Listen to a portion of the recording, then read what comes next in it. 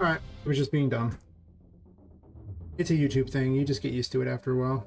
They're like the worst for streaming. Back end is just an abomination. And it works at all.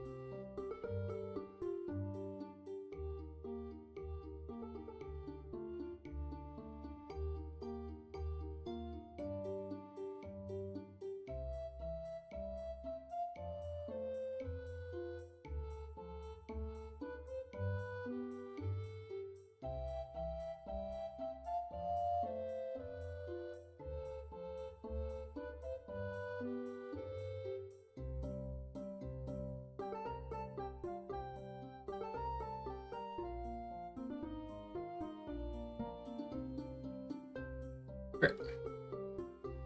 Everything should be set up. Oh.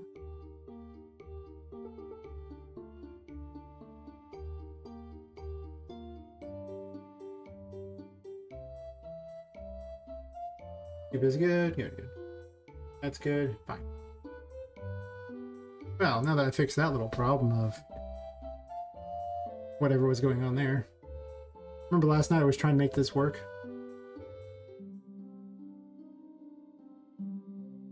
It works. I just wanted to make it bounce in a way that it actually hit all three of them. That's what I wanted. I told you with so much force, you don't really have a lot of control over if he's going to do anything, so it's weird. I don't know.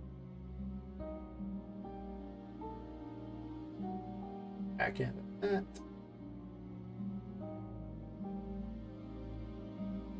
Oh.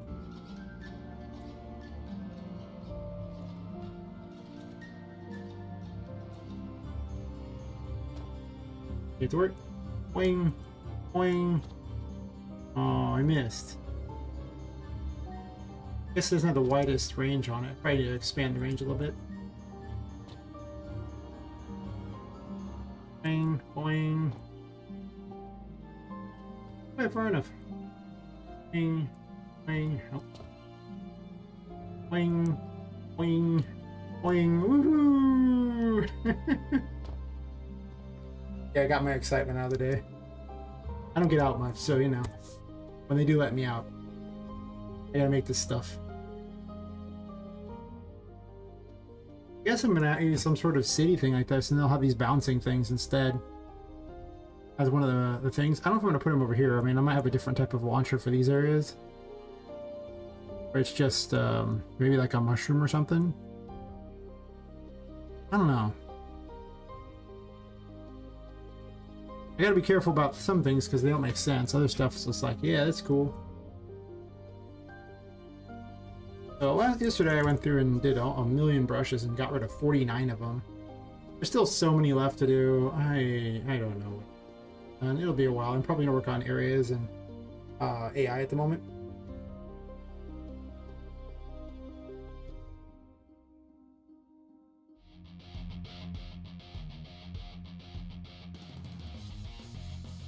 Because I really just have no idea what I'm going to do with all these things here. I mean, I could just complete them temporarily. But half the remaining ones are all attached to areas that I want to use, so it's like,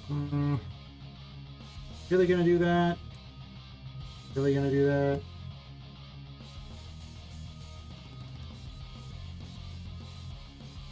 One should be in Sally's room.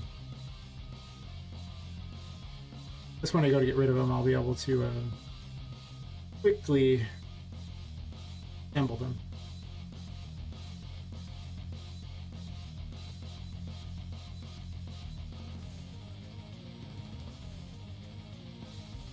There will at.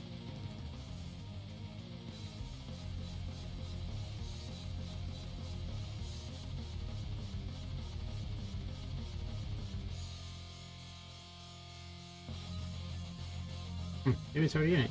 Can't be the case, so it's whatever.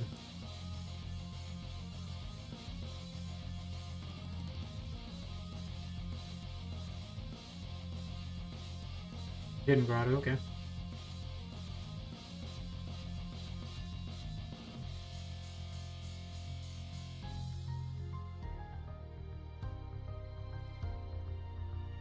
I need to make a design decision for this particular room.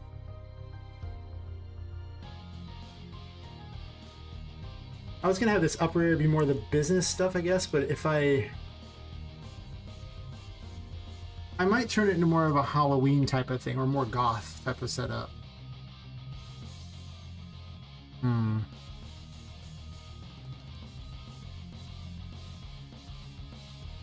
That's interesting. The Restream chat is not actually showing the YouTube stuff. Fair enough.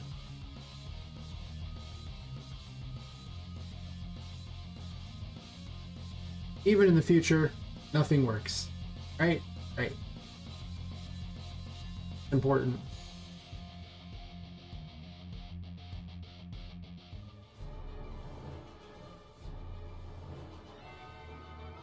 Oh, this can actually just be finished because I'm not going to do anything special with it? Okay.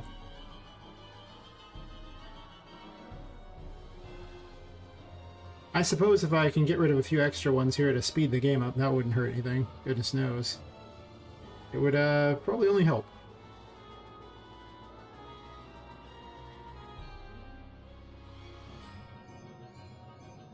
One second, I'm going to open the window here and put the fan in. It's so hot in this room. The computer's like a heater. The double graphics cards, it's savage.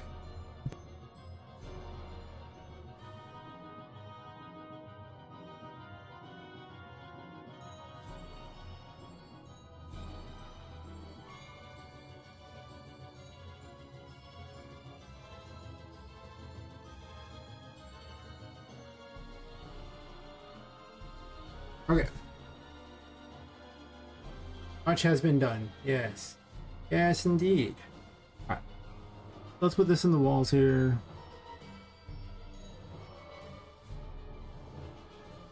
Maker. Maker. Shop.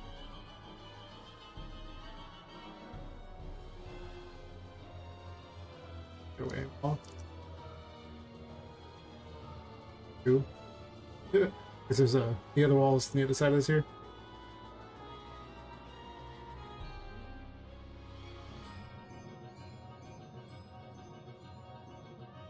Would like to finally get rid of all these things, not have to deal with having them be a problem anymore. Until I need to make more, then there'll be obviously a problem again, but that's okay. This one's easy. I just get to add a quick box simplified, save it, move on.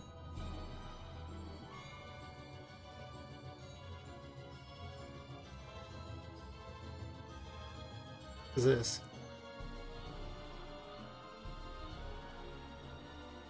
Move this to the Gearworks.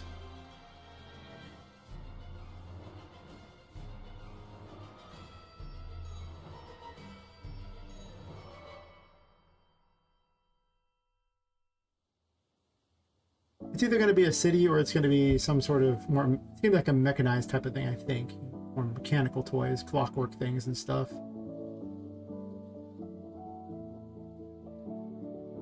So this way I get to make use of all the fun steampunky things.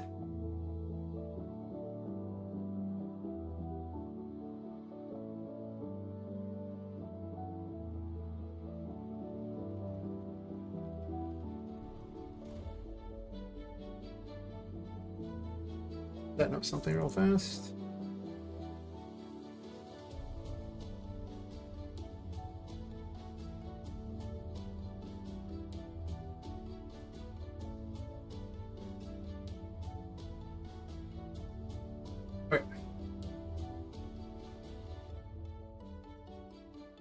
So many boxes. Now this is also in the Gearworks. These I don't need to actually finish right now. I really think I'm just gonna organize them a bit and leave them for the moment. Gearworks.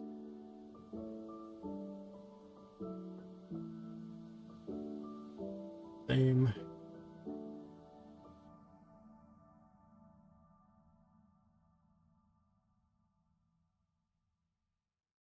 Where's this one? Where you at? Oh, it's also in the gear. Weird that it moved me up a level like that to look at it. Okay, sure.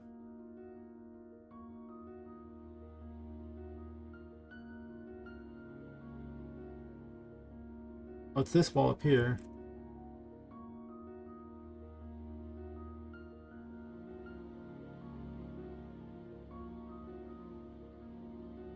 So it'll be the Grotto Sally's room wall, I guess. Is this room okay? Do I need to change you in any way, shape, or form? Doesn't super look like it. I could probably get away with it. It's maybe a little short.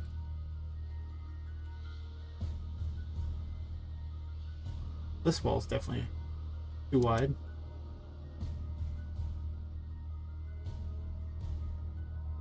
That part where I do the whole thing and scale it all those ways, I don't want to do that. Just this one direction. Thankfully, because of the weird outline, I can actually see if it's stuck through the wall or not. Oh, then there's this side too.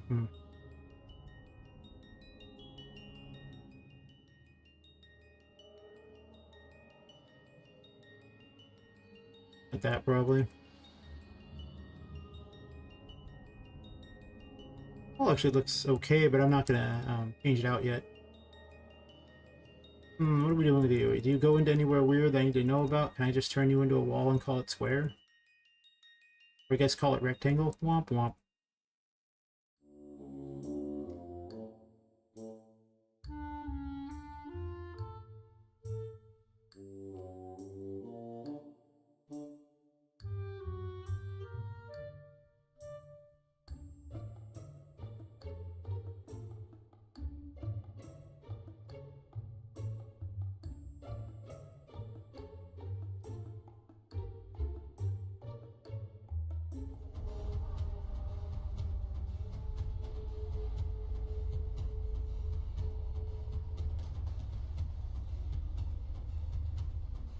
This is probably fine. I don't see any reason to change it.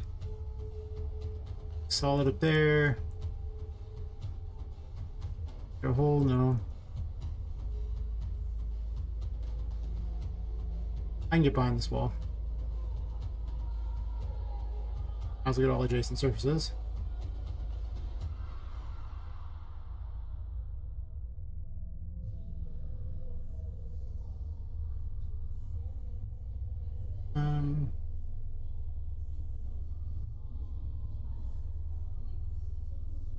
Hmm.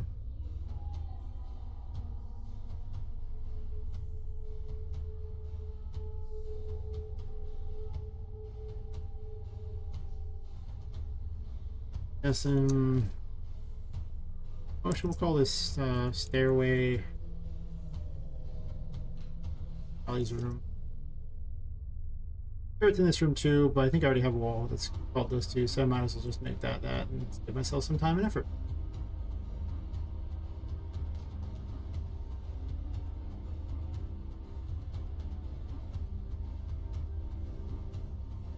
Good. Let's just add the simple box collision and move on. Not a very complicated one. These remaining brushes are where? This is...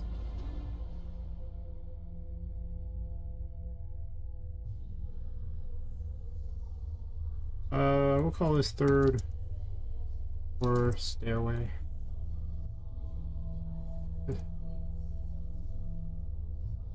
Let's move it to the stairway.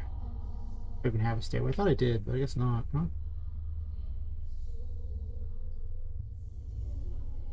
Did I put it in something? I don't know, maybe. Maybe it's on 5th floor. Okay. I'm gonna move the stairway to anywhere but there. Just the way in Whimsy Wonders to make it easier. Most of these others I'm probably fine with. This Hall of Records one is weird.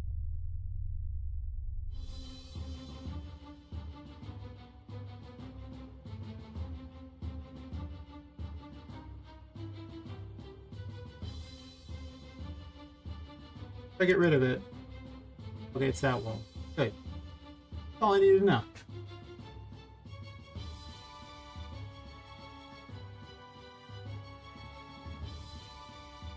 There were some random negative ones that are just hidden all over the place, but I don't know where they're at, so when I get to the rest of these I'll do it, but I'm at 39, that's not terrible.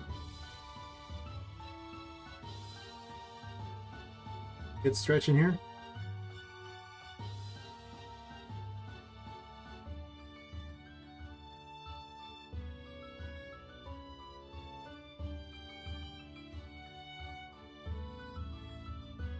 Alright, I'm gonna play with the AI thingy.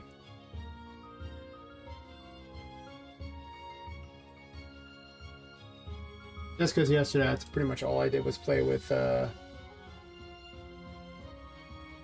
brushes and maybe a little bit of designing later, but I really didn't work on the game itself, you know? Hey Mike, how's it going?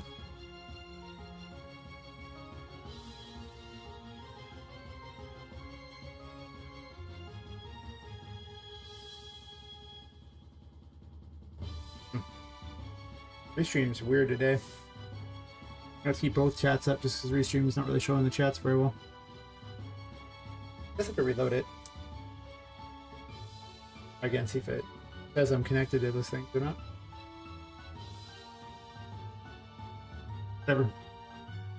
Alright, so I'm missing enemy spawner, no table lamp, no collectible tarots, no. I'm gonna make one of those soon. Voodoo, no. Nope. I need where is she? This spawner will have her.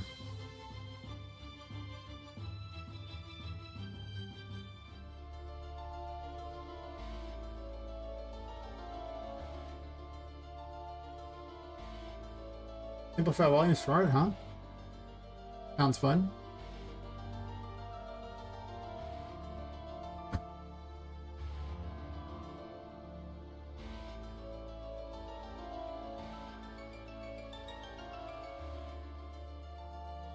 How are you simplifying volumes for art?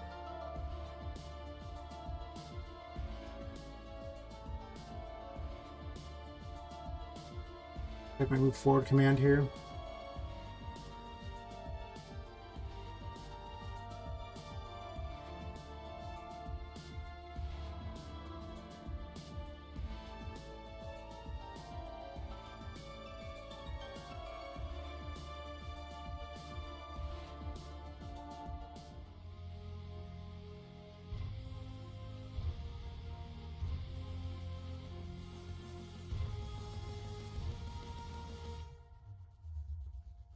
Guess I haven't set up a move speed thingy yet.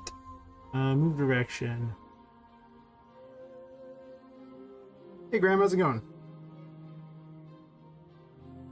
Good evening to you as well. Nice, Mike. Breaking down those breaking it down into smaller things instead of dealing with the ridiculously detailed stuff. Perfect for sprite work. Fair enough. I'm gonna promote this.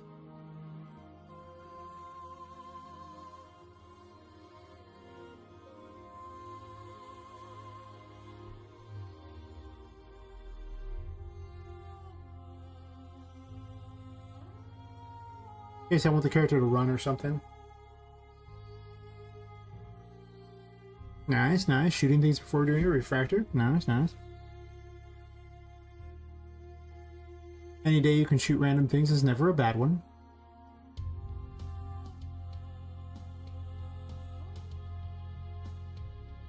Let's see here.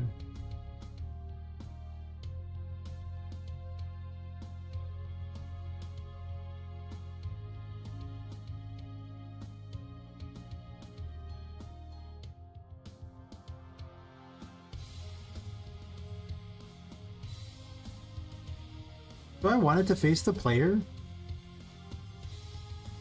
Doesn't make a lot of sense. Why they need to face the player? Unless it's like strafing.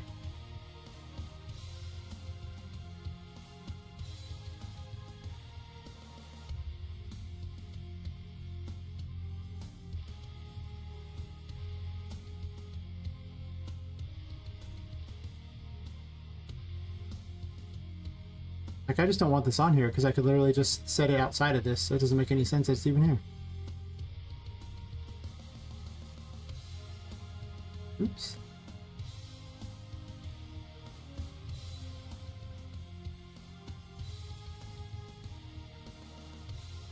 Do a bone range combat? Yes, yes.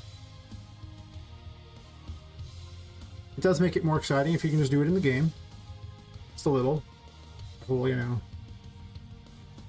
Not having to go hunt down the, you know, arrows in real life. Real life archery, super fun until you have to go pick the arrows back up. Terrible.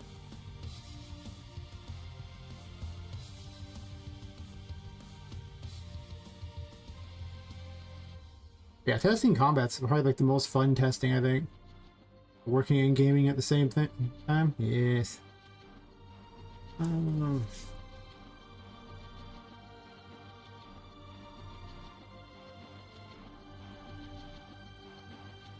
Let us get character movements. And then... You said walking speed, I believe.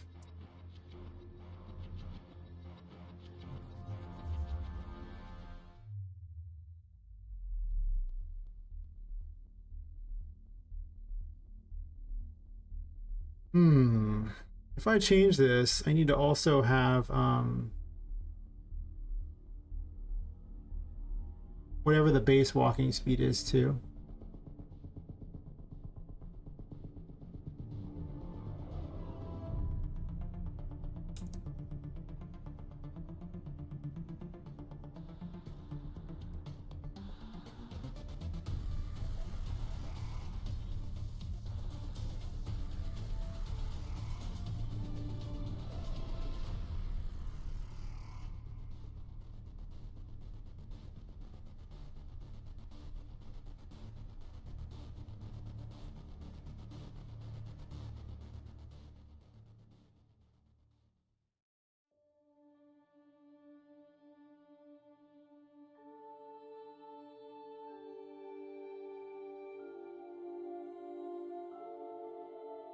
Oh, it's the normal top speed.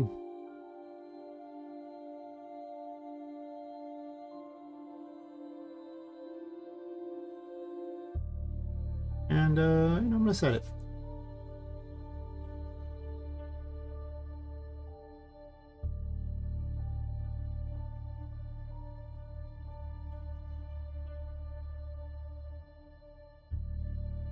Call this the temporary movement speed.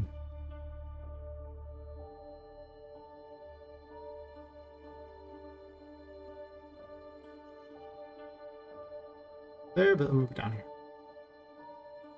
Yes.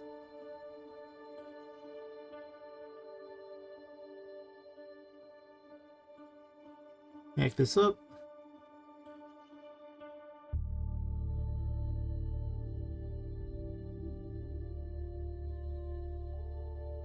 I don't need to look at player, but what I do need is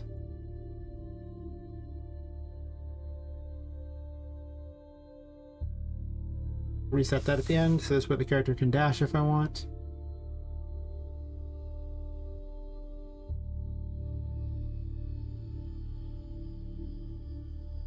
So I don't have to change it on all of them.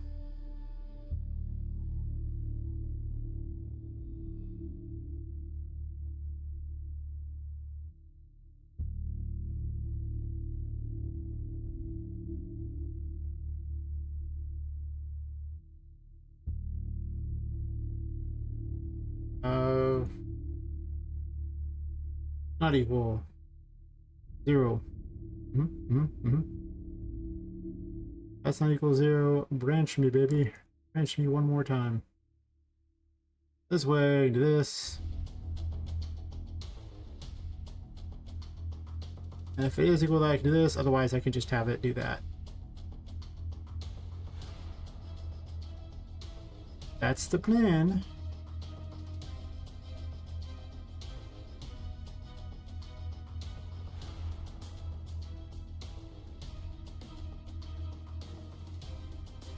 Here.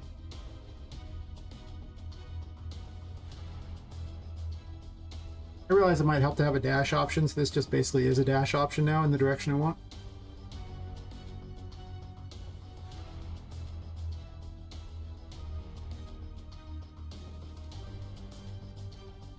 I'm gonna rename this character probably to Voodoo since she's gotten this complicated. You know, whatever. Yeah, restream is not working at all today. Got people, you know, watching on both. Like, there's like 6 people watching both restreams. Like, there's 0 people watching. It's showing the chat. It's just there to make my life interesting. Don't worry about it. As long as it shows the chat, that's all that really matters. That's what it's for.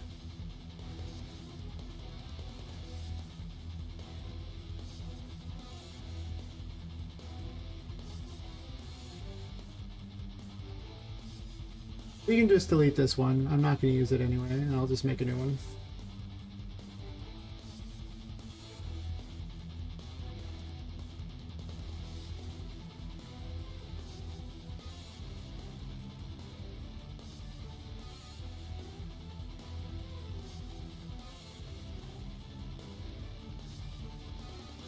What am I doing?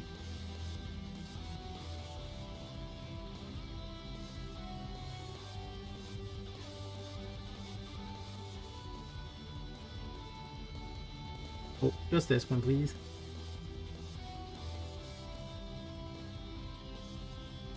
Actually, I'm just gonna leave it anyway. Oh, hi bye, Vifu. Hi bye. Yes. Okay, so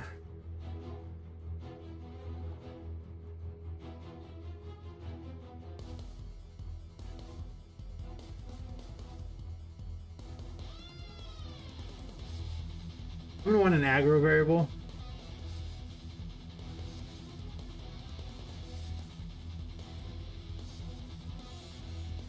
Is aggro.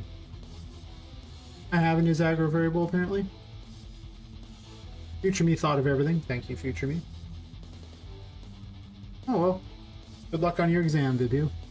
Get the get whatever the top mark is there. I have a use for it. There'd be an A, but you know, probably not there. Just saying, just saying. So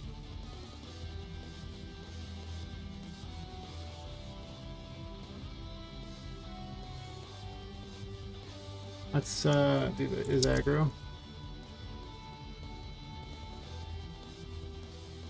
This is so it never stops roaming, so when you first encounter her, she can kind of roam around, but you know.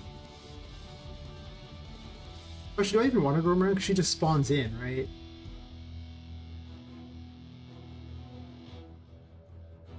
So she would never roam around, she would just be aggro the whole time.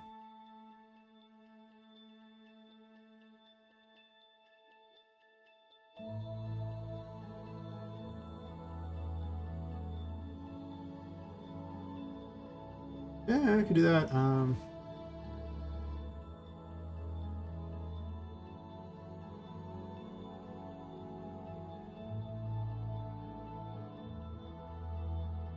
Maybe I do want strafing built into the movement itself.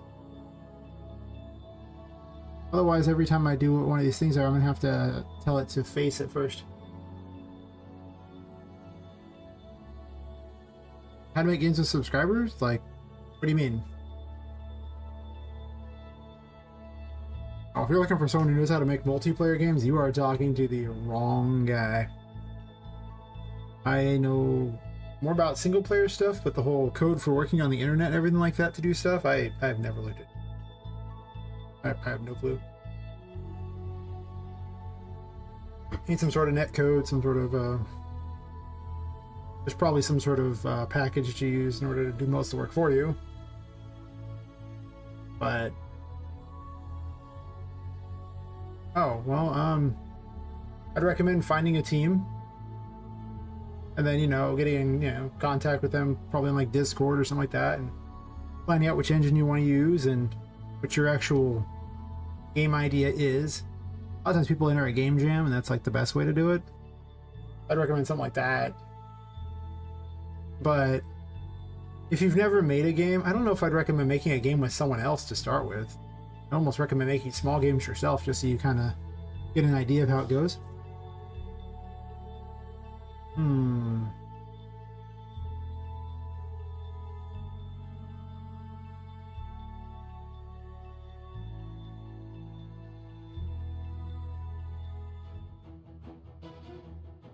All this included in here is an option.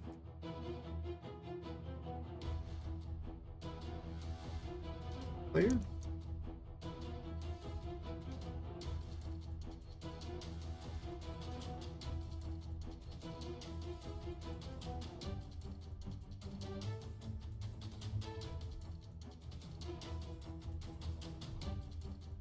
Actually, I could just do this and smooth this other one over and I can move the whole thing later.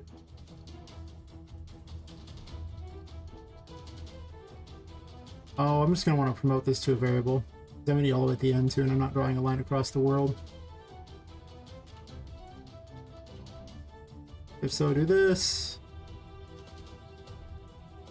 I realize I've just been having them jump mostly because it's faster, but I do want them to just do regular moving too.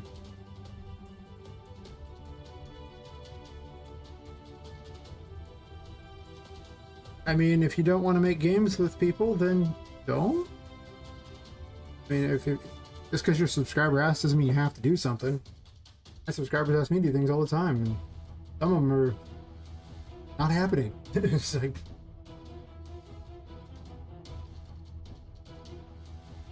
just saying. Maybe I could do this. Maybe.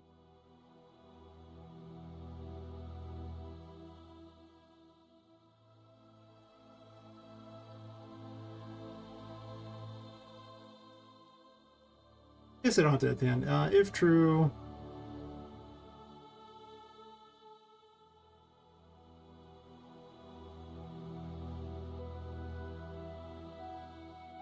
I guess it's already a face the player function, right?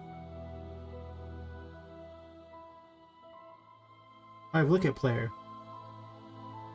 Well, if that's the case.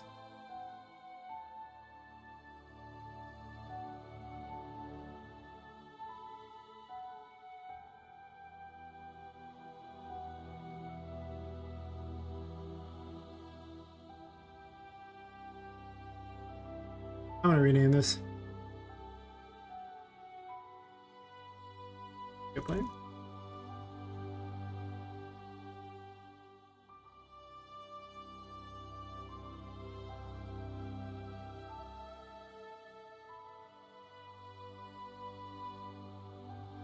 Since using the same variable, I won't have to change it again. I don't need two variables to do exactly the same thing. That's weird.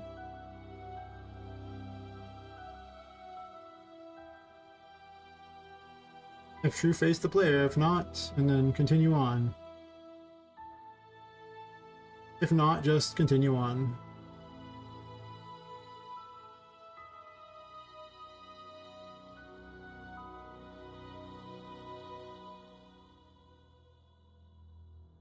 This should actually be the last one.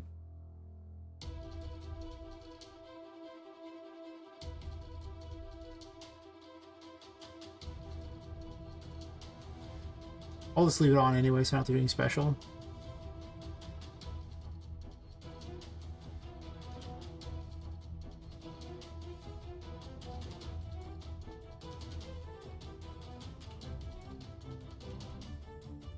That's right, Vipu.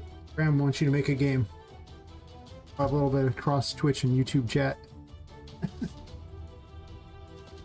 Has Monday left you broken, huh? Monday leaves a lot of us broken.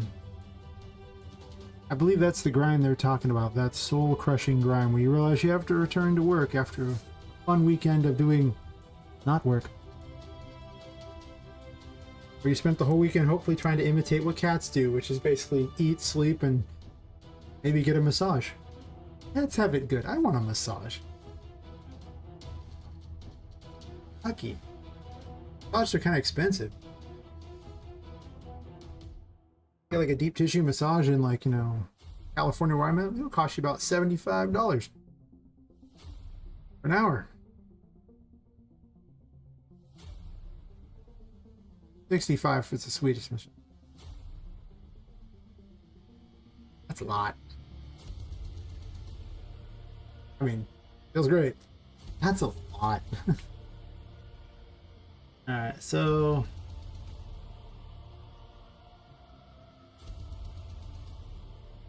with this newfound power,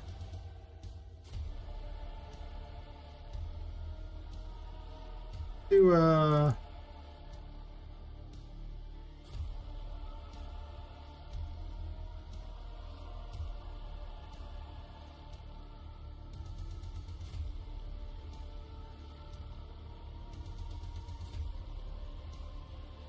I'll have to put all the variables up here, right? Because this is where the current action's decided, so unless I put them at the bottom here, Once I have a separate one for each of these, the system won't work that way. I'll have to literally just have it do exactly what I want.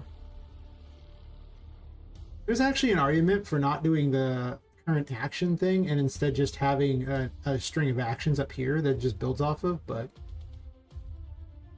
whatever. As you can see, that way get kind of messy. Alright, so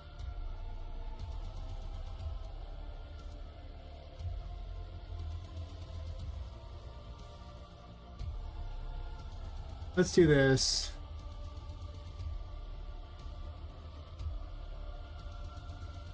Direction.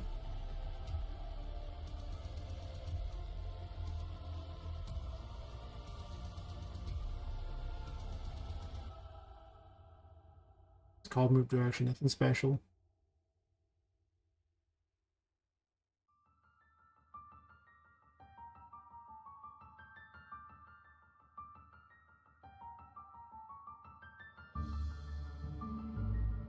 Yeah, I'll have to place all these here.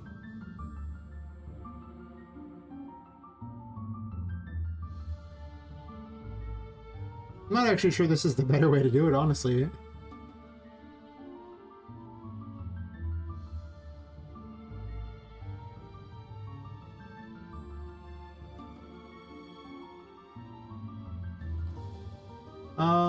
I don't think I'm gonna go any faster on this one.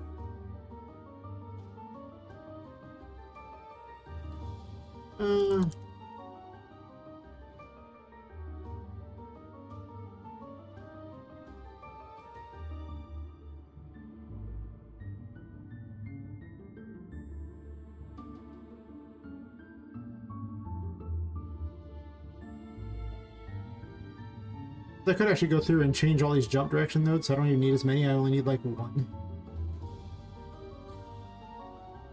Might actually be better.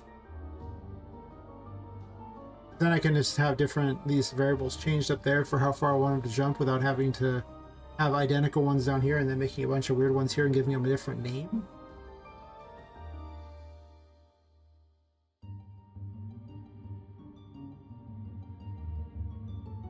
Yeah, because for all these options, if I'm gonna have this many options. Okay. Unless I'm gonna pre-plan a distance.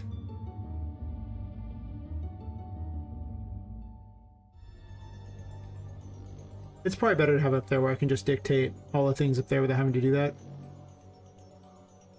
And having a bunch of ones down here and it being a mess.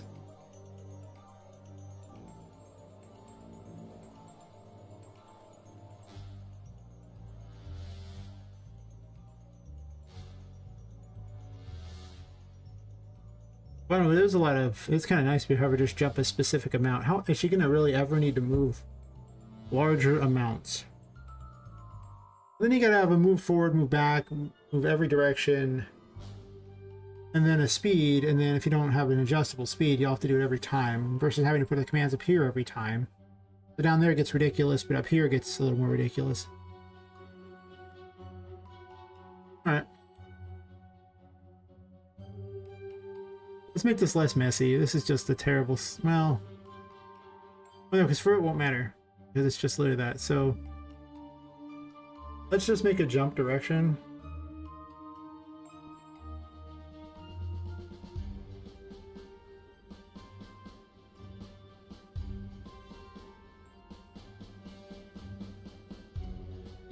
And we'll just do...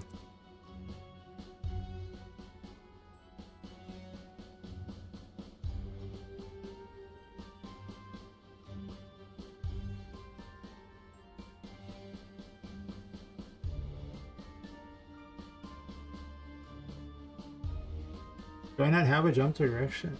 Really?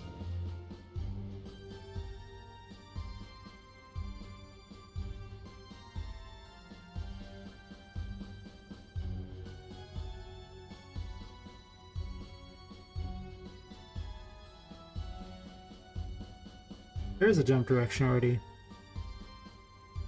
Really?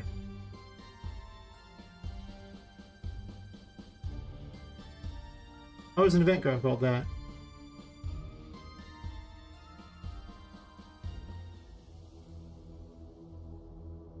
I guess you could just have direction.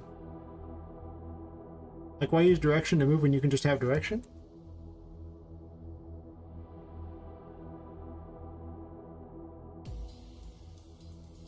I made this a while ago, and then I made these other ones later and didn't bother to, probably use direction to move for all of them. Eh.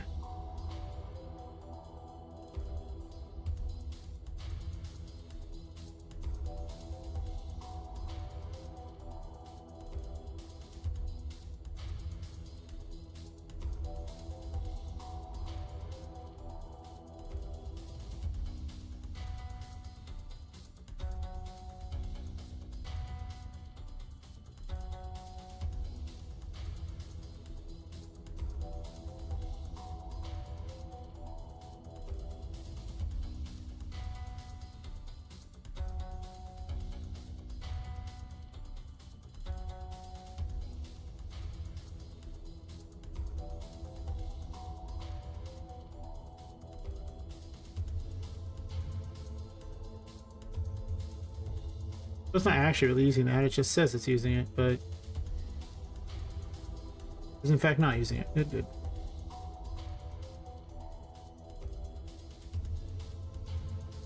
So ominous. It's just literally, he just says, Monday left me broken. And that's it.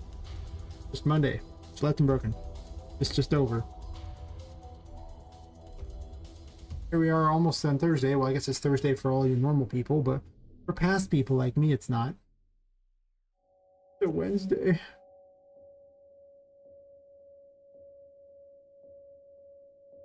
What it's like to live in the past.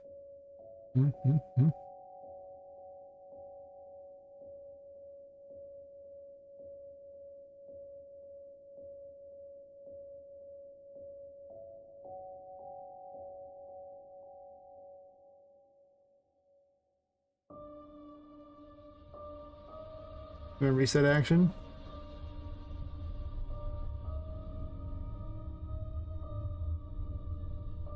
I'll be able to get rid of like 9 million of these extra things here. Technically, I can include move to target on the same thing for that matter too. So let's see.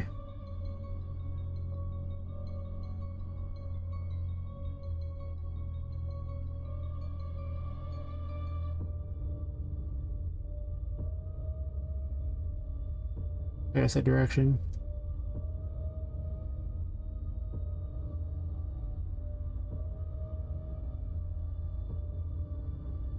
Forwards.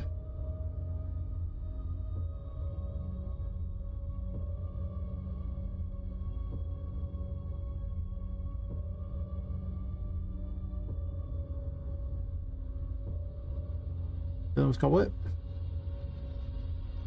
Force launch force.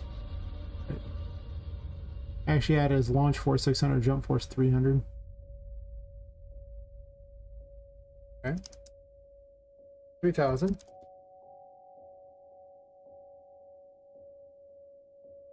Nope.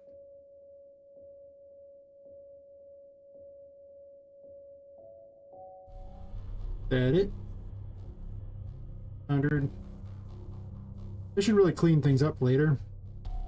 I'll put them in the order they appear on the list just to be that guy.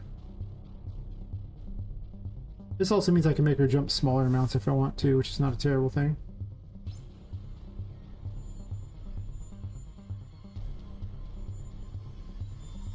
I'm just listening to this as jump, right? Oh, jump direction, perfect.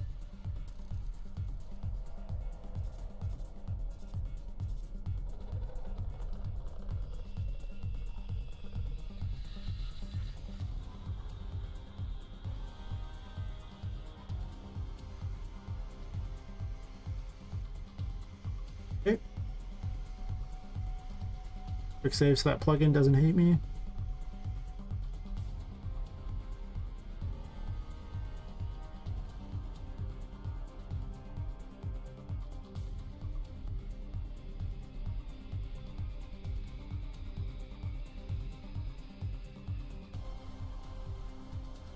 I kind of hate this plugin because it'll have weird issues like this where you have to keep changing it up like this, and it's just kind of annoying.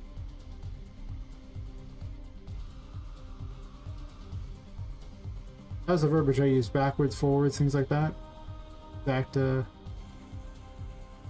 Yeah.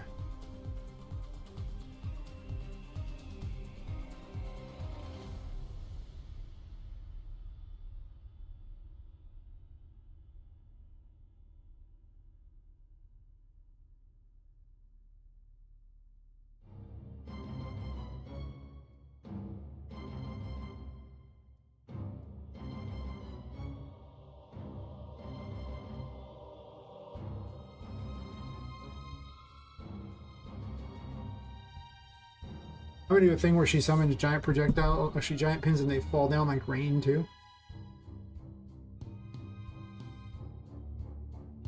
I'll have to pick like a way to get spawn locations around her. I'll figure something out. I like to make stuff modular so other people can come along and use the same stuff.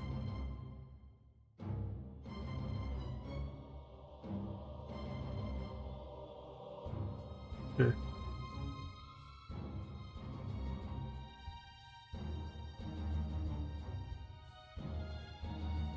Thank you for all this crap.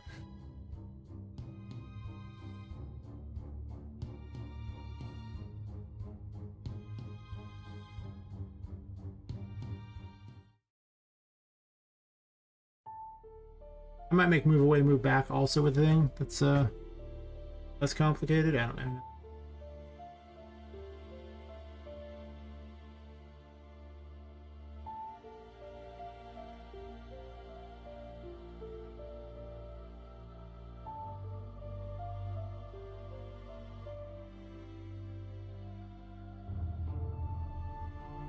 That's weird. Sometimes it just shifts off the thing.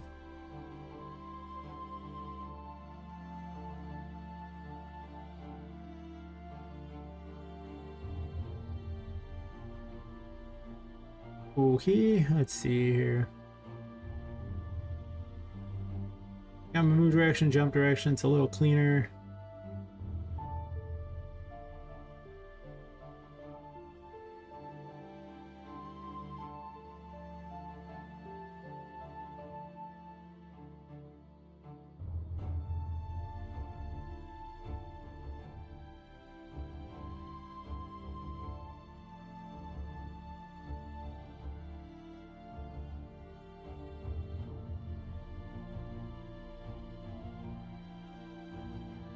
So move direction will be its own thing here, but let's see if jump works first.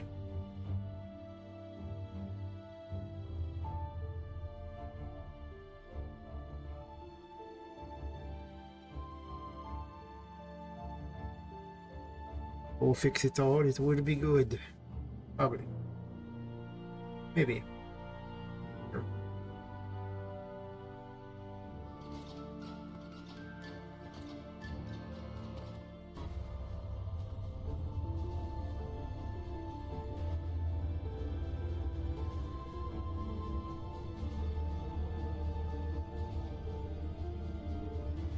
He jumps backwards. Jump direction, sure. Backwards.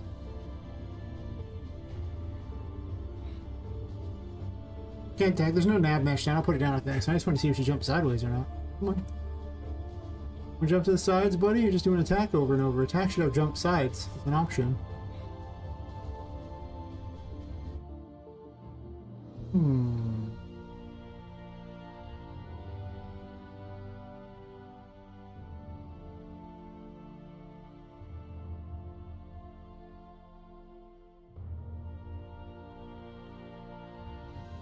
She's not really doing the others. She should be rolling those pretty easy here. Greater than 700, it should do that.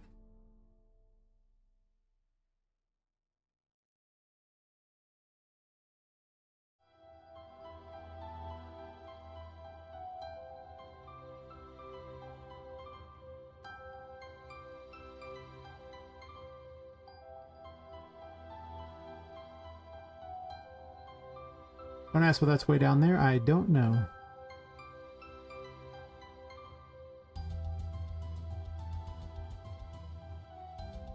This is the extremely close range.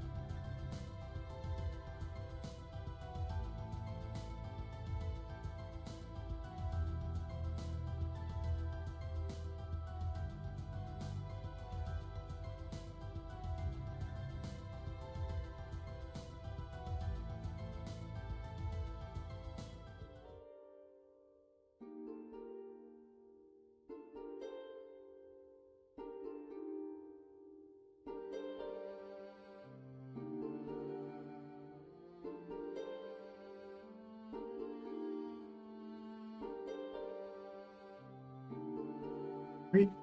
This and this. The problem with jump direction is thing is not know which one it's jumping, but hopefully I can just see it jump and go, oh, it's jumping that way. Right? Man. I forgot a nav mesh.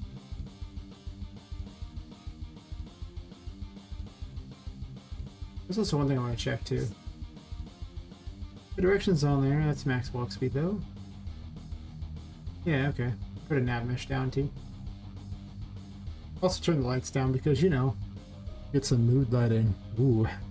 Mood lighting.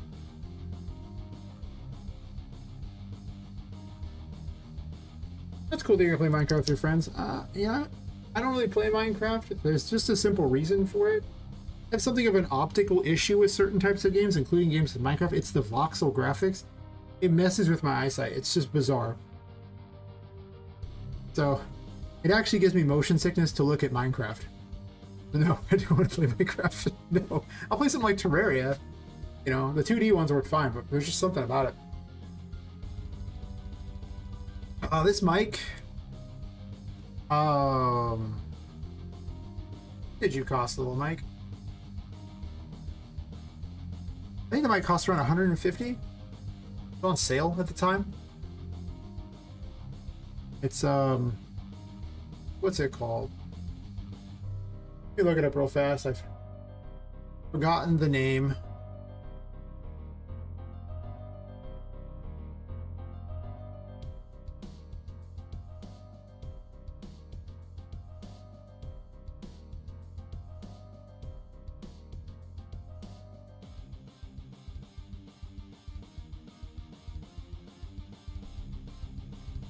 It's called the HyperX Quadcast S. And I picked it up for 153 bucks. Actually 164 after tax. There you go. Isn't that exciting?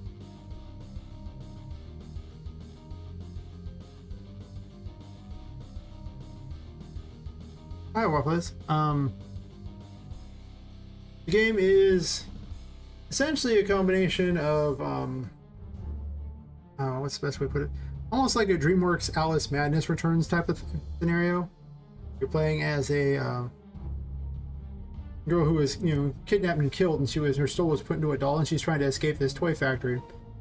Well, of all these other toys that are been driven insane by a curse that covers the entire toy factory, comes alive at night, and being hounded by a 14-year-old ghost girl who really just wants to play with her because it's a brand new toy. Complicated. So she travels around this, you know, toy factory. She encounters a lot of things like that. It's the Whimsy Wonders Toy Factory.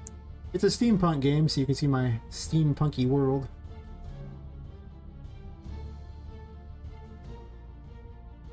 She uses tarot cards for weapons, and the tarot cards are powered by the curse itself. However, she loses her sanity as she's, like, you know, being cursed. So in order to gain her sanity back, she has to stand in the light. But when she's in the light, she gains no power to use her abilities. So a lot of the game's mechanics consist of having to bounce back and forth between the two, trying not to go insane while still trying to use your abilities. The longer you stay in the dark, the more powerful you are. But kind of problematic there. Oh, yeah, go ahead and ask questions, Black Ghost. Cat? I didn't read the cat part till the very end. I was like, wait a minute. The cat on there, I just read Black Ghost. I'm excited by a Black Ghost cat now. Just saying.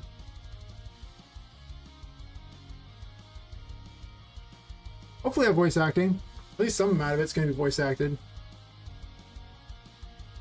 It depends on how much RPG elements and the price tag. If everything is voice acted, like if I have like individual quests and stuff, or like all the little NPCs, that may or may not be all voice acted, but all the like cutscenes and everything should.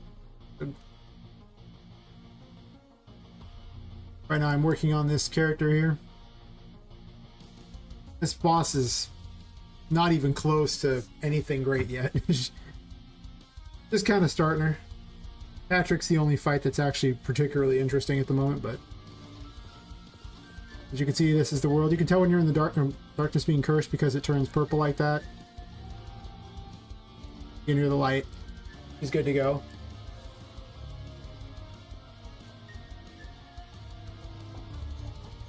As you can see, I got those things here, you know, she can teleport. She has the Fool as her main weapon, well, one of her weapons. Just a giant sucker. Waiting for the see this character jumps. And out of range. I didn't put a nav nest down so she can't move.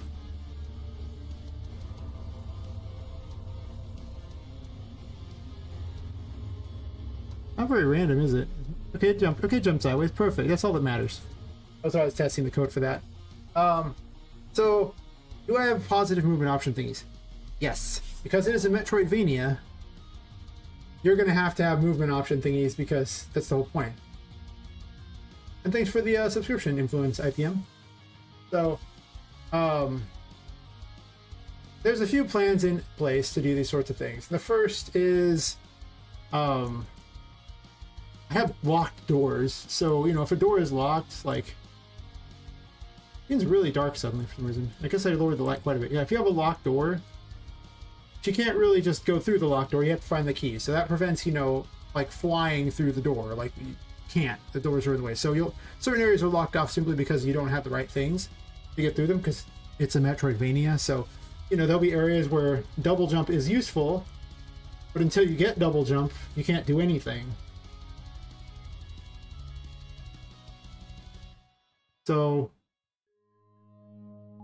there's also a flying mechanic near the end of the game, but by the end of the game,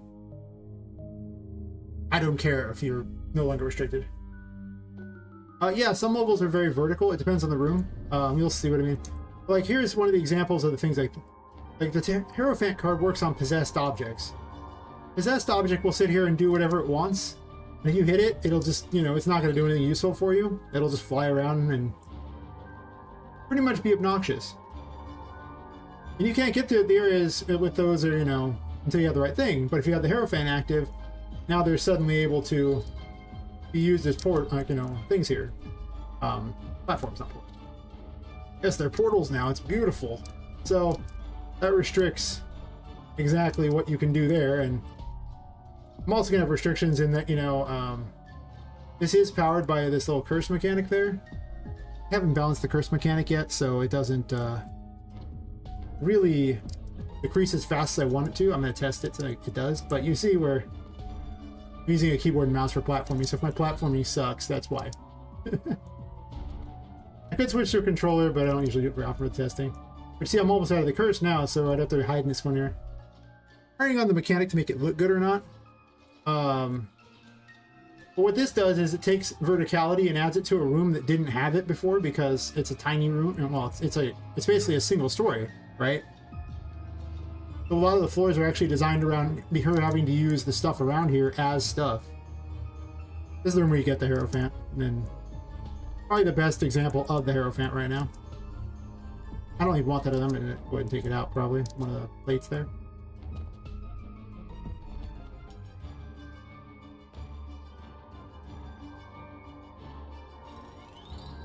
Gotta do it midair for style points. So then, you know, I can like hide things like, oh, I'll get the coach back.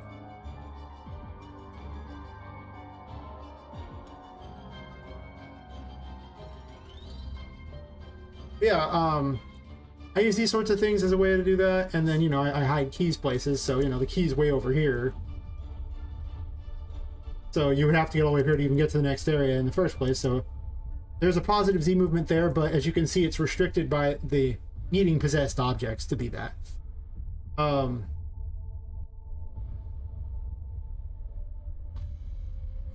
Double jump, of course, will do exactly what you'd expect it to do. Why is this game so much darker than you'd think? It's not normally this dark. Seems almost too dark. Interesting. Then you'll have rooms like these where I build multiple levels, see?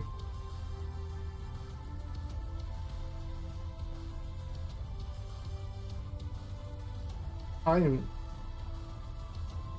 thanks for the sub, Black Ghost. Cat. Just want to say Black Ghost. I always shortcut everything. So the plan here is I also build rooms like these that are effectively two real human stories, because a lot of the fun of this game is that because she's a tiny doll, stuff is set up for humans, not for her. So, you know, what looks like a dumb pathway for a human is now a problem for her. And, you know, double jump wouldn't do much in something like this because the floors are so much higher. So, like, you know, the floor is all the way down here, you know? Like, it isn't going to do anything for her to double jump. So I restrict it by making it where she has to go down pathways because some of these can't get you there. But I also build levels in a way, like, I'll place platforms up there that get to places, but you need double jump or you won't make it. And then I also put additional levels hidden inside pipes. And you see, with those, it doesn't matter if you can reach the pipe. You are outside of the pipe. You can't get into the pipe. So that makes the pipe another area they have to travel through.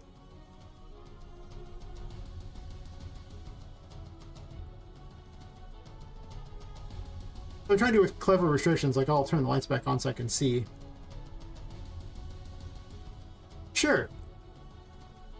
You can totally touch the ceiling, especially once you gain the ability to fly near the end of the game. And also up here, like, there's places that are like these where you could probably just jump on stuff and maybe hit the ceiling, especially with double jump. But that's fine.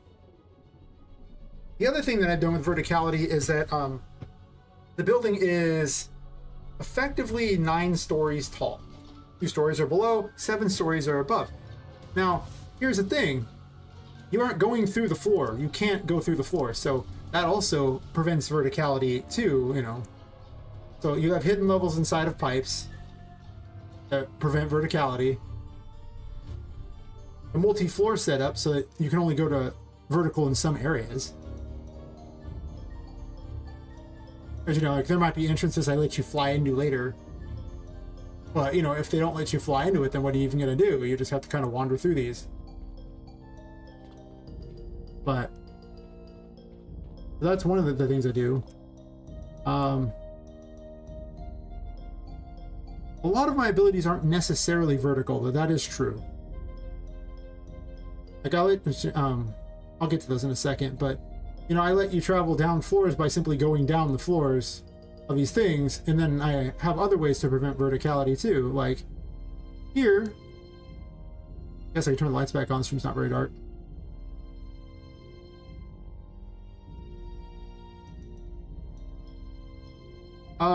By the time you get flying, I don't care if you invalidate the previous platforming. It's way late in the game. If you've been, like, it can invalidate old platforming. It doesn't matter. Because, well, first off, there's a few things that with my flying area. You are cursed. If you stay in the cursed area too long, you will in fact die. So if you spend too long flying into the darkness, congratulations, your character will die. But flying is an ability you should not give out quickly. 100%. It is just obviously going to invalidate a lot. So when I finally give it out, what I'm going to do is it's going to be near an end of the game where there's things that can affect the player if the player hits it. You know, like various like it'll be in more of a hidden area of the toy factory that's much more like evil and demonic type of thing. With like, you know, more spikes type of things. There's stuff that can hurt the player if the player hits it. Or just actually, not even spikes really, but just actually like a creeping darkness that appears on stuff. It's like the curse. As you go after where the curse comes from, it becomes more cursed. So now you have to worry about flying around and avoiding touching things. And suddenly it no longer matters that you can platform. Because, well, obviously if they have flying, they're going to fly. Like, why wouldn't you? Yeah, they'll be flying things like some of the, like, you know, the spirits like that will fly, like, especially when you get to the area with the, you know, the forgotten toys and the like, you know, where the curse is really coming from, which is like way down in this hidden sub-basement. Like, it'll get much more dark, much more creepy, much more like, you know, like, say, I'm gonna have the curse be like almost like a probably a liquid type of stuff that's just oozing off of stuff, and hitting it will hurt you, because, well, it'll do worse, because I think it'll just have it directly hit your sanity, which is worse than being hit for your health. It might take your health too, I don't know. But the curse affects her sanity, and if she runs out of sanity, it's like a second health bar. She just dies. So I'm using those things. There's a lot of things in place, because I've been thinking about this a lot, the whole 3D aspect thing. Because you're right, it's really easy to invalidate things, and letting her just jump on top of random crap Like, well, first of all, I want them to be able to wander around places. Like, okay, yeah, I could lock this out, but I want you to be able to jump over here and then jump down in this crap, you know? Like, I want you to be able to do this. Because you're a little toy, and that's half the fun, is running around and exploring these things. And I'm gonna hide stuff everywhere, so, you know, you're gonna be rewarded for just going down to this place. Would a human go here? No. The humans would be up on that. But she's a tiny doll, so why wouldn't I put, like, a secret right here, you know? I do want her to explore. It is part of the fun of the character that she's so tiny she fits places. I'm trying to take that into account when I do things. Well, the fuel type is the curse itself. And the way you gain the fuel is that you stand in a cursed area, which then slowly drains your sanity, but it fills your curse bar. I'll use up some of her cursing there, and you can see her curse bar is refilling. That's her dodge. It evaporates into like a curse thingy. And as her sanity goes down, I have a music change that goes on. I'm working on a visual change, but I don't like the ones I've had so far. So the longer you fly, it's just like with the Hierophant. Well, the Hierophant's active. It will drain your curse powers. So if you're in the light, the Hierophant will eventually run out. As you can see, it's just draining your curse. That's how the flight's going to work. Like, as long as you're in the darkness, it'll keep refilling your flight. Probably not, it probably won't give you infinite flight. Like, it'll probably keep draining your flight at a level that you still don't recover in the darkness, but it'll be something. So that's one of the things I do. The flight is definitely a dangerous one. You really want to design the area for flight. And I have actually considered not giving out flight, but nah, I'll save it for the final areas. Basically, when I no longer care that you invalidate everything else, it's kind of like when you get if you've ever played like Bloodstained. Here's a good one. Bloodstained gives you an inverse mechanic where it flips the whole game upside down and lets you just invalidate all the jumping, because you can just constantly keep flipping things so that you can basically effectively fly by rotating the screen. You do the same thing in Terraria, where you basically are falling up. It's a weird way to do it. So they don't, by the time they give you that, they don't care that you invalidate most of the first castle. In fact, they've actually now designed areas where that is now the only way to travel. And that's not even a true flight. I mean, it works very close to a flight if you wanted it to. So putting limitations on it's going to be a big thing for me. What else?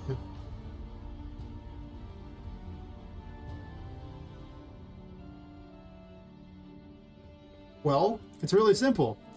If you go into the darkness, well, you're not being damaged. When you go into the darkness, you gain power back. What it does do is drain your sanity, which is like a second bar that isn't used for very much. It just drains your bar so that you will eventually die if you don't get back to the light. Like, she's standing in the light now, she's perfectly safe. However, at some point I'm probably going to want to go in the darkness because I want to go through the game. And as soon as I get to the darkness, it's going to be a problem. She's going to be like, well, bummer. Currently the lights aren't set up very well. I need to adjust where the lights are at. But I'm going to want to go through here, and now she's in the darkness. She's gaining her curse back. The way I'm controlling it is I'm assuming the player is going to want to explore. If the player just wants to stand there in the light forever, congratulations, you're safe. Ain't going anywhere. Sounds boring to me, but you're safe. So that's kind of what I'm thinking for that.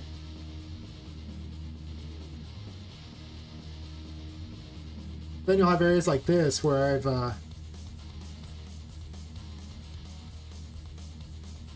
spent a lot, like early on, I basically just have multiple floors that just build up and up and up, so you have to kind of wander around these things and even hide things underneath here so you can go under them because you're tiny.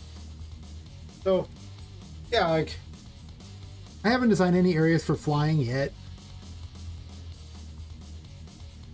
but there is a plan for it.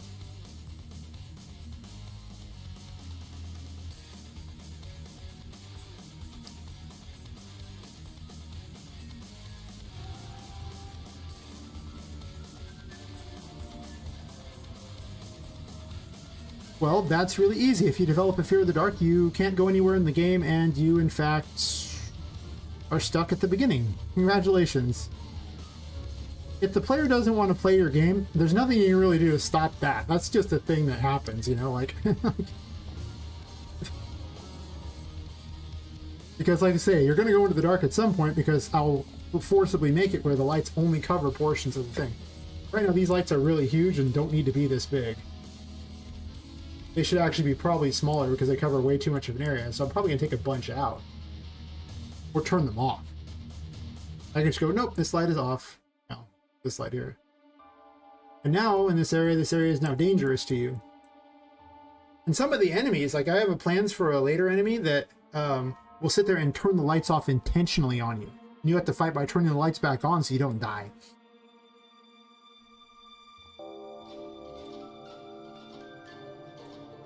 Well, the player's not being damaged. That's the thing. Like, you're not taking physical damage. It's just a second bar that, you know, if the bar happens to run out, okay, you die. But as long as it doesn't run out, it doesn't really affect much. Enemies don't hit you for sanity. Well, nothing does so far. But yeah, like, I definitely want the enemies that are going to be well aware that the darkness is bad for you because they too were affected by the curse. The only difference is the curse drove them insane. So you're trying not to go insane from the curse. And you can see it's pretty generous. I mean, I'm going to have it where you can actually gain more sanity like over time. Like you're going to be able to get upgrades. So this way it will make it so that, you know, you can stay longer in the darkness.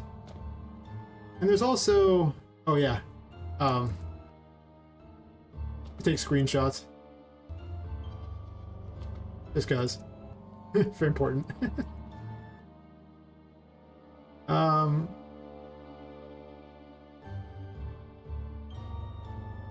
Like you have ones like the sun, which sits there and it just creates a light around you. It's powered by the curse, but the good news is that you can now run in the darkness and gain your sanity back.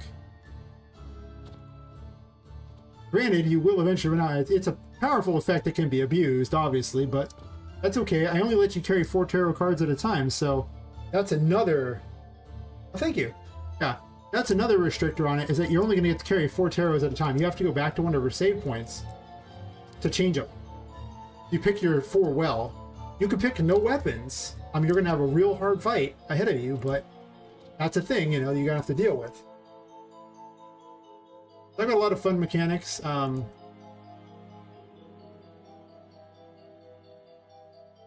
Where am I at here? Oh, I need to go up a floor.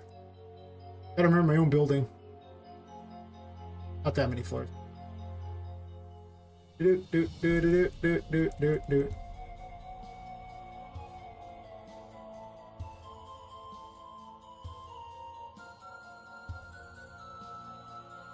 So I have the ability to manipulate objects with using the magician card. There's gonna be other ones that do it too. I might make it that judgment fires like lightning bolts or something, and it lets you turn on and off lights. I might do that, or machines. Yeah, you can pick these things up and throw them and things like that, but you can also use them as stepping stones that way, which is one of the other fun things to do. But then you can also manipulate drawers with these things too, so it lets you... The collision sucks for these right now. They need to be fixed, but you know, it's only like in the 10 to 15% of the game is done range, so you know. But this lets you get to places because you can simply jump up to these things here and go places you wouldn't normally be able to. Yeah, the collision's terrible at the moment on these doors. That's okay. Oh, I don't care if there's overpowered things. It's one of the biggest mistakes anyone ever makes is trying to overbalance. Like, nobody wants everything to be exactly the same, because then why are you using any one thing over another? Now, I want them to find things that are overpowered, especially in specific situations. You know? Like, I want you to be able to, you know, use the magician as a weapon if you want. You can pick things up and throw them at the enemies during combat. It acts as a weapon. It is a weapon of sorts. It's a limited weapon in that you'll have to carry items with you, and that's kind of obnoxious, but if there's things in that fight, you can just sit there and start throwing with the boss. It's like, okay, well, that's cool. So you see, there's just much more limited things to do with it. And it's like, oh, nice jump there. I need to fix this thing because it doesn't have a very good connector on it. As you can see, there's, you know, things like these in order to limit where you can go. She can parkour a bit too, not a whole lot. She can grab things and pull herself up. But yeah, see, I built multi-floor designs like this. This is a playhouse for children, based like that is more around these things. I don't have a nav mesh down. They can't move.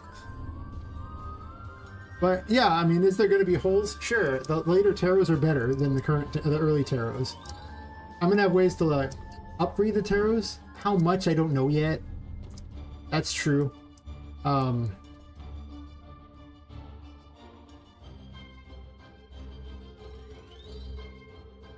But we'll see. I mean, the World Tarot is going to be the most overpowered one because you get it for getting all the other taros.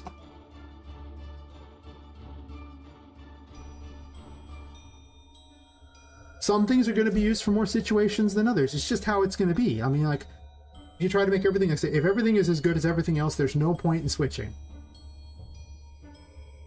Everything shouldn't be valid. No.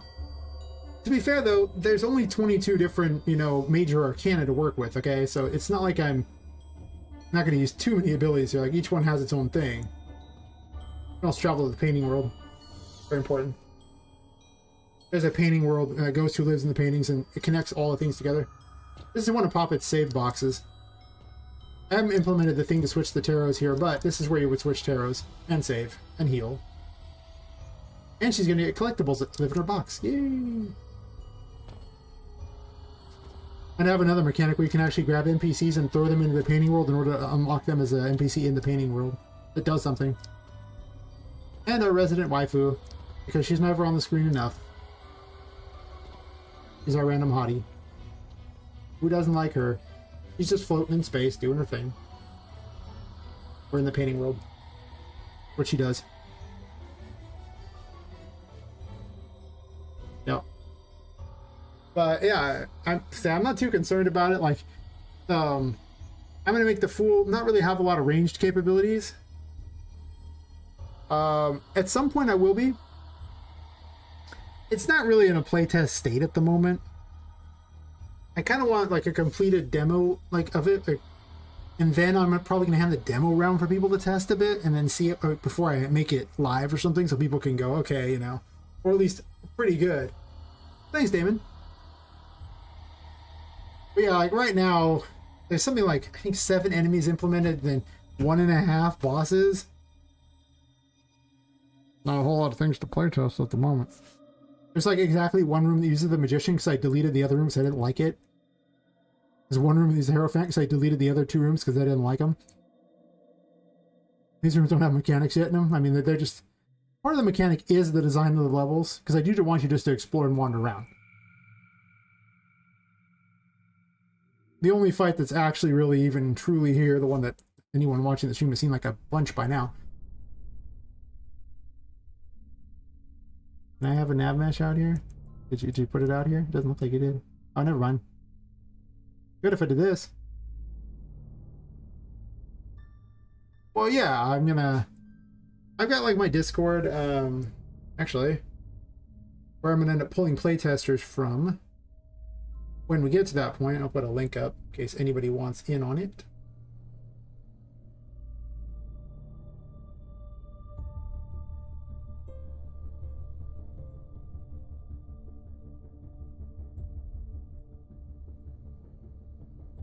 The Discord. I do a lot of my own playtesting, so I don't mind that. But yeah, it's going to be a lot. The demo itself is probably going to encompass all the way up to maybe the second boss. I kind of wanted to get to the first of the major bosses. We'll see how many, like, what's in there. Like, I mean, there's going to be like, I'm going to have like little crap versions for people to test too, but it's just not in a testable state at the moment. Like, it's really not. But as I get farther in, it will. So I'll do the Patrick fight real fast with my triple damage on so that it's much faster. I'll also turn the background music up for this fight.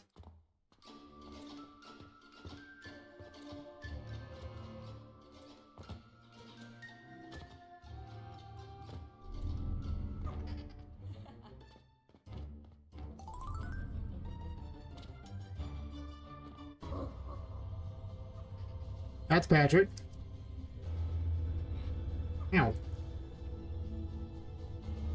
Why aren't they moving around, dude? They just decided they don't want to move? I guess I changed something they don't want to move. Fair enough, I'll fix that. I was changing the movement stuff, so maybe the dopey enemies have got some changes that need to be fixed. Fair enough. So yeah, Patrick's got 3 phases. In the first phase, he mostly just jumps around at you and tries to hit you with his big hammer thing. Or his mace hand. He likes his mace hand, it's cool. No, he also does a lot of damage. It's a little laggy because I'm streaming, so you know, happens. Don't hate. The star sits there and trades your sanity for health. All this stuff needs to be balanced. This is where the playtesters are going to come in and tell me what plays well and what doesn't. I have the sanity set generous because for testing areas, it's boring. It's not boring, but it's awful to have to keep running back to the lights. That just makes my testing take longer. I don't want my testing to take any longer. Well, thanks, Damon. I definitely am a visuals kind of guy. And the second form, he spits like clown heads at you. Patrick's backstory is he's been put in timeout in this room because, you know, by the ghost girl who is upset that he keeps eating the other dolls. So he spits doll parts at you. You can hit him with these things too. This do a lot of damage. I might up the damage on these. Ow. But it's also, you know, easy to do it out of range too, so kind of like how much do I want you to be able to do it. But the Magician's not a very effective weapon, but what it does do is manipulate a lot of the world, so that's the balance of it. Like when you take the things out, you only get 4 cards, so do you take the one that lets you get to places, or do you take the one that lets you, you know, fight better? Obviously in combat you want to fight better, probably. But if you got to get to that combat, well then... back and fight. Okay, and his final form, he starts flying around all over the place. And he'll summon exploding dolls that help him out. He still needs some work. He's not the best. He's just more of a boss than a lot of things at this point. Yeah, these are exploding dolls. I love them. I do have a dodge. I just forget to use it all the time. I'm terrible. Yeah. He's so annoying because he flies around everywhere and he's like actually obnoxious to hit. Thankfully I have a heal on, but... if you show up without the heal, I'm not even sure you're going to have the heal for this fight. Ow. So mean, Patrick. There's a lot of damage too, so... I don't have any kind of upgrades on the character other than the triple damage at the moment because I was like, okay, triple damage. Important. Oh, oh. Oh yeah, I need to blow her up. So.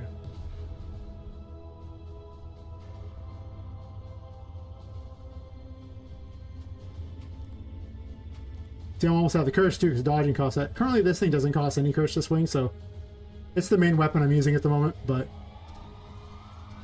ow.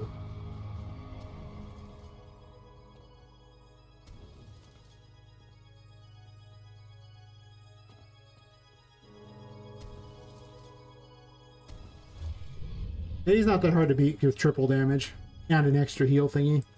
I made it much easier. The first version was near impossible. Well, I make the assumption that as the developer, I am better at the game than the average person by an immense amount because I've practiced. So if the thing is considered hard for me, it's obviously too hard. If I find it like, you know, just kind of normal and easy, then that probably means that for the first time they come in, it's actually going to be somewhat difficult. But like I say, the early testing is just me, and then I just want things to work, right? Just get it to where it's, you know, a functional game.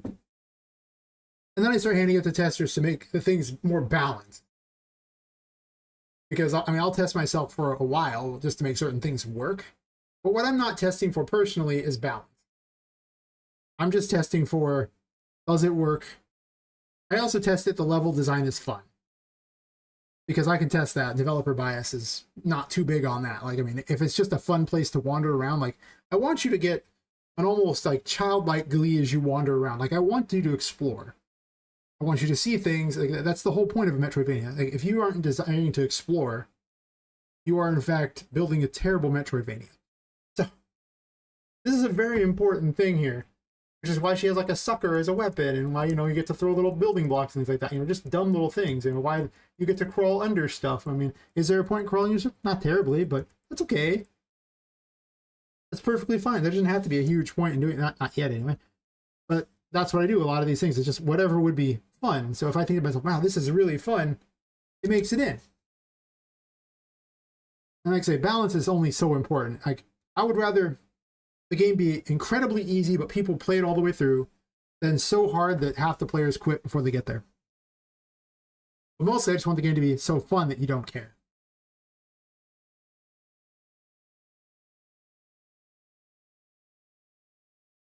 And like I say, it's not that necessary for playtesters early on. You got to build something for them to test first. And, you know, like I say, you can balance it later. That is not hard. Balancing is pretty much, you know, like that. But I mean, I need something to test. Like right now, there isn't really a complete enough path. Like there's probably 20 minutes of gameplay, but I got to slap in a bunch of enemies. I don't even know where they're going to go. I'm not even sure the exact order of the tarot cards I'm going to give. Like I have a vague idea. I'm missing a bunch of assets for the first room, which was awkward.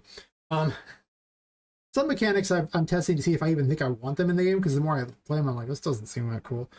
They might not make it, but just overall, I want them to.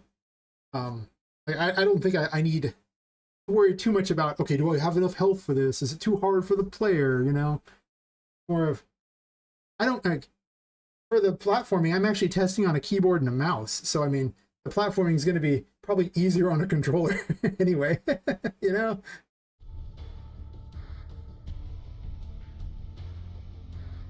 Oh no, that's fine. I've never played Dungeon Defenders once, but you know, if that's awesome. You know, I mean, that's what I want. I want you to have that magical feeling. I want the wonder of being a tiny doll, wandering around, crawling under things, and just getting into stuff. So, I mean, and it's going to be like, you know, basically like a toy factory. Everything. I'm actually making it more like almost like an amusement park type of thing than an actual factory. It started out as going to be a kind of a factory, but I just found more of the areas were a lot more fun like that. This can be more of like a Halloween type of themed area, like, you know, more, you know, Pennsylvania type of stuff, like that kind of thing. A more jungle themed area, because it's supposed to be like the 1920s, 1930s. You know, it's Victorian steampunk. Well, I guess it's slightly after the Victorian period, but whatever. We're going with the aesthetic of Victorian steampunk. So the whole like jungle safari thing, that's why there's a safari area. Why not? I'm gonna have like a toy city, which is like miniature version of this kind of stuff out here that you get to wander through and bounce around too, and that'll be a whole section. And I'm gonna have a chess area because I have a great idea for chess stuff. My current lore of the game is that the chess pieces have decided that this is the great board, and they're all battling for it. They really want it, and so I'm going to have like multiple, like, you know, a couple chess armies fighting over this. So a lot of the enemies on there won't even be fighting; they'll be fighting each other. But you know, I'll just have them in sections like that. So let's take over portions of the great board. But as it goes, yeah, thanks. I've been working on my setting. One day I decided I was going to make a city. Whiz up here a little faster. I didn't make that far out. It's really just a just a small distance, because what I really wanted is when you step outside onto these ledges for various points, I want you to see the city around you. It's nighttime, so people aren't really walking the streets, but you know, I really want you to feel like you're in the world every time you look out a window.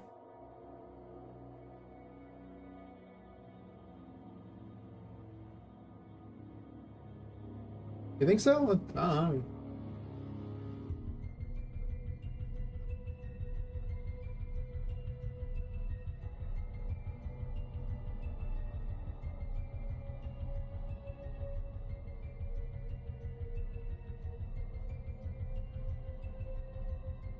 Okay.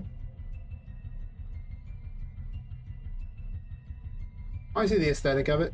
Nice, nice, nice. Guess I could pull it out there. Alright. I can see it. Poppet quest. Named after the main character, Poppet. I am, like Ghost Cat. I am.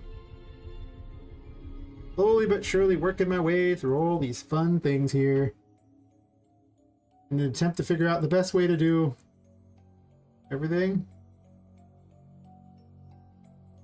I have unorthodox ways of doing things, because let's just be real here. Just like certain things a certain way. After testing, I'm like, oh, you know, I'm just saying. Oh, I suppose I had to get the other nav mesh. Oh yeah, I was gonna showcase one of the other fun little weapons. Let me find a room where I actually put a bunch of enemies out. Right. I guess I could actually just drop them like that too. This room is where I put the nav mesh, right? Cool.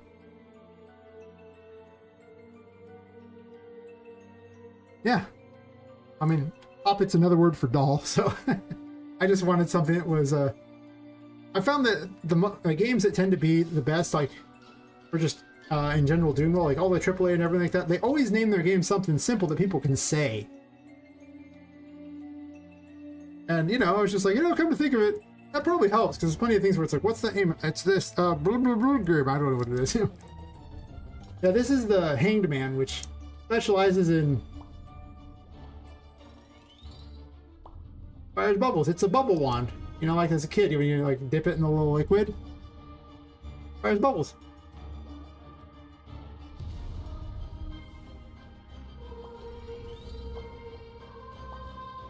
Doesn't do a lot of damage by comparison, but it's not actually perfect yet. Like the behavior for it's wrong, so I need to work on it. But it's like the second weapon you get.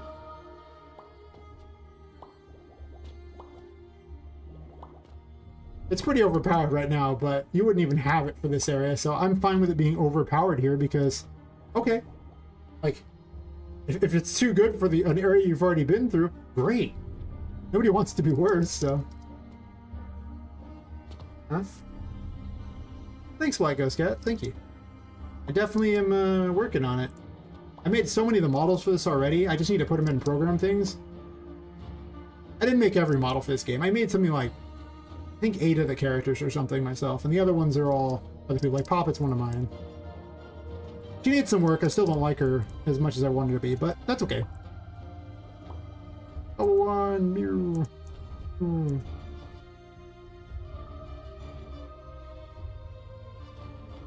gonna add a thing where you can actually, like, it puts maybe some caption below and let you say the pictures or something. Sometimes I try to get the pictures where they explode behind her or something like that. You can get some pretty fun ones, but you see the doll looking at you in the background. Very important. Yeah. What other mechanics have we got figured out already? The moon shows illusions. So when you use it, some things become real and other things are no longer real. So that's a fun little mechanic to play with. She knows, 1 second.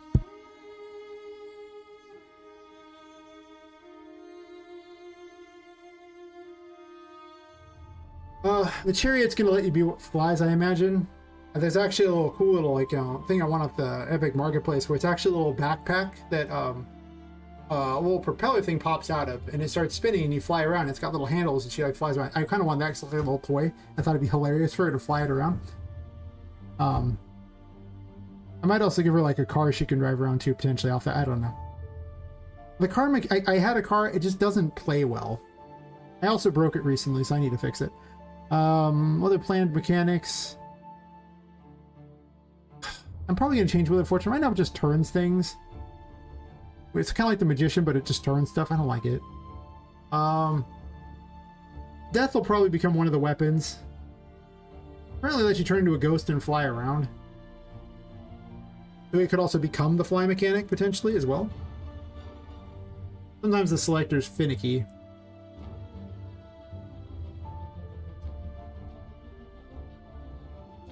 You can actually fly with it, but you can... It's very limited. Well, kind of limited. I haven't even given her a fly thing. She's currently just running in the air, actually, but... It's also a mechanic that isn't going to be in the game for like a million years, so I don't care that it's not very good right now. It's just, okay, I'll do that. And let her fly. Woohoo! Obviously, it'd be overpowered in these kinds of rooms. Sure. I'm just recycling a particle because, well, again, it's not supposed to be in the game yet, so, you know.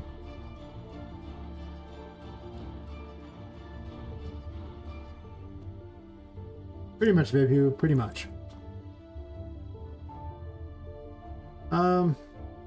I was considering strength making it a giant Poppet. I don't think I even kept it in. No, I didn't.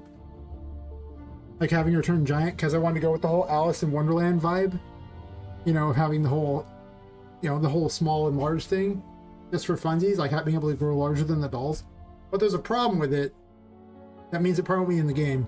Is that all these, you know, the cloth physics stuff doesn't grow in size like the rest of her does. So she ends up with really short hair and a really short little mini skirt on. It looks not, it's awkward.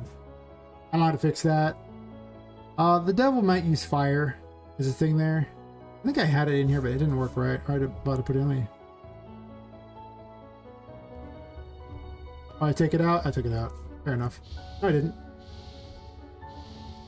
So I had some things where she was going to do fire. I guess I don't have the fire mechanic in there anymore, but...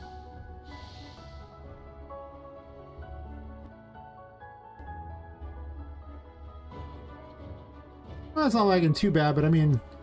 one, it ain't optimized. Not even close. Two, I'm streaming. My computer's only so good. I also have a bunch of windows open too. These things here actually will slow the game down immensely. Now you know.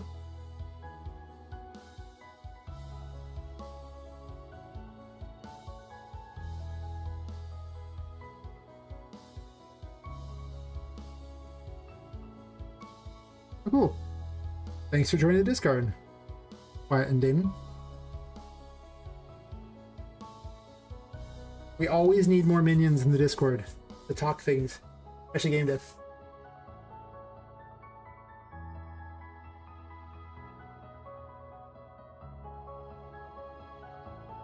Hey, Lord Frightuse, how's it going? Howdy, howdy. You're just in time to be just in time. I don't know what you're just in time for, but you are just in time for it. Are you? That's fair. It is 12:12 a.m. here right now. Yes. I'm in the process of being up late.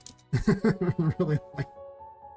No, I actually stream normally until like at least 2:30 here, but sometimes later. If people are watching, kind of an addict, I will sit there and keep streaming.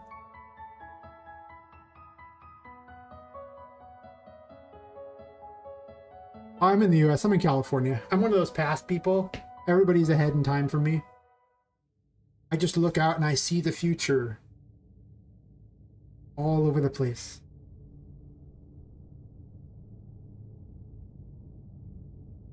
Next time you see a California or talk to me, you're like, you're just stuck in the past, and you know, make fun of them for their time zone.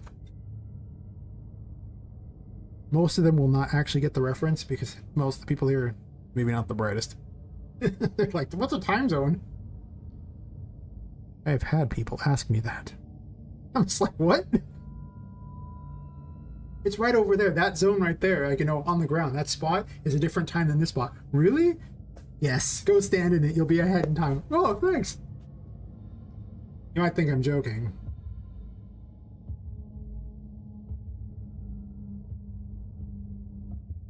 But sometimes it's not a joke. I really believe this. I'm like, so good. Anyway. Don't mind me. I'm a weird one. I guess at this distance I could have her launch much faster to the sides, so she's like more engaging like that. Ah, more past people. Yes, yes. They're always digging at the past here.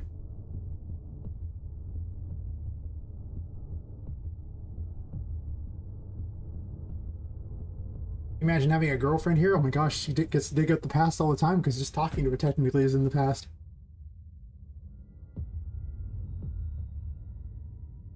Time zones are fun. We just arbitrarily decided that you're now in the past. I guess technically, in a way, it makes sense. How could we decide it the other way? I mean, it just wouldn't make any sense.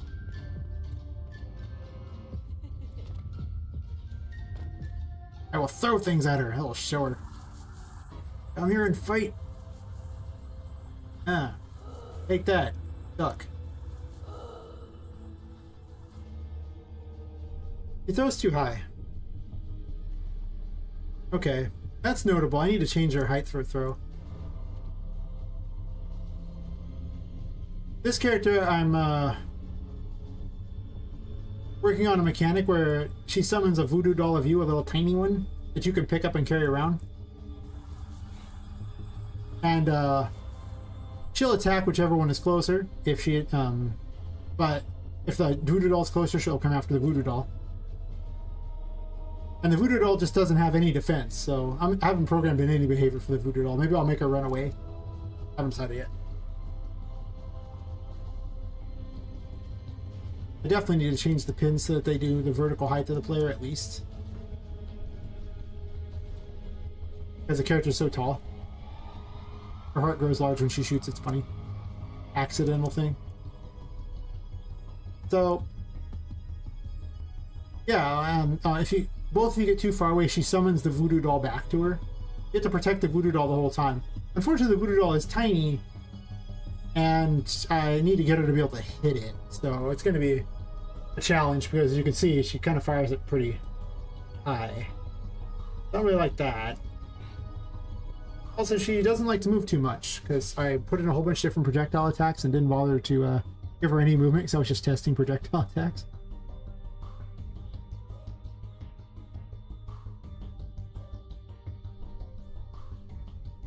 Alright, let me do a bit of reorganizing here.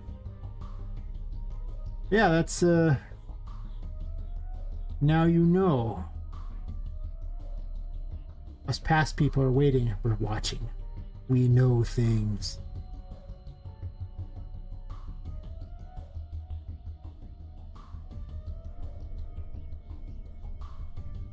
How do I program these projectiles? Exactly.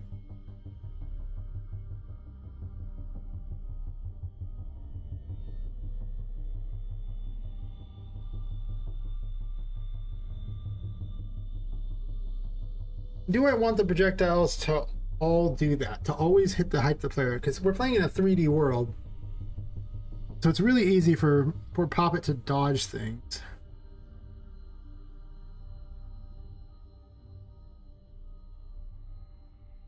Because she's like smaller. Like for regular enemies, it's not going to be a thing, but for this boss, is way larger. Oh, it's over here.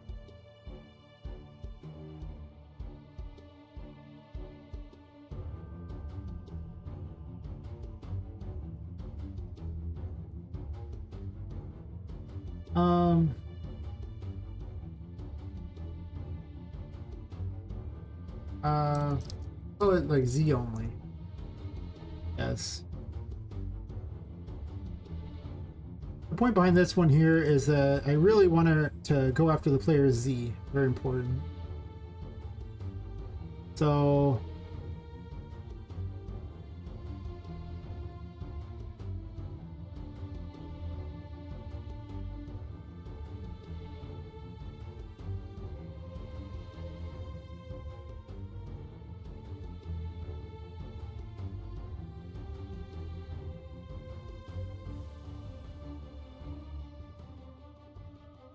I'll split this here.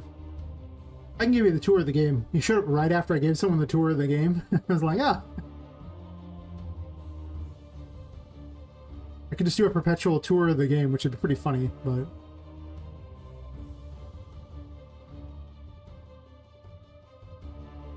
yeah, this here should give it where it also hits the Z.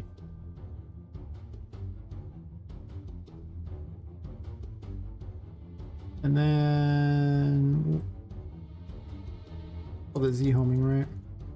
Or Z only, right? I should actually make these, what are those called? Oh, the one with the, like, the drop down with the options. What are you blanking on its name? That's why I don't usually make them, because I'm blanking on the name. I usually just put strings, because switch on string is a thing. That's often easier than doing the other stuff. I want to see if the rotating one now actually hits downwards or not, if it works right.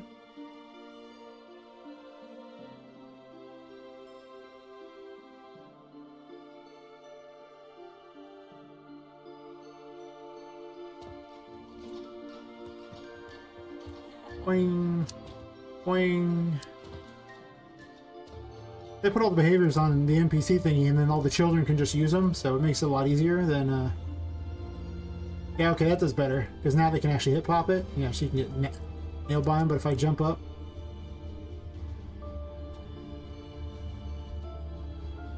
Oh, that time she's...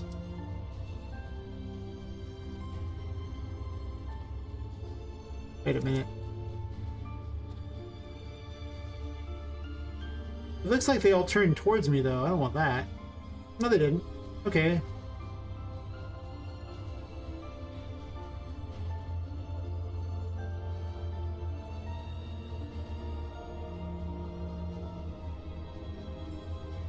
It didn't go downwards, though.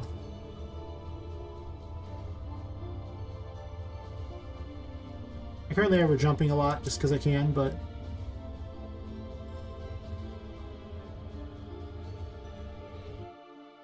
One second. I changed the right one, right? Might have just changed the wrong one.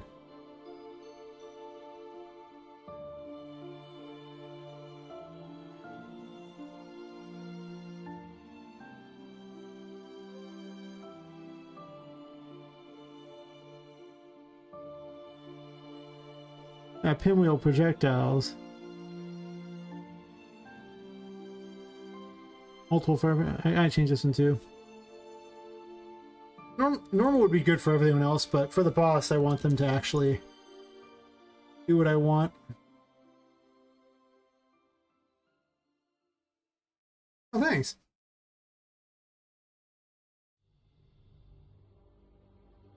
I'm getting there. I have like Patrick's the only fight that's even remotely that competent. She's working on it, but mostly I'm just wanting to actually for projectiles to do what they want, to, you know, go down towards Poppet here. Let's see. There. Okay. Well, I didn't see any projectiles. Did you see any projectiles? I don't see any projectiles. Why you gotta go and curse me by saying it's competent like that? Jeez.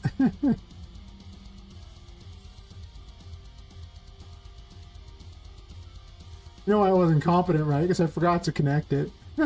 Oops. Now you know. Now you know. That's funny.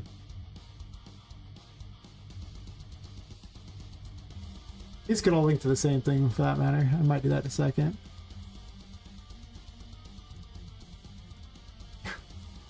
Nah, I'm just messing with it.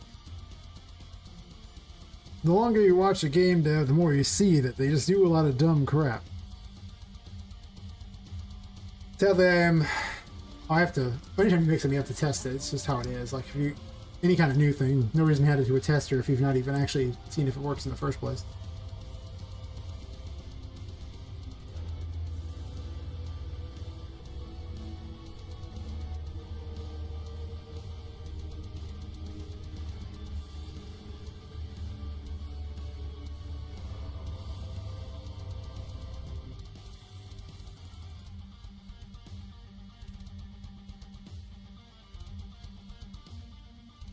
This was dumb. Why did I do it this way? I want the rotation. Targeting that. So dumb.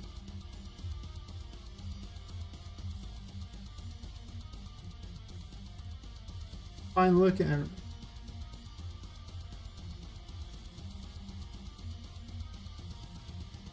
Actually. Yeah.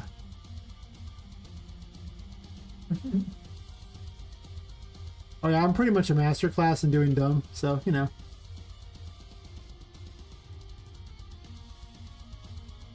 Alright, so no more, none of this. I don't need this. I don't want to divide those up at all. Yeah, that was stupid. I can just control Z. I don't want to do. Break. Break. Just in an effort to make things cleaner. Connect this up. That's awesome. Let's break these.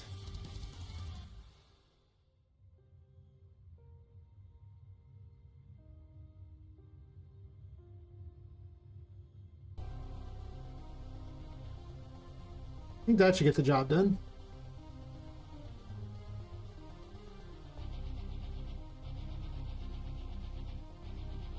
Oh, nice. Yeah, I wish I had VFX skills. I've got like level design skills and make cool model skills, but I haven't really actually spent much time making VFX yet. But I have a lot more time than I do money when it comes to this game, so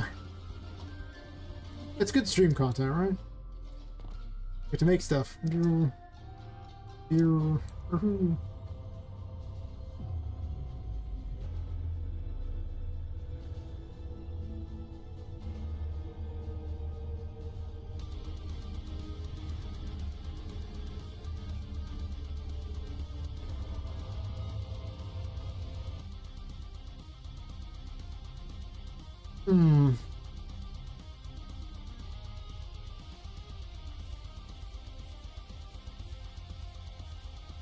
I have a feeling I'm doing something slightly wrong here.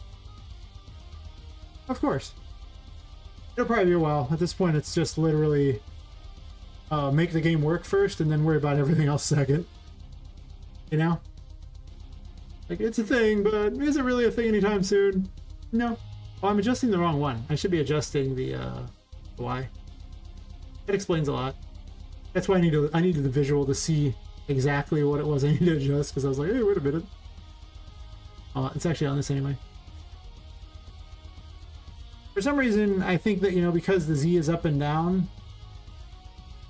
that in fact would be what I would need, but apparently that is so not true.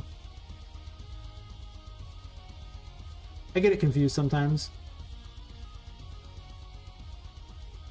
Yes, confused. Yeah.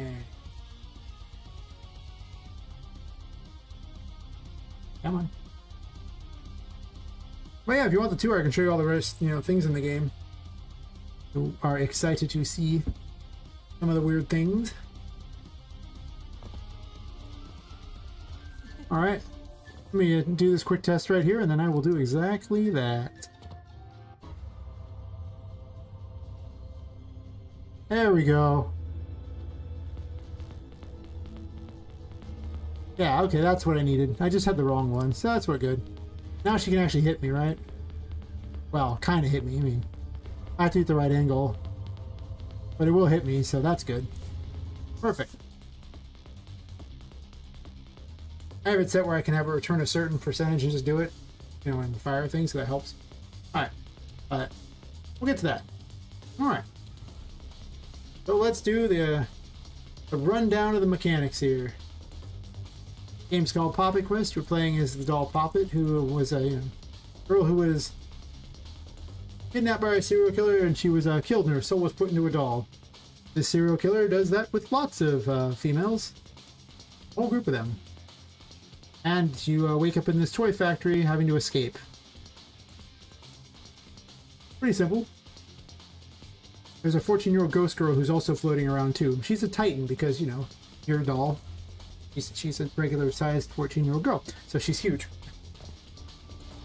She acts as almost like a horror mechanic in a way, being an instant kill whenever she's around if she catches you. So she uses tarot cards in order to fight, or do everything. The magician lets you pick stuff up, just like in Control, and throw it. You can also step on things too. They work as platforms too, if for some reason you want it like that.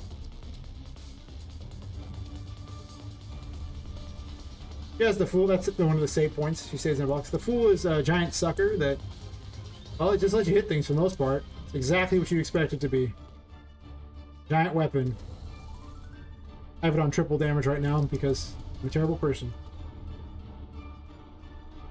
These enemies run away, then spin at you, and then will launch themselves. I should actually let them see that. Whatever the case. The magician also manipulates these things. Everyone who's seen the stream has seen me do this like a million times because I need to put more into the room with these things. I'm gonna make one just because I get tired of this particular one. I think it's fun. Yeah, it creates pathways by simply opening things up, huh? And getting up to them. I also have cupboards that open too. You can have a little fun with that.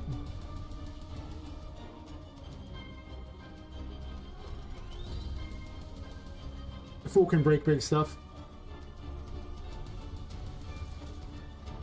The game's only in like the 10 to 15% range, so if something doesn't look finished, it's because it's not. It's the outside world. She can't leave the bounds of the building. She's powered by a curse, and the curse only extends to the building, so she'll die. So that's notable. The main mechanic of the game, as you'll see it running out of sanity, is if you're in the darkness, you gain curse back, which powers all of her tarots, but you slowly die. When your sanity goes out to 0, you die. If you step back in the light, you no longer regain curse. Like, I'll use some curse real fast. You can see she doesn't gain it back. But she gains her sanity back, so it limits how often she can be in the darkness or not.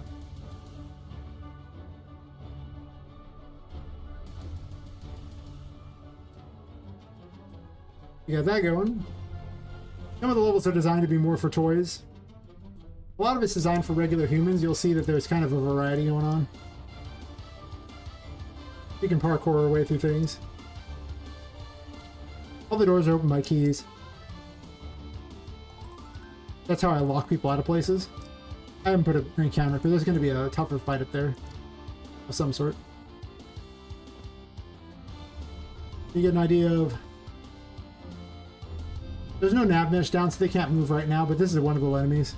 They'll jump too to try to hit you. Jump? I guess with no nav mesh, they can't do a whole lot.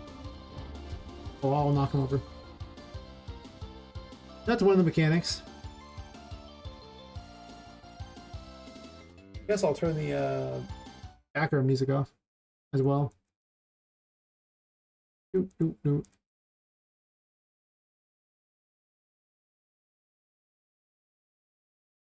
I guess I don't need it. Well, I'll put a nav mesh down for funsies on this one too. That'll be a big nav mesh temporarily. I'll delete it later. Alright. There's probably only going to be about 5 of the tarots in the demo anyway, of the 22 major arcana. Eventually all the major arcana will be in there like that. So this is the Hierophant room. These dolls are fun. They explode. Oh, I know what I want to do. Screenshot time. Ah, blow up. There you go. It takes a screenshot of what's going on. And I try to take the most weird screenshots possible. So, this is the new one of the day. I'm gonna let people save them later too. Yeah. You can call under things like that. Do these things here, get up here. This is the second weapon that's supposed to be in the game. It is in fact a bubble wand. You know, like the ones you dip in like soap or something like that, soapy water, and then they shoot bubbles. Yeah, the bubble wand.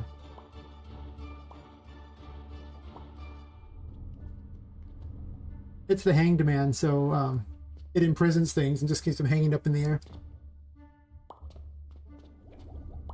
You don't even have it for this room. It's like a you get it way after this room, but good in this room.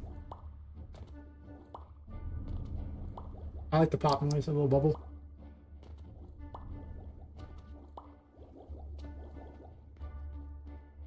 Or dodge. This is the Hierophant room. The Hierophant is these objects are possessed objects. If you try to mess with them, they'll just do whatever they want to do, and that's unfortunate for you because, well, they don't really want to do anything, and you're never going to do anything good with them. But I'll go stand back here and get my sanity back real fast before I start this. If the Hierophant's active, they'll actually behave as long as the Hierophant is active.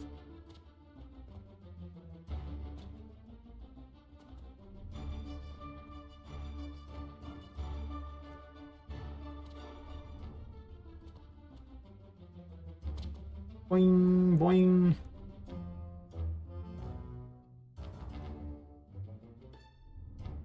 Thank you. I definitely have been working on it. I'll show you the Patrick fight too, because everyone should see the Patrick fight since it's probably the best example of the combat so far. Eventually, I'll be able to show you the Voodoo mom. Actually, her name's gonna be Voodoo, like VUE space DEW. She's the leader of the Voodoo dolls, and I figured that, you know, if you're gonna have a 14-year-old girl, I'm getting my curse back, by the way, because I'm in the darkness. If you're gonna have a 14-year-old girl do all the naming, I figure all the word puns possible would probably be a thing that happens. I'm just saying.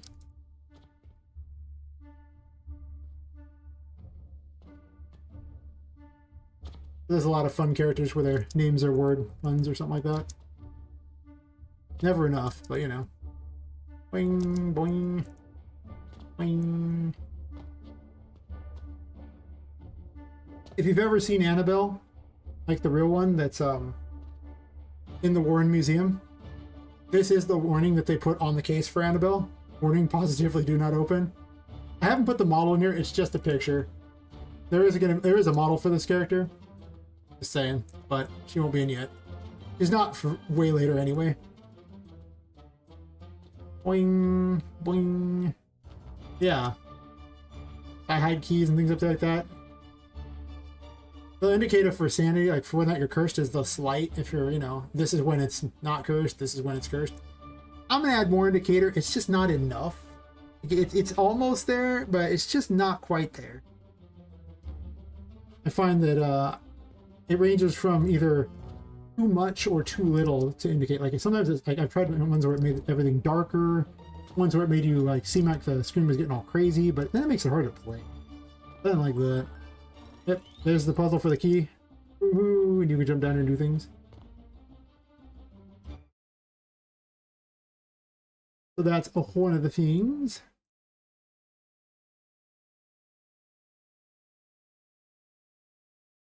This is the first of the bosses. His name is Patrick. He was named by the chat. Due to the guy who was like, "What have you done with my boy Patrick?" We'll see what I mean. Yes. Yeah, if chat has suggestions, they sometimes make it into the game. Like if the chat has a good suggestion, I try it. I mean, well, sometimes I try it. Some of the suggestions are real. But like this is not possible. I'm sorry. I'm not doing, you know, massive multiplayer online anything. It's just not a thing. This game is not built for that. That means these guys don't want to move anymore. I don't know what's up with them, but they're not important. They're just little three dorky dudes that hang out in the fight. That's Patrick. If you can guess why he got his name, you know, I mean, it's pretty obvious. He's got 3 phases. His first phase, he mostly just jumps around and tries to hit you with his mace hand. I have triple damage on because I've done this fight so many times that we'll just knock him to his next phase. He needs to be more aggressive. You can use these as weapons too.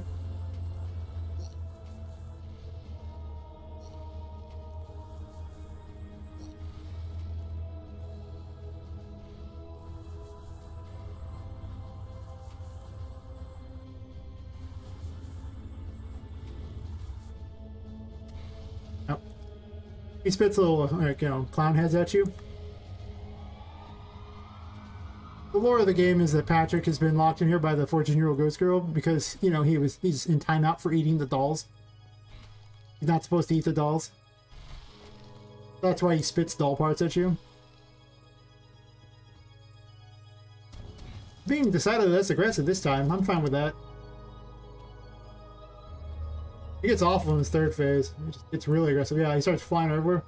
In this phase, not only does he jump around all crazy, like really high, but he also summons exploding dolls to help him. Part of his lore that he was eating the dolls, so he eats the exploding dolls too.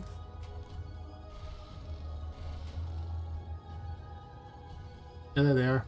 Yeah, those ones you saw earlier. Ow.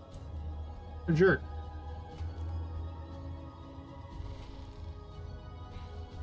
This the star slowly heals you at the price of your sanity. If you're in the light, it's basically a full heal. If you're not in the light, it's not a full heal at all. It just drains your sanity really fast. And like I say, you die if your sanity runs out, so, you know.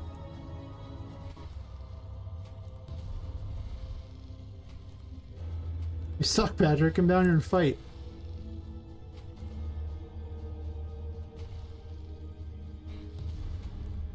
As you can see, he gets much worse in his later phases. To the point of being obnoxious sometimes. I need to move this light because he gets stuck on it sometimes. I don't like that. I'm back in fight. Look.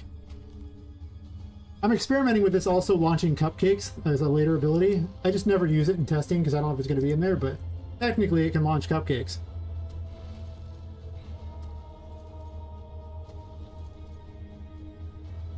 Which does cost curse. It's very expensive to do so. You see I have no curse left, so I have to go back to the darkness areas in order to actually get it back. It does come back. I'm also going to get my health back in the process. So placing the lights is going to be a real thing I have to, you know, balance in this game. Ow.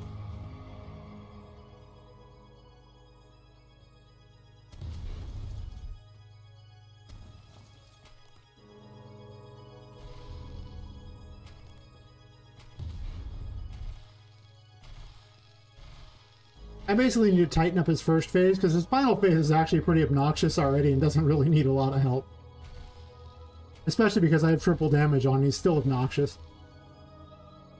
Like I said, he likes to get trapped here though. I need to move this lamp. Ow. I don't know why he likes this corner.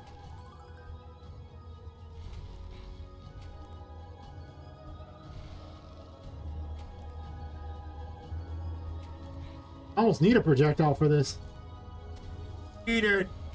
Eat it! No!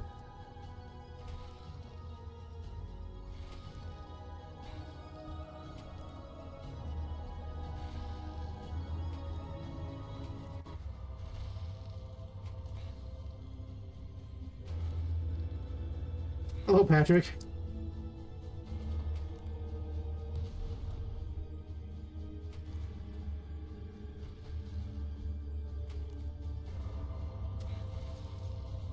The collision on his legs isn't very good. Got him.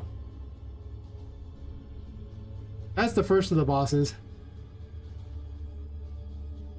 Now you know.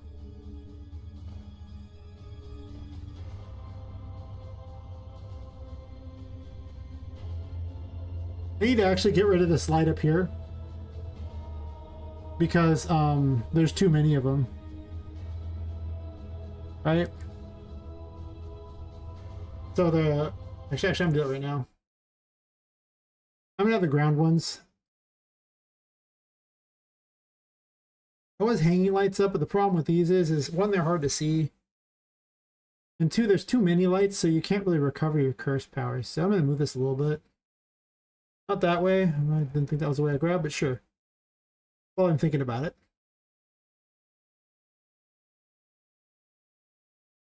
I should remove that nav. Yeah, hopefully that gives you a better idea of where the combat is at in the game. There's a bunch of little dopey enemies in the game, but Patrick's the most well-defined of the lot. I was working on the second area quite a bit. These don't have a lot of mechanics. These are just there because they look pretty. The second area is going to be more of a safari room. Safari area. So a lot of rooms are themed around the safari. So I've got all these wooden areas. And I'll probably put a lot of fights on these, so I need to fix that. I build a lot of the levels so that they're like multi-tiered. Because, you know, this is like the second floor, so Poppet, you know, can't really get up here easily unless she goes up the stairs.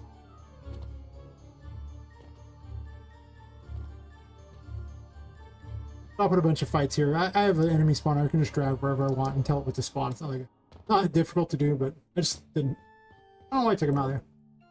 Yeah, there's all these weird areas down here. You can jump down to these areas, and there's like a whole floor down here. Oh, let me jump out of the water. I don't actually have a way out of the water yet because by the time you can get into it, the water's supposed to kill you early on. And I just forgot to put a death thingy on that one. But by the time you can go into the water, I think you're just going to have double jump to get out anyway, so it's not a big deal. Yeah, I've got all these hidden areas, places for her to wander under and things like that. Like, I really want the sense of wonder of a doll just going underneath all these things, you know? They're very tiny. She's very big on exploring places. I jump a lot. There's no need to jump. I just like to jump a lot, so you wonder why I'm jumping for no apparent reason. I just do that. It's just something I do in any game where they let me jump for no reason. Yeah, lots of these strange areas. There's pipes up above that you can crawl through. Mushrooms you can jump around on. I mean, you're pretty much free to jump on whatever you like, honestly. If you can land on it, I see no reason you shouldn't be able to use it. Kind of my philosophy for designing areas. Like the next to the safari areas, which has got the waterfall and the craziness. This is where I introduce a different mechanic.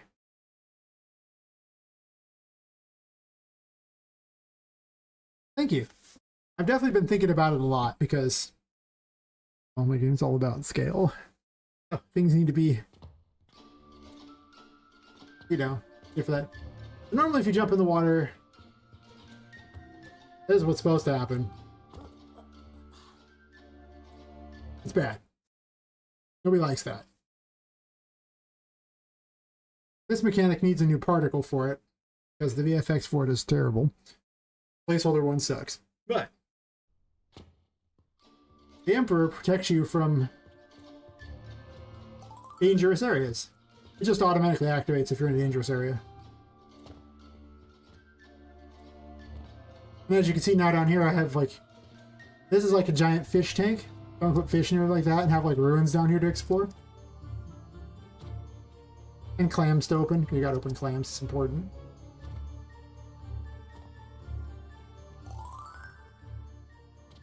Wing, wing.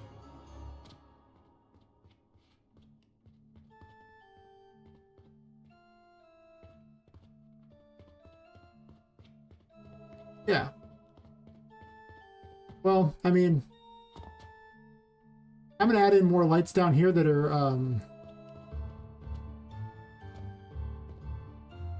more fitting for this thing, like things that emit light, like plants and things to act as the lights down here, as opposed to like physical lights. So it won't be this dark, but this area is also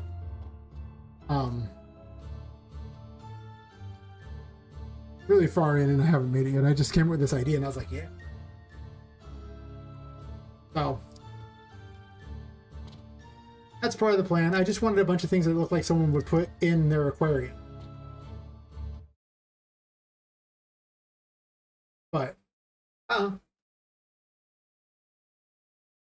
yeah, I do want it to be dark intentionally in areas, and just have, because it makes the light more important. And I've also got an ability that generates light that I didn't use, but there's the light is a problem, and part of the mechanics of the game will be that certain areas will be unable to be like you'll die if you go too far into them because there's not enough light nearby. So one of the ones is, oh, apparently I didn't select it very well. Things are a little finicky. The game is pretty early on, so you know. So normally it's really dark down here, and this particle does emit some light, but I'm not going to use this particle anyway. But what the sun does is it generates a light around you. Because we're underwater, it's a little different looking. And as long as you know you have curse power, it in fact, well, actually it's the sun itself emitting the light. You will gain sanity instead of losing it. Of course, I think with the Emperor on, I can't lose sanity anyway, but or gain curse. I think I screwed something up somewhere on that. That's okay. Yeah. So that's its own thing. That's an option in there. So I really want it to be dark in some areas. Also, in 5.5 Mega Lights comes out. I have a 5.5 preview set up with the Mega Lights already to test it. And it gains about 10 FPS for just using Mega Lights. So when 5.5 becomes, I don't know, actually released, and the plugins I'm using are available in there, I'm going to switch to Mega Lights. Oh my god. I'm going to keep some of the emissive stuff like this. Yeah, I tested it because I was like, okay, people are saying, oh, Mega Lights, it's so cool. And then I read this, you know, one of the Unreal Reddits, and they were just like, it's not great. Blah, blah, blah, blah, blah, blah, blah. I'm like, okay, well, You know what? Let's test this. There's only a preview one here, so I'm going to assume that this is the worst version of Mega Lights imaginable. Okay. And I switched all the lights in here to, like, you know, normal lights without it, and it was getting like 14 to 15 FPS. I turn on Mega Lights, it's getting like 30 plus. So, and keep in mind that when I move the game over there, it's a broken mess because it's missing plugins. So a lot of the issues that it was having with FPS also came from, well, the game was broken. I just wanted to test Mega Lights.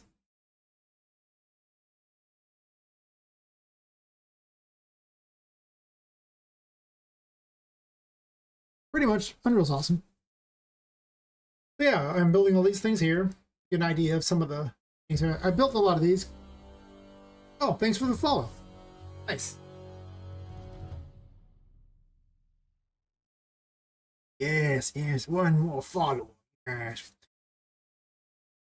Yeah, I got really excited about designing these areas for this, the jungle section, you know, for the safari types of stuff. So I ended up building them even though they're not actually the first area of the game. I shouldn't be building them right now, but they looked cool, so I kept building them. But I didn't build all the enemies for them yet, or anything else. I saw they were cool, so I was like, I'm gonna build these. Some of it's stream content, let's be real here. I'm also a hobbyist because, you know, I work on the IRS definition of what a hobby is. Did you make money off it? Nah? Okay, it's a hobby. God, I didn't make any money off this yet, it's a hobby. Good method, really. Good system.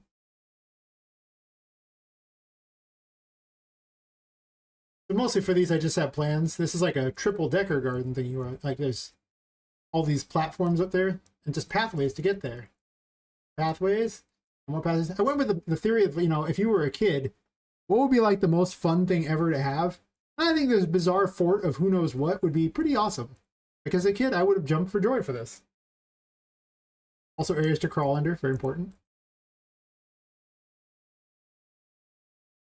There's also a pool here because I'm going to have a boss who fights on a boat, uses the boat to shoot you. Because, you know,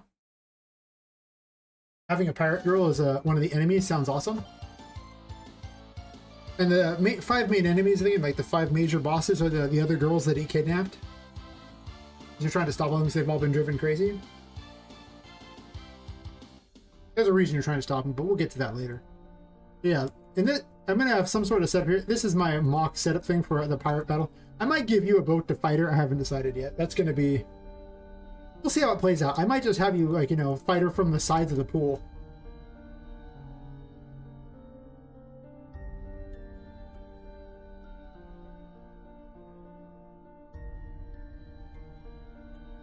That's fair. The main reason for building the early stuff first, like, don't get me wrong, I have like a 70 some odd page game dev doc of like all kinds of graphics that I've made for it and everything like that, and a whole bunch of ideas. Some have already got thrown out. I have plans for where it's all going, and I already know where the end point is. But it's going to take a while to make the whole game.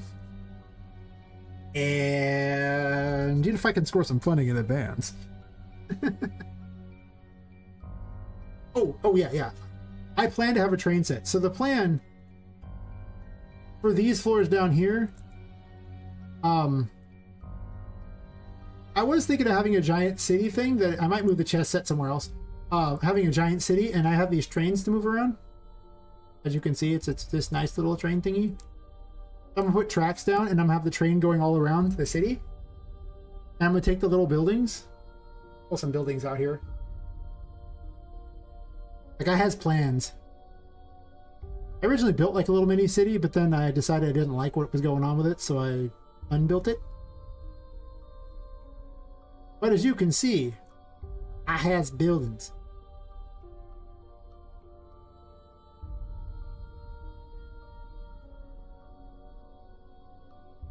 My little model buildings.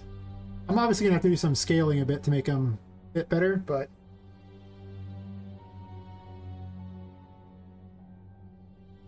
so I can do these. I'll put some more little buildings out here.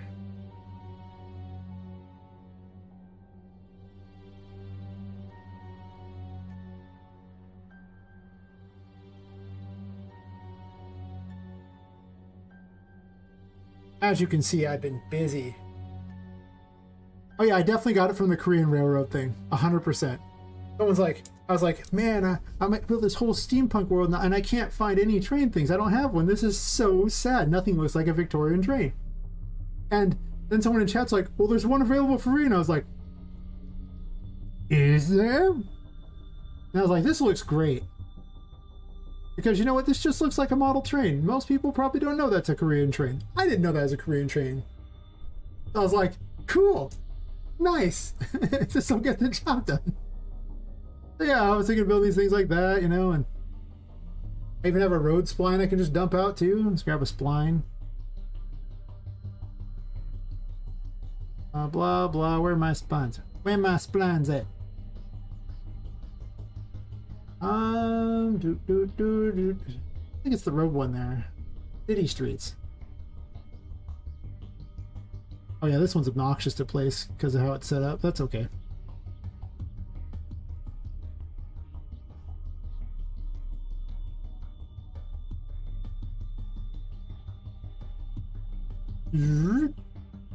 Oh. You got my little road thing going on here. Very important. Let's add some spline points. The road can kind of go places. More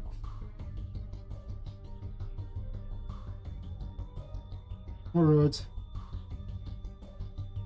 I guess they're kind of down on the ground. We'll fix that real fast. It's kind of obnoxious. Actually, I could just raise these up. What am I doing?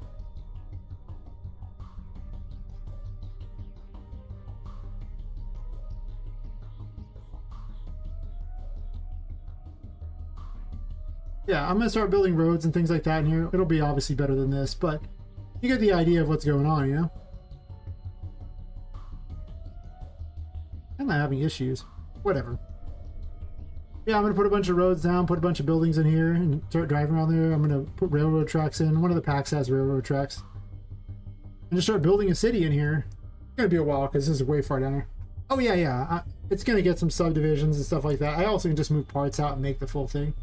It's more of just a show you right now thing because none of it's actually staying in.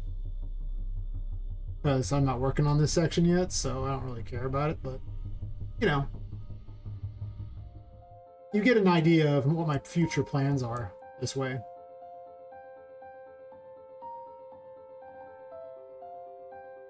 But this will probably be like the fourth area as opposed to other things like that, because the way I see it is the first area is going to be more like themed around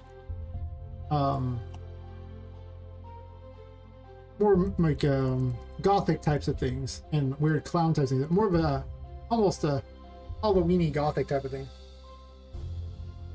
Oh, thank you. Oh, I don't mind the distraction. I like chatting. Because a lot of what I'm actually doing also is by telling you these things, by saying it out loud, I get a better idea of how the game should go in my mind too. Like, you know, I mean, like sometimes it's like, okay, well, everything is so much better in your mind. Then you say it out loud, and it's like, that's really dumb. Why are you doing that? That happens a lot. Yeah, I'm always happy to chat. I probably chat too much sometimes, but that's okay. I can show you a bunch of future models and things like that. I got all kinds of stuff. Kinds of stuff. But I guess I could work on it too. Or be like a normal person and actually work on the game. Yeah, that's weird. Work on the game. I'm gonna go take a quick bio break real fast. I'll be right back. Take like 2 minutes.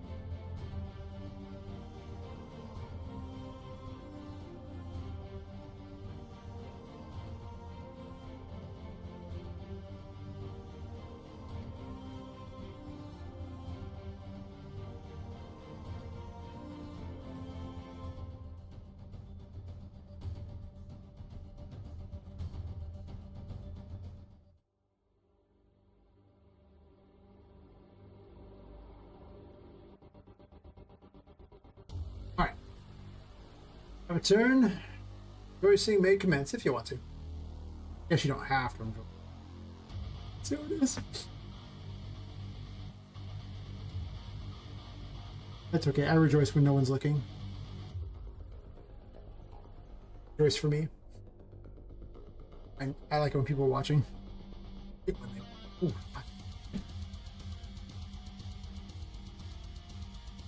Guess I should drink water. I'm told it's healthy, but I have no confirmation that this is a true statement. As someone who subsisted on caffeine and monitor radiation his whole life, I'm not dead yet, so I mean, that must have been the healthy way to go, right? Sure. Alright, so plan for this character as I redo her thing here. The move directions now.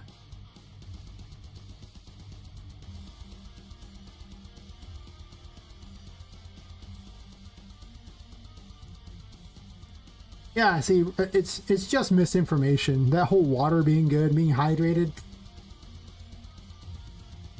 Clearly, you know, drink too much water and you gotta go use the restroom or something like that all the time. Clearly the body is trying to avoid the water. The water is obviously poison. Don't let no one tell you different. It's clearly true. And before someone's like, that's not true. Nobody likes them anyway. Just why I tell people, like, nope, no one likes them. Irrelevant. Alright, so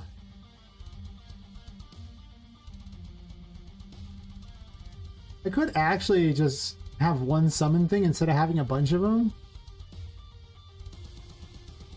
If I make the summon unit a variable. I don't really care that much. I don't think she's going to summon more than a couple types of units in the whole thing.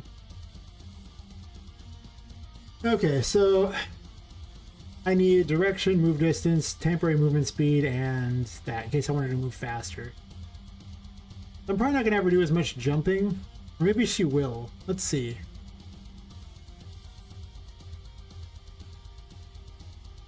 What you doing down there? In wave projectiles. I'll keep this somewhere because I might want it later.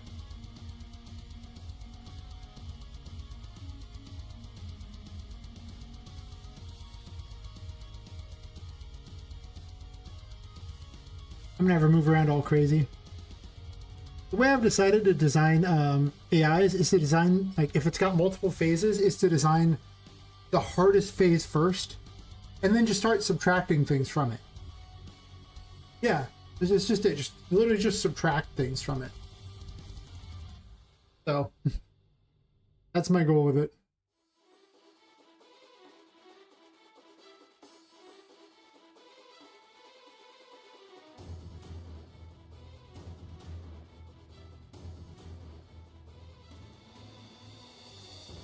I don't know if I wanted to jump back at any point. I think jump back is over here only.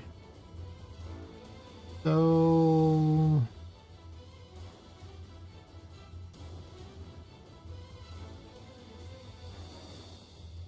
move direction.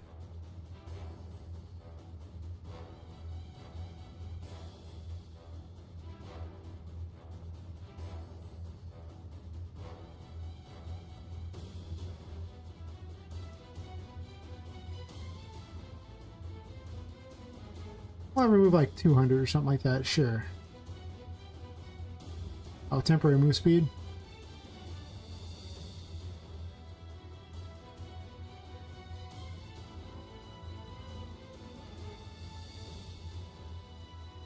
We'll make her move really fast sometimes.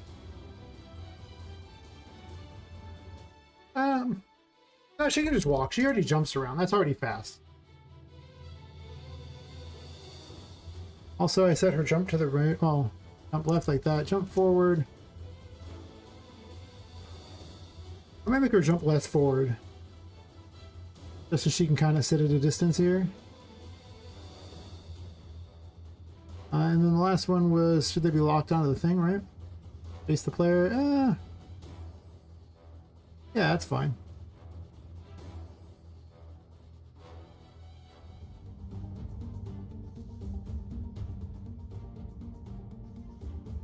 This is my planning phase thingy. where it picks its move based on mostly distance, sometimes targets, but for now, it's just the I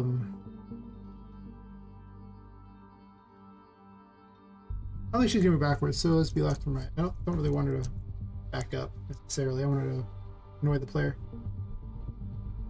Yeah, I just do it up here, and then largely based on distance, sometimes based on other things, like this boss is also going to factor in who is closer, but she already factors that in the thinking phase when she picks her target.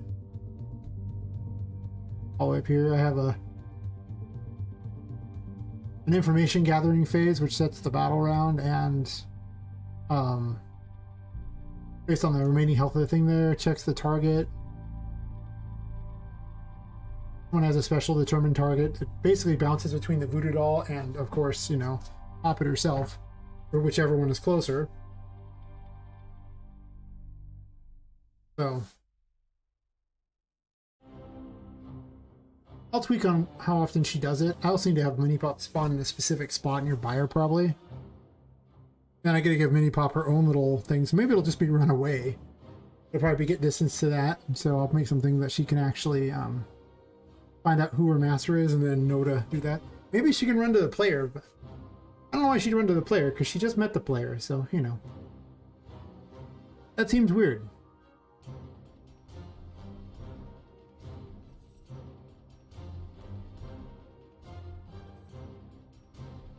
Oh, I forgot to actually include all the numbers up to that, so no wonder I wasn't doing half the actions I wanted. Well, it's fine, I don't need to do 13. It's fine.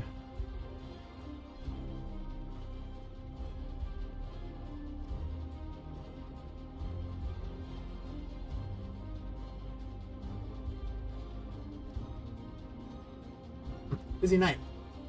Good, good. Yes. I have both Twitch and YouTube open, because for some reason Restream is not listing the number of people actually watching at the moment. It's weird, it's showing the chats, but nothing else. I guess I could turn the lights off for this test, but whatever. I'll do it for the next test.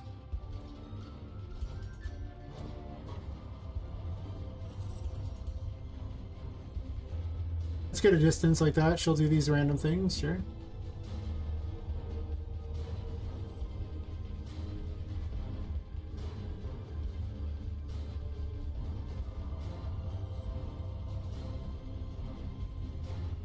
I thought I fixed it so that she didn't do that, huh?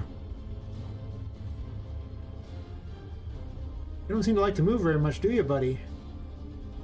You jumped. Sure. Want to walk a little bit? Maybe? You want to move a bit?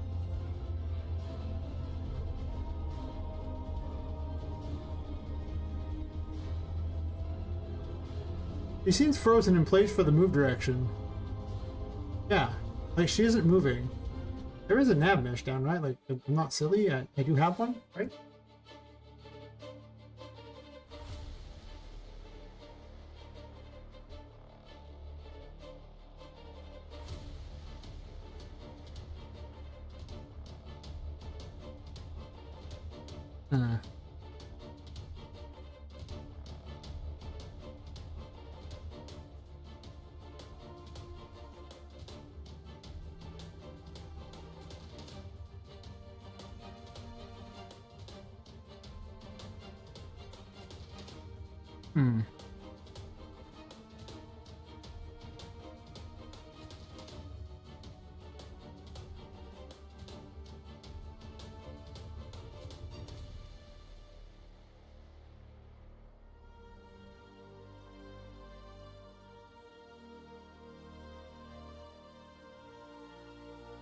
So, won't do it again, that's fine.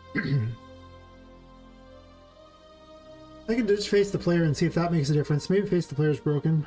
I don't want to have to put in a bunch of things to test yet, if I can avoid it. So we'll do this and just test like that and see.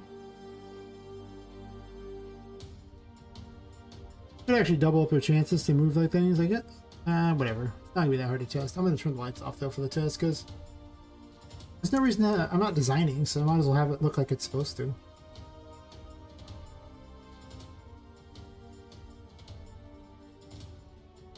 Yes, indeed. I think I'm going to redesign this whole area to be much more thematic for like graveyards and things like that. More Halloween-y, I think, is really where I want. I was going to have more of a more like regular rooms too, but that would just be like much larger things like fake tombstones and stuff, since it's more theme park now than not.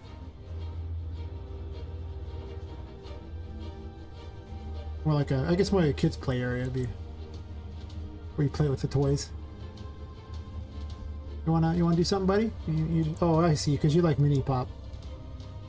He's obviously very confused by Mini Pop at the moment.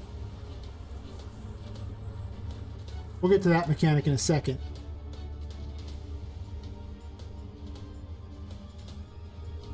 Yes, Mini Pop confuses her greatly.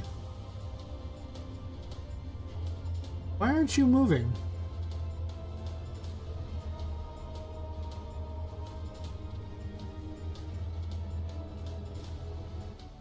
Because move to actor works just fine. There's a nav mesh down. But for whatever reason,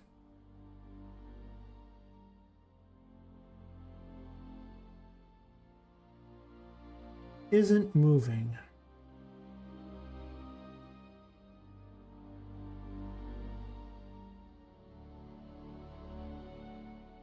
I'm probably going to put a bunch of things in the way to a bunch of print strings to get an idea pretty quick here on what's happening, but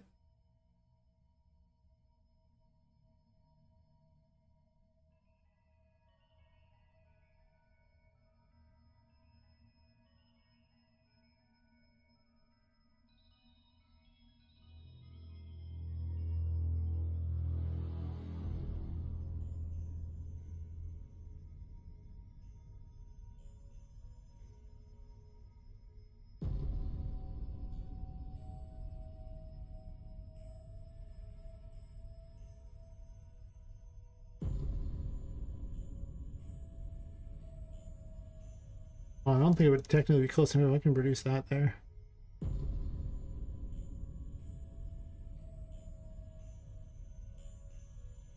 No, let's do that. Sure.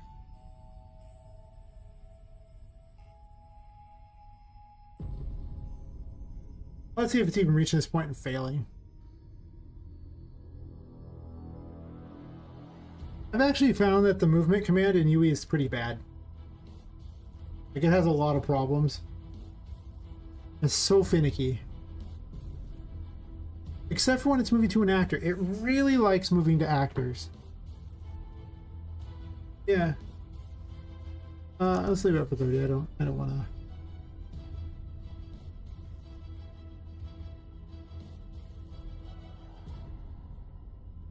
You can type. I should have changed it before I did that. I didn't though.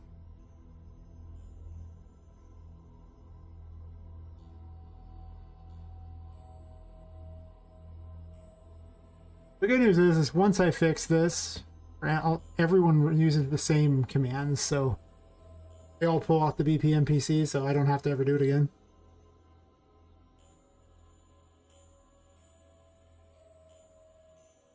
But basically, move to actor seems to work perfectly fine.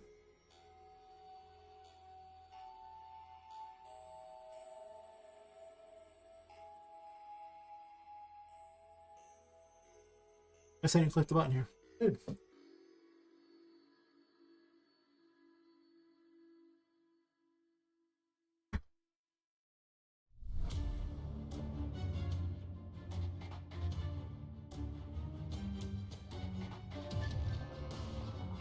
Boing, boing, boing.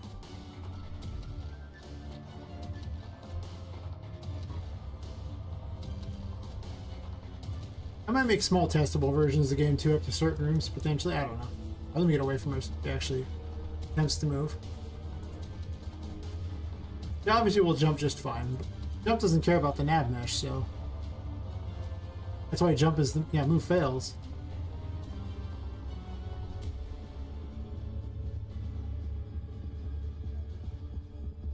But why?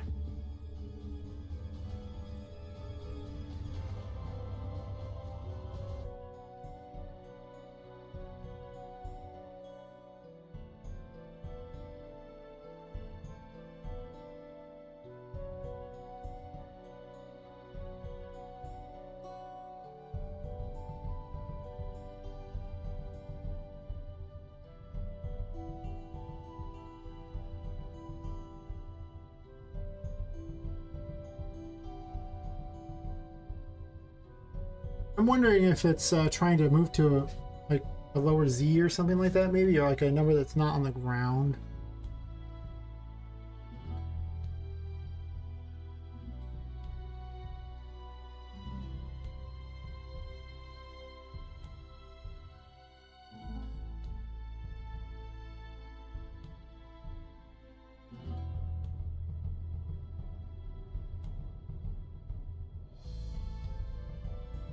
I was gonna make some logic so it didn't actually use the direction again. That's what the move failed set was for. But instead I got the building areas instead. And... oh, why? Sometimes the movie's really, really awkward. I don't think I've ever gotten a move X direction to work unless it's like a set relative location. That always worked, but move to actor works all the time though.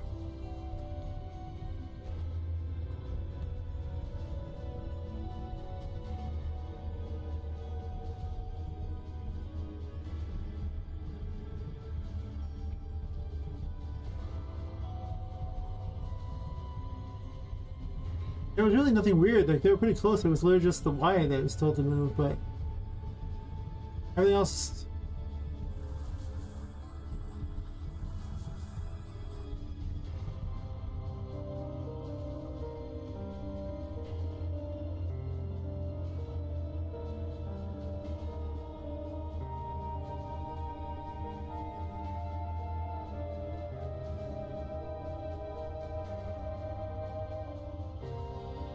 Not seeing anything too weird. I'm gonna do a quick print screen and keep that for a second off to the side.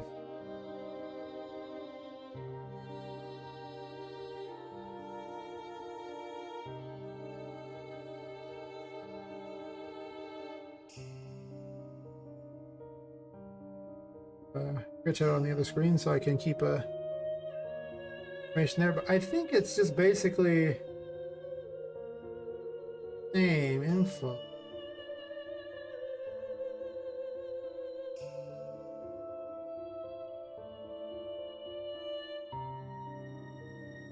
Yeah, it's like the same info. Very close.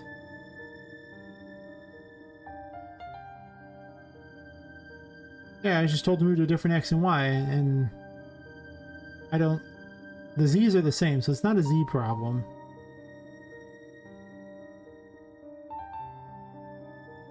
And the nav mesh covers everything. So in theory, it should be able to move just fine.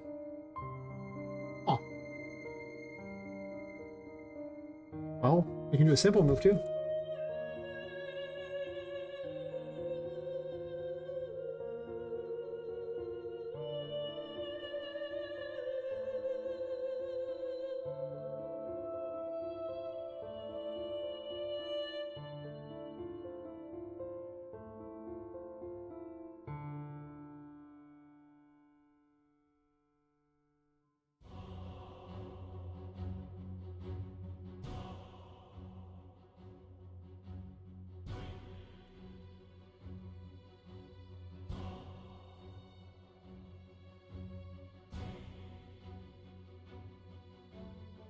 I don't want to drag as far. I'm being lazy.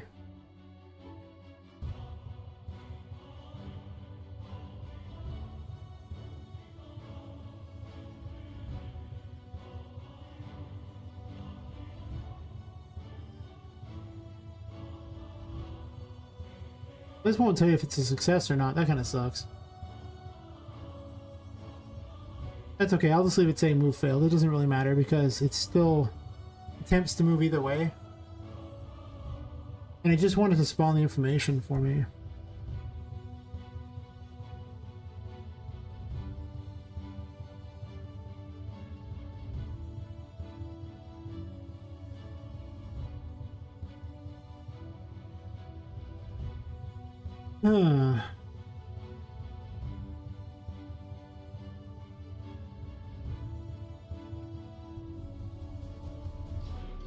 I also like to put it in like their AI instead, but I remember doing this just with blueprints one time ago.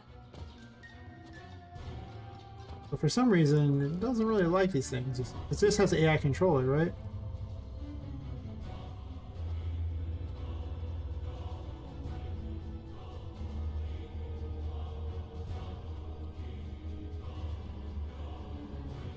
She's not moving during it.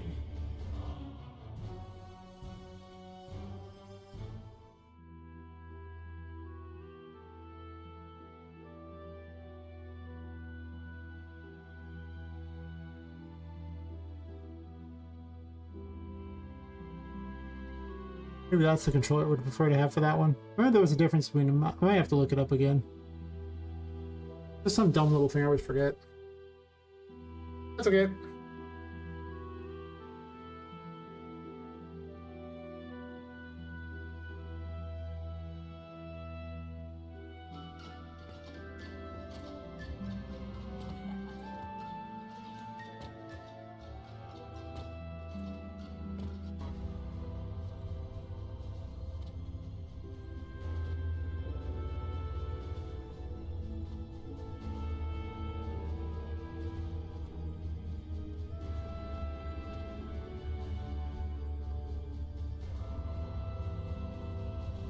Huh.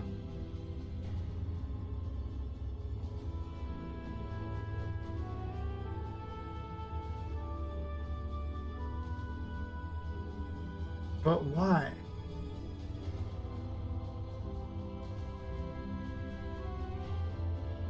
God, it's so finicky. I'm tempted to spawn a move to like an actor to move to instead.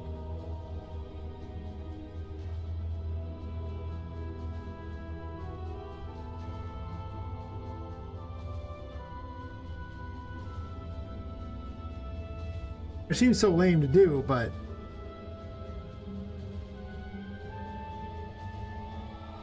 when she roams, she's fine. Like, watch her. She's walking around just fine.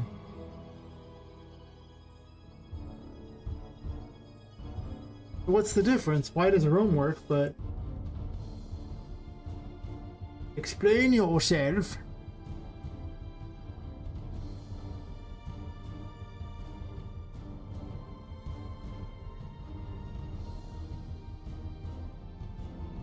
Just move the location or actor, starting location in a wander range, get random point radius here.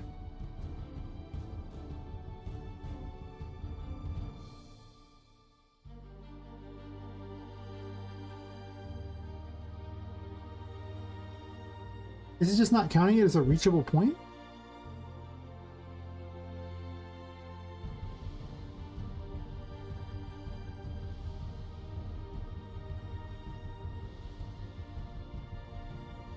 I'm assuming that the calculations here are spitting out something that doesn't work. Also, that green is an awful abomination.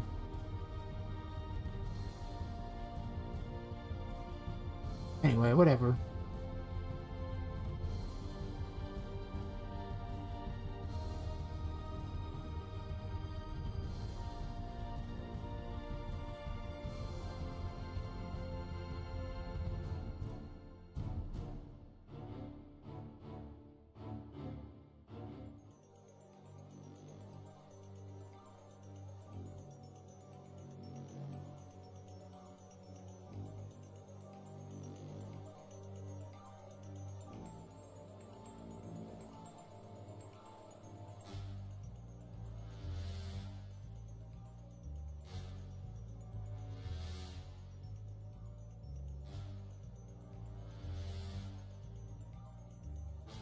Come on.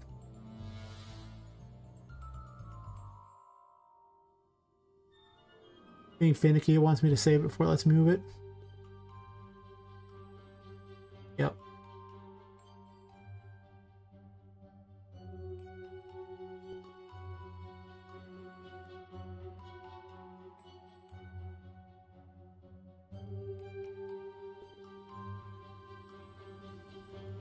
Really didn't help by putting those in there, by the way. I don't know why I'm wasting my time. There's already one down there.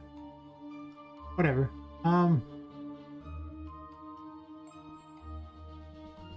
Move to target, move to random pointer, fine.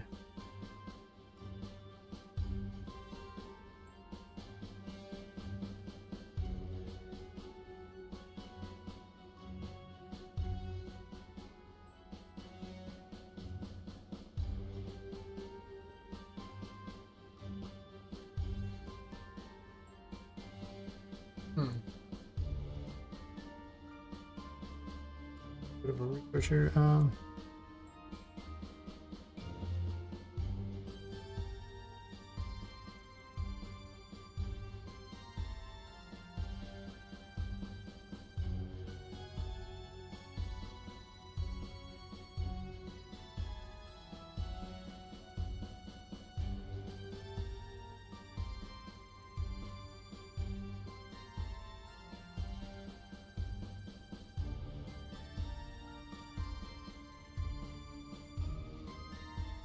Hmm.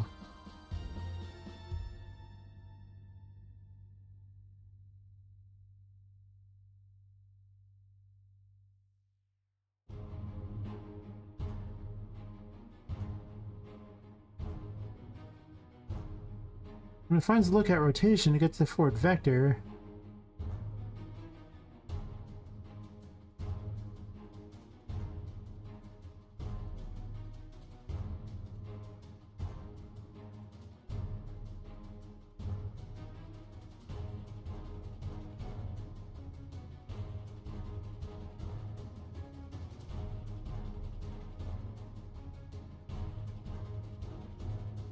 I think what I'll do is I will resolve that one off stream. Because what I'll have to do is probably do some research on why something's messing. Probably normalizing some of the math or something, because I think that the location is just not a legal location. I guess I could shrink the amount. Perhaps she's trying to move outside of the range of what she could reach, I guess. I don't know. I mean, it's supposed to allow for a partial. Let's make the assumption that she can't move that far. We'll move her, like, you know, a small distance. 25 or something. Pretty much code police it is. It's something stupid I'm missing, but usually the best way to solve that is to just simply go to the various, you know, Reddits and places and YouTube videos and just figure out what it is you're missing, because it's getting the code through and all that. And I really think that it's just something wrong with the vector I'm giving it. Like, I don't know what. Normally you can just solve it, but I'm a bit at the loss on this one. I remember it being a problem at some point. Like, she roams fine, she'll move to target fine. Clearly the vector is somehow wrong. Maybe it's too far.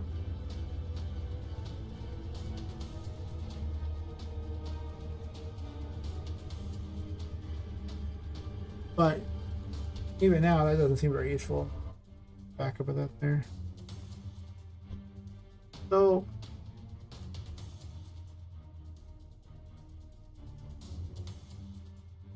yeah, it's doing from X and Y. That's fine. And Z is fine. So it should be on the mesh, right? Because, you know, the Z is this one. So, and that's perfectly fine.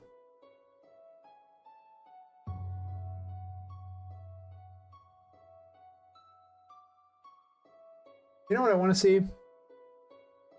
I want to see what roaming yields.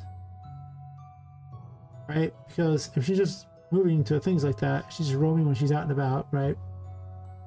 The roaming command was a different one. Here. Change move to location, wander range. Okay. So let's go to this here. Let's copy paste one of these so I can avoid putting 30 seconds in again.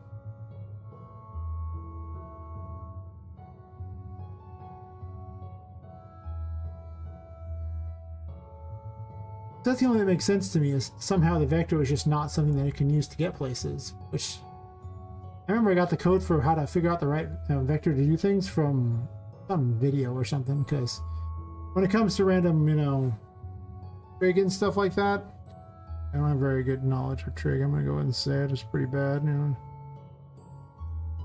You ain't gotta hate. Nah, it's fine to hate on this one. It's deserved. I also want the actor location for this too. I want to see. Being lazy.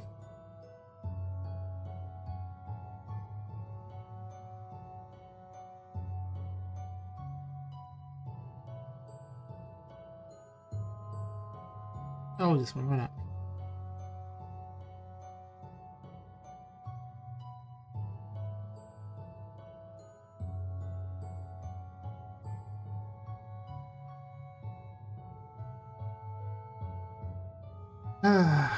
Yeah. I always make all these other things just fine, but for some reason the move to commands can always be so weird. Because it works. Sometimes.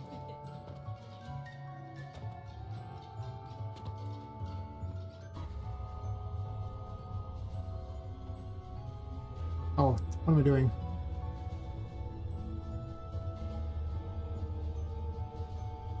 If I wanted to wander, I should have, I gotta take mini pop away from her too. I'm gonna do this. I'm just gonna reload it. I don't know. I forgot that for her to roam, you have to be far enough away, and it's kind of a pain to get that far away again. So, we're doing it this way. Right.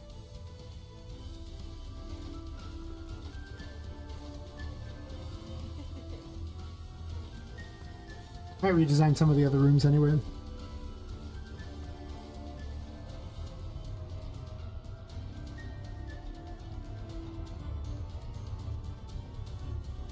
Did I get too close again? I just wanted to roam.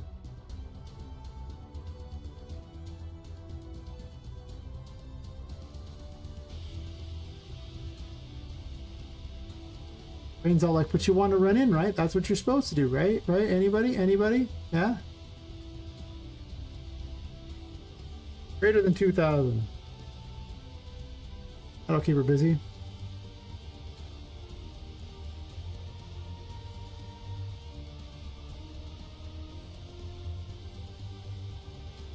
Yeah, I'll give it a few runs like that, and then I'll probably, like, you know, just deal with it off screen.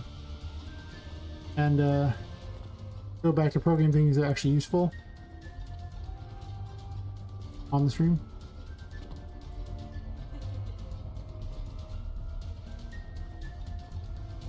Nice and far away.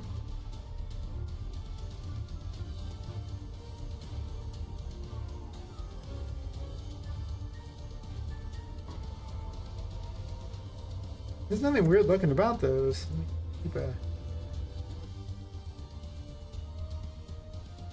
Huh.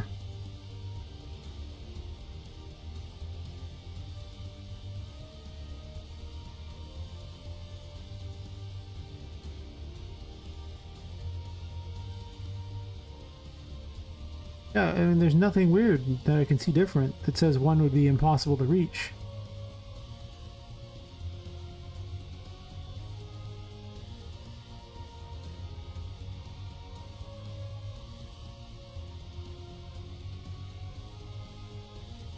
Heck, on this one it even has a different Z. Just doesn't care.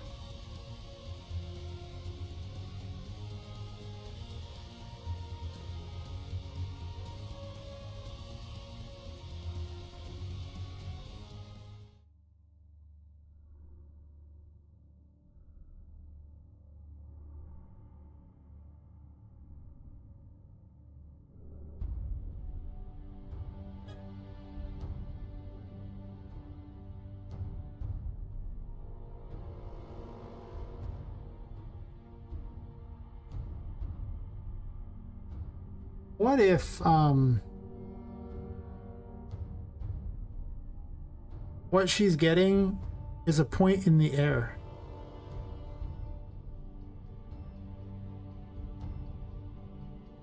Like, what if it's like basing off her? All right, so on the one that doesn't work, they're obviously the same, right? So you're thinking, well, that must be her Z. But what if what it's checking is not where her feet are, and instead where the midpoint of the model? And the floor is 10,506. If you look at this, top of this cube is actually much closer to that number.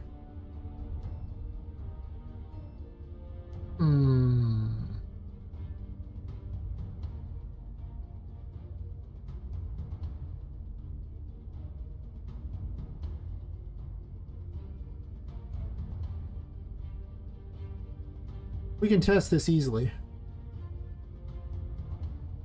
Because I know something's wrong with it. It's not the code that's wrong as far as how to make it move. You see it, the same code makes it move over there. So clearly that's not what's wrong. No.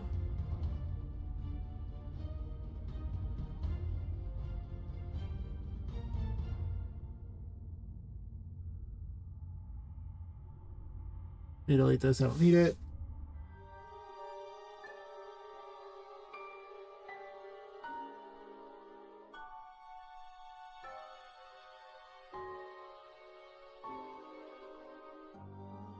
Obviously this won't work for everyone.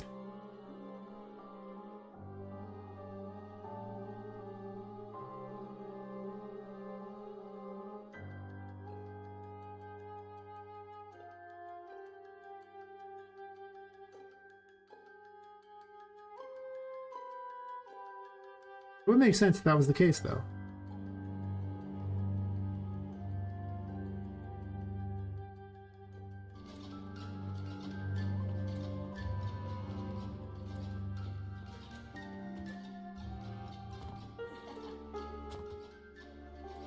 Boing. Boing.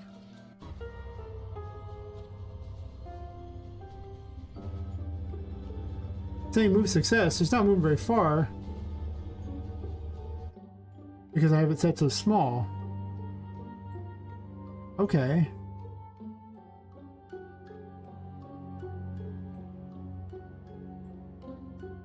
Make it a bigger move.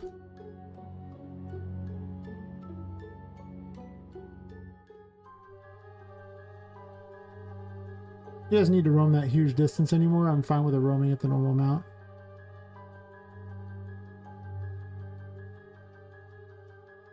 It just means that I need to probably add like a, oh, what are they called? A scene at her feet.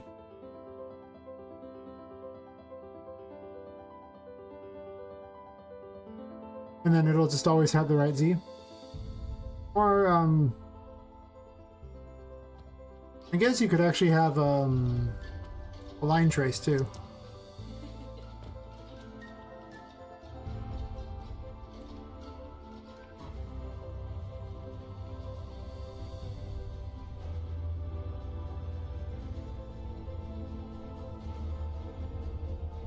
Oh, stop playing mini pop.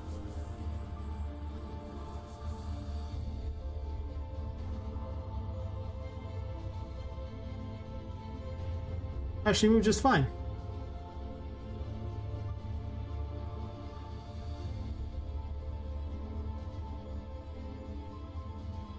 Okay. Yep. Moves just fine.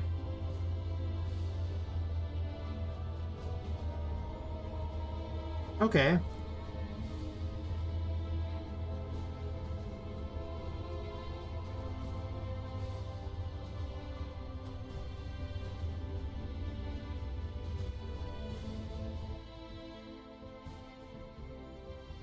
So, now we understand what the problem is. I'm going to increase the move distance to make it more interesting of a move distance because I'm curious to see what that happens.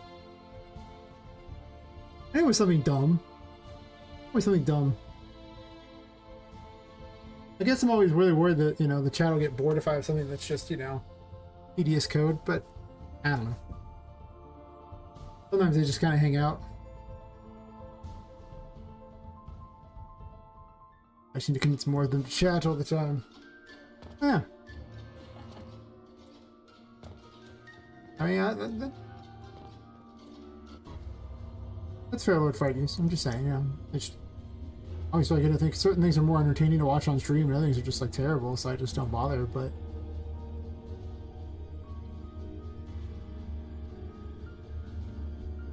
there's a little jump. But I mean, I should just do whatever I'm gonna do for the most part.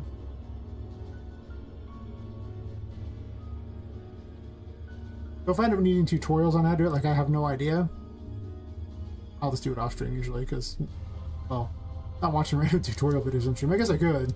We can all learn together. Hey. And she walks around now. It's perfectly good.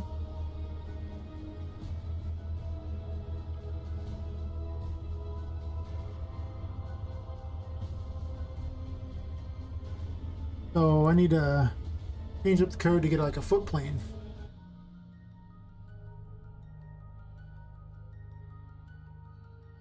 Instead of or a foot scene. Or a scene.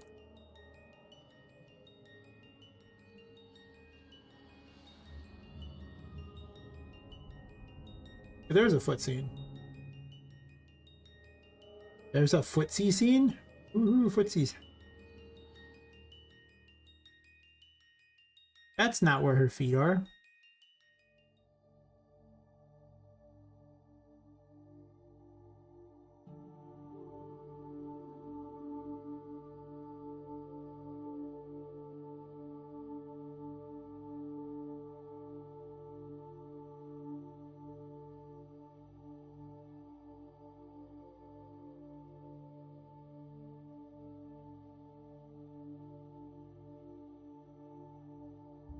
I guess a ray trace is probably better, right? That was a negative 300, but huh.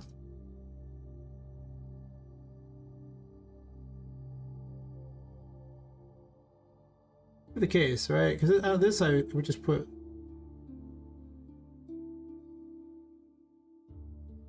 Why don't you want to let me drag it? Being weird, huh? That's the bottom of her capsule. Probably a bottom of capsule option too, right? Yeah, it might actually end up being something else where I just do.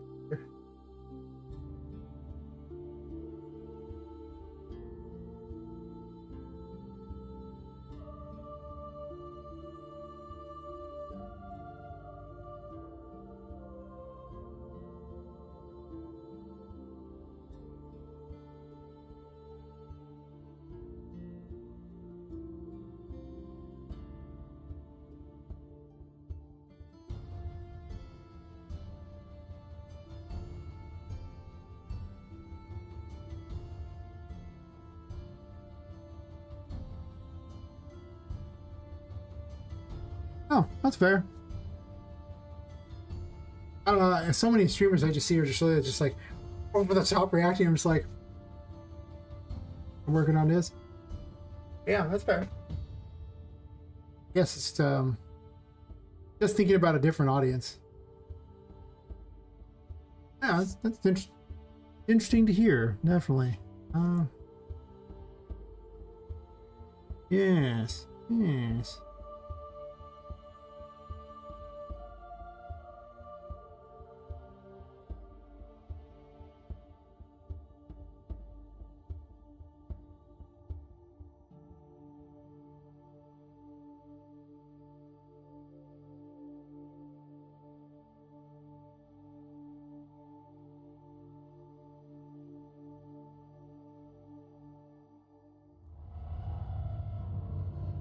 Be the first, you know,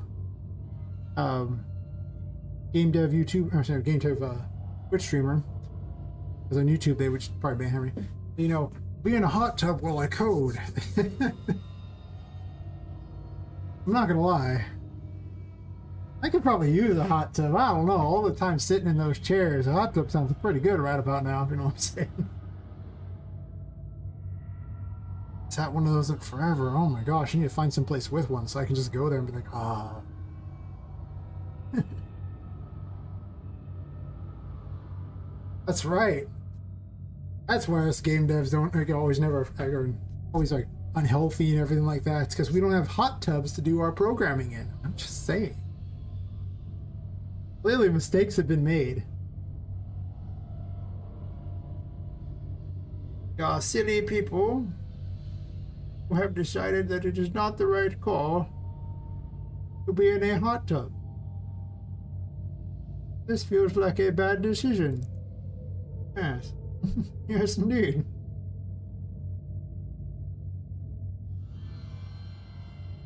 Like the cat discussion I was having with Swash earlier. I was like, okay, well,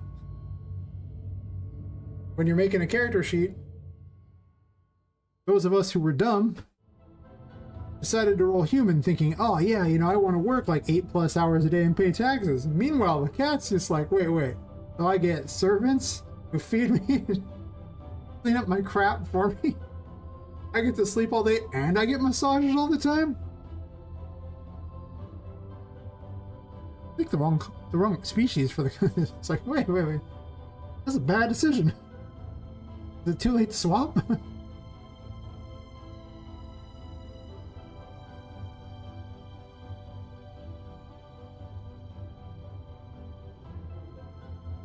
Just saying, is it too late to swap? That's right. Everybody loves cats. And they're basically like the worst creature imaginable when you think about it. Like if you know a human that was like a cat.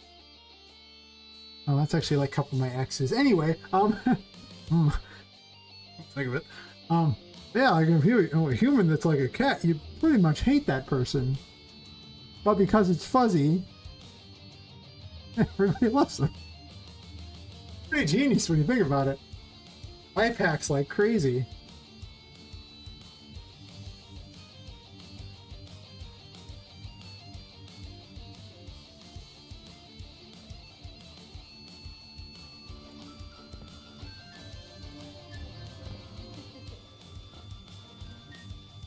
You know what I forgot to change?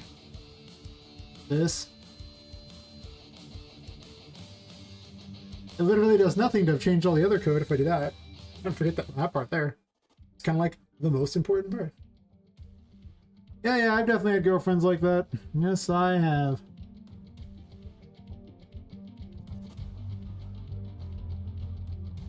Well, the reason why I don't tend to date anymore, because I've had girlfriends like I wouldn't even have time to date. I mean, like working a regular job and then doing this? Yeah, right. I end up streaming like, 6 hours a night a lot of times here. I don't know. Yeah. There's only so much time in the day, and I can go dating, but I also need at least 6 hours of sleep, If I don't get 6 hours of sleep, I am not a happy camper. Nobody wants to be around me at that point. Oh, look, she's doing it just fine. Perfect. The foot scene was great.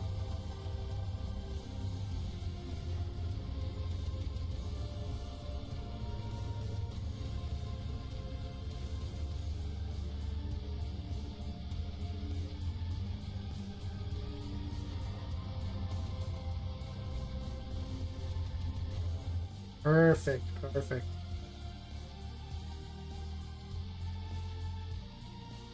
I'll have to adjust the foot scene for every single one of the NPCs, but that's okay.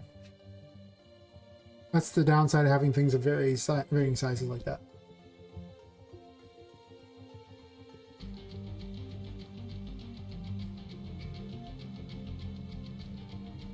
The best thing about a standing desk is you can easily stretch.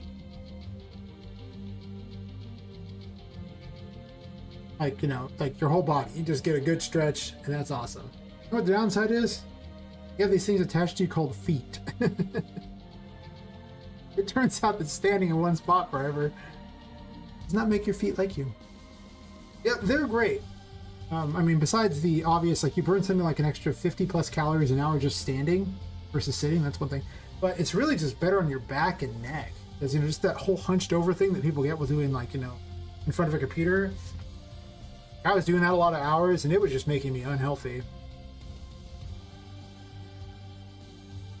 Also, when I'm sitting, I look like I'm like hunched over and look like way worse. And when I'm standing, I'm like, yeah. Don't get me wrong, I'm still not in the best shape, but it does give a better overall look, higher energy.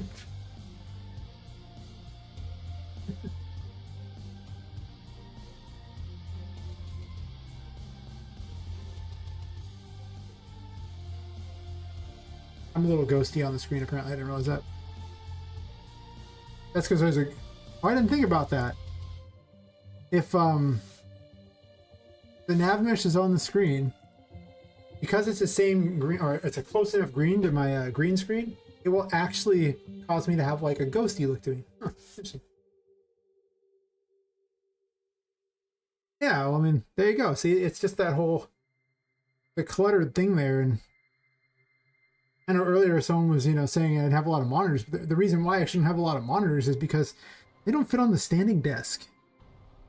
Like, let's say I put a whole bunch of monitors up higher, I raise the standing desk up, and suddenly they're like, way up here, and I'm like, it's weird. So, I actually have less monitors because I have a standing desk. I didn't tell them that because I didn't think them in standing or thinking about it and what I would have to look at to see those, like they would be way up here. Like, I guess you can't really see my hand. They'd be like so high that I can't even see. Yeah. It'd be weird. Might still get a third one potentially. I don't know if I become like a big enough streamer that they actually start paying me for it. Yeah, I'll get another. That's a fun hobby. Okay, I've dropped enough random money on my game dev stuff. I usually reserve my money for any assets I don't have for these. That's kind of how it goes. Yeah, I recommend it. It's worth it. It's so good on your health.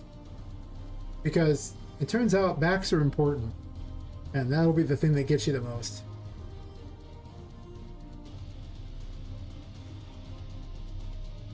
I cleaned this code up.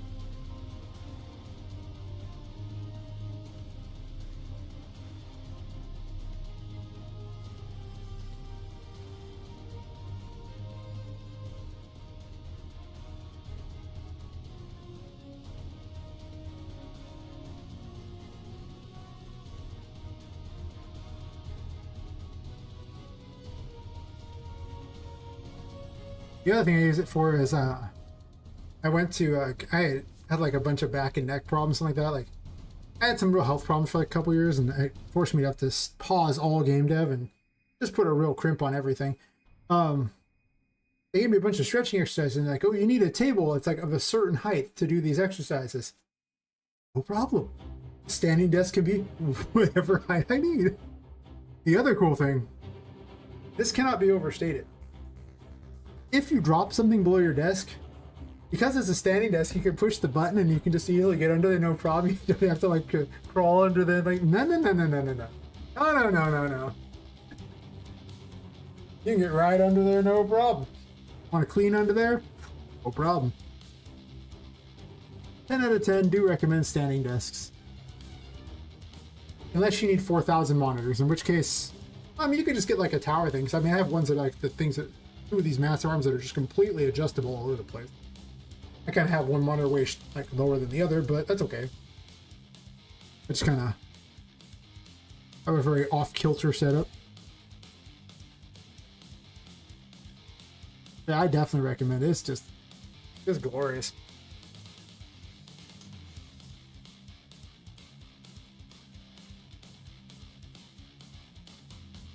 And besides, it's a business expense.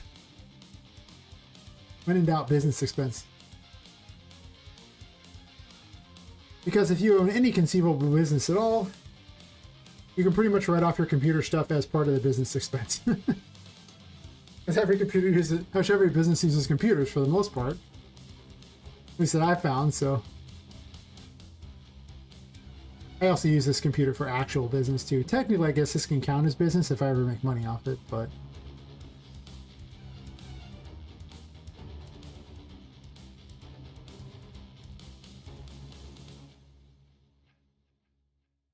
I mostly play with numbers and online selling, but you know.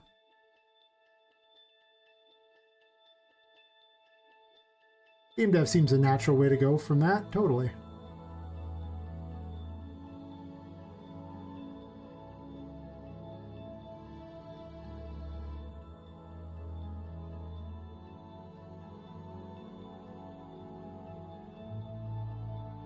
I might actually want to make the little voodoo dolls walk too.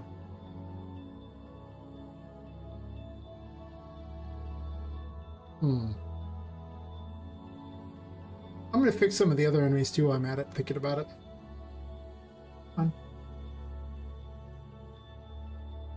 Well, mostly the other enemy that she summons. And I probably should make Mini Pop run away or something. Or maybe she'll sit there if she's like within a certain distance and then run away if she's farther away.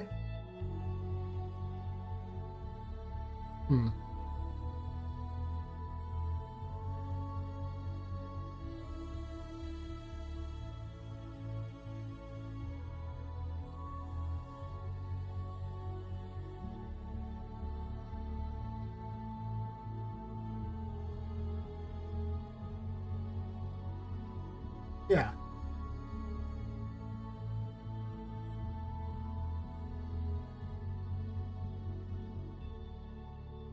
So let's fix these voodoo dolls.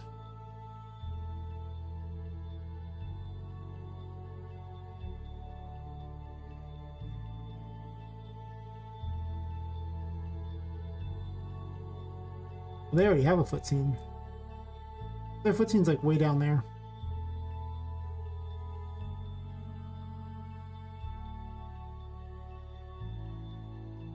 It'll be fine.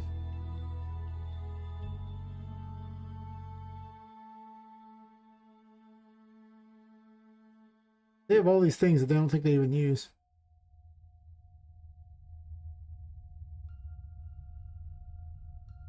They changed them a bit.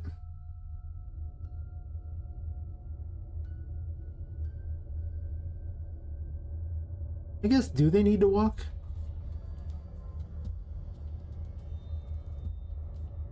They already kind of do.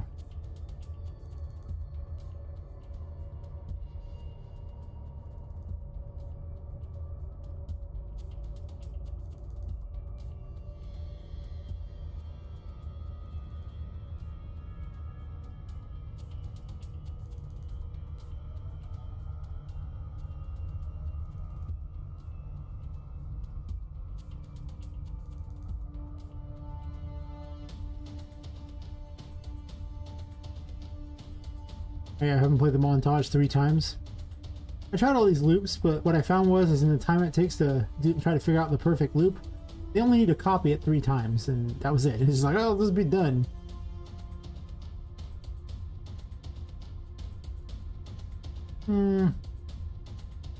Mostly I just need to fix the foot scene, that's fine.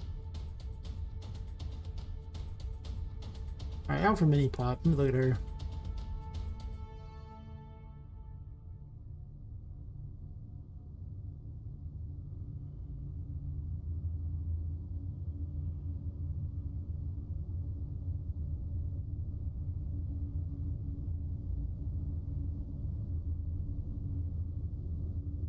I try to make her literally a thing, just literally a copy of that.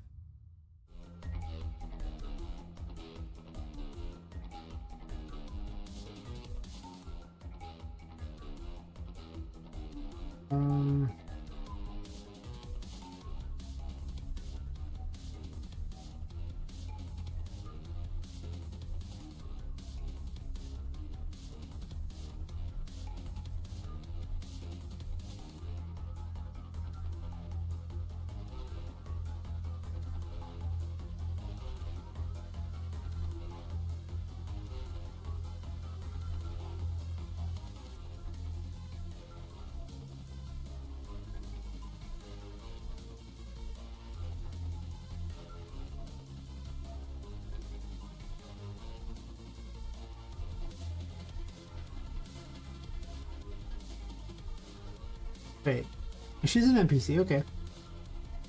Wait, she lost some stuff here. Why'd she lose some stuff?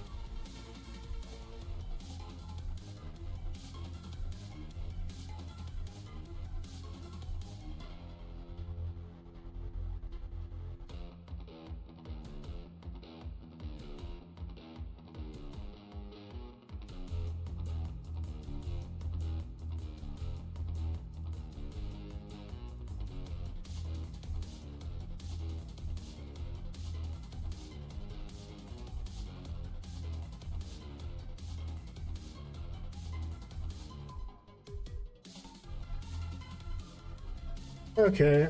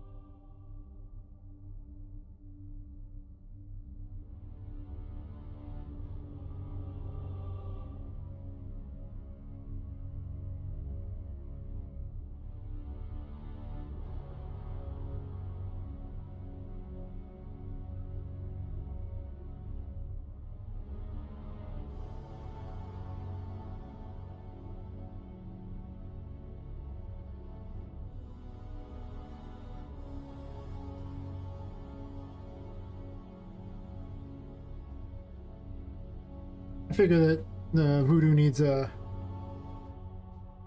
own special interface because she's a boss, so she's gonna summon minions and talk back and forth with Mini Pop, the miniature Poppet. They're named by was it a chat person? It might have been someone in my Discord that renamed named her Mini Pop.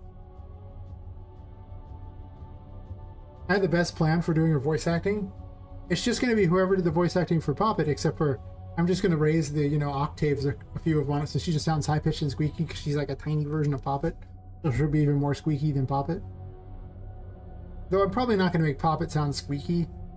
I'll probably just make a...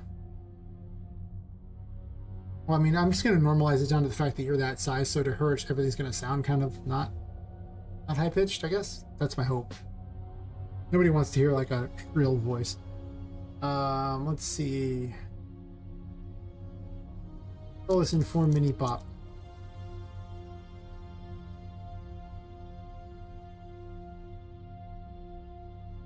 And I just want an actor on this one.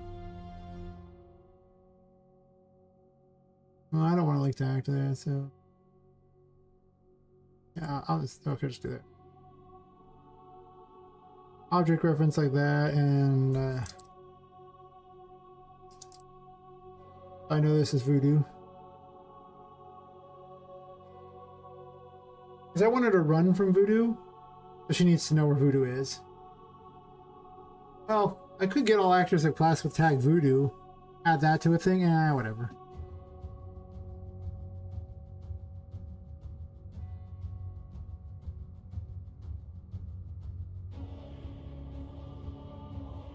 You know.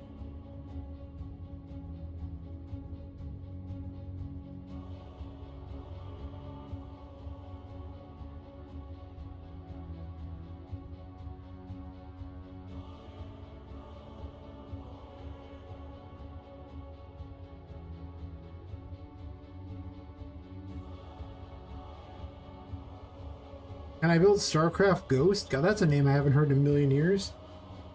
Like StarCraft game? Even Blizzard couldn't build StarCraft Ghost. They kind of failed.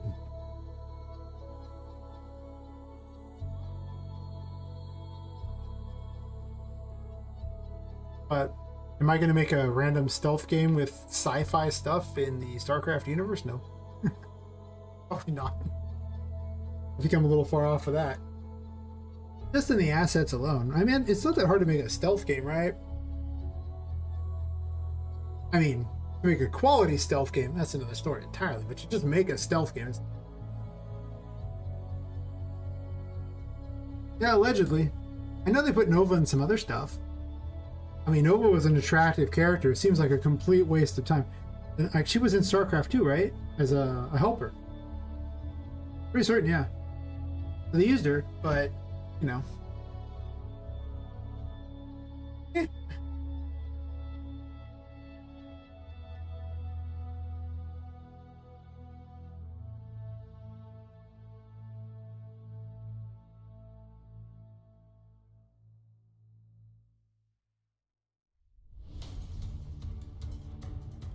Oh.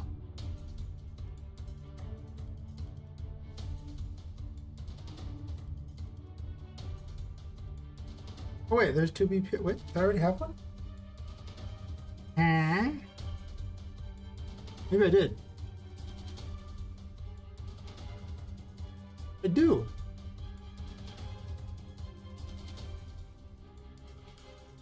Oh.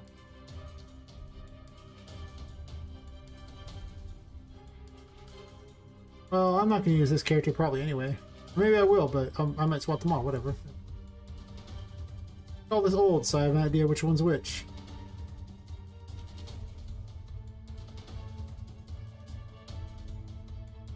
Yeah. I'm more of a Metroidvania fan. Stealth game. I do like stealth games. But I mean, they don't really mix very well. I'm gonna maybe have a little bit of stealth elements in hiding from the ghost girl in this game. But we'll see on that. That might just not make the cut. That's just nice. Not really. They were just game jam games. Nothing that's particularly interesting. I would even, you know. Nothing on this level. I just put them on like itch, and then I took them down later because they were crap. Yeah, I played a little bit of Little Nightmares. I watched someone else play it, so it kind of a lot of it.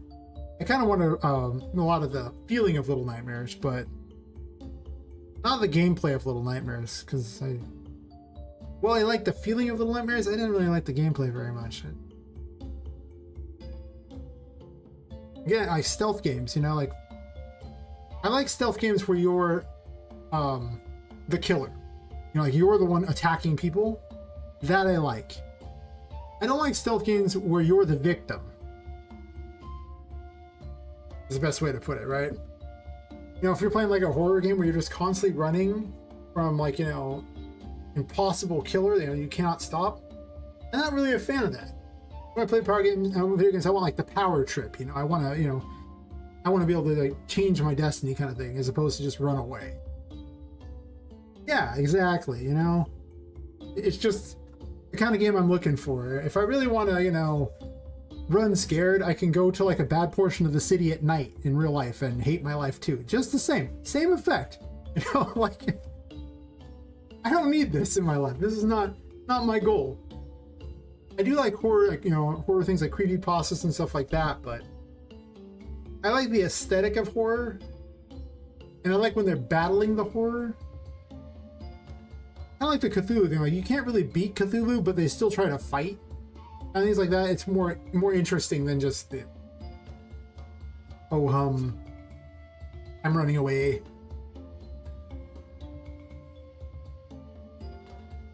Shader for the red lights? There's no shader for the red lights.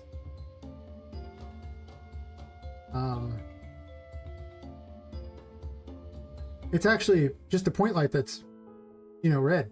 No shader required. It's just a point light that's red. A very genius plan, these toy boxes. They're designed to be reusable in many ways. Even breakable glass. It's shattered. It's frozen. Dirty. Clean. Wet.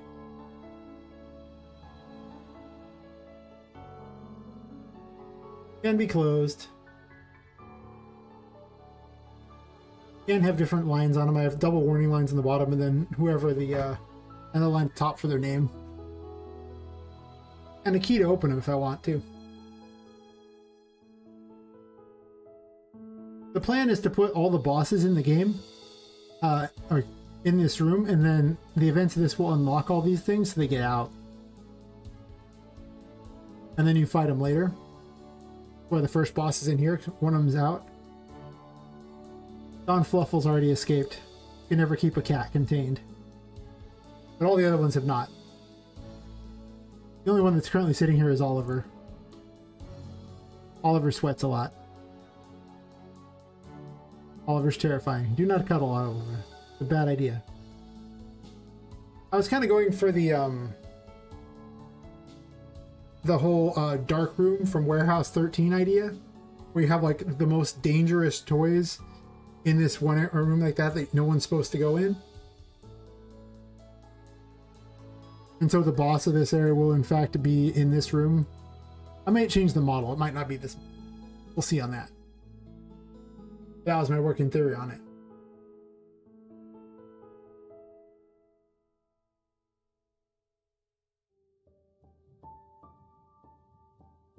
Oh, she needs the interface. That was what I was doing for.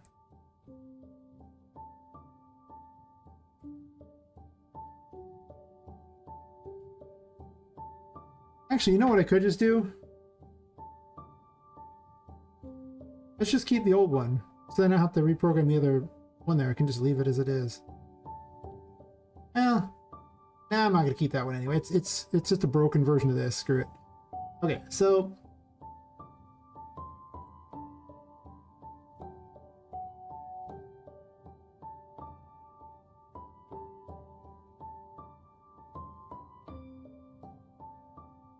Oh, you gotta compile it first so it actually understands it's got that.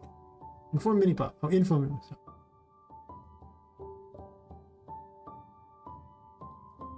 Inform mini pop.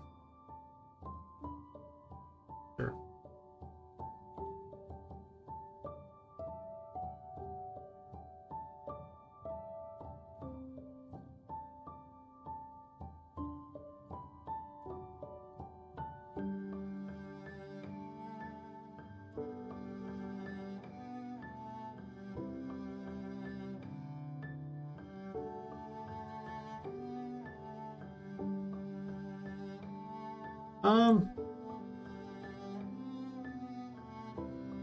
I don't think she cares about where Poppet is, so for now she's just gonna run away.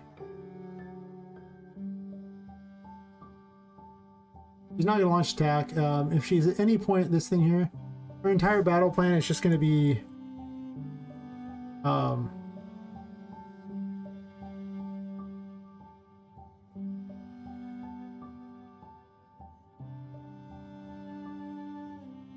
let's just move away from target.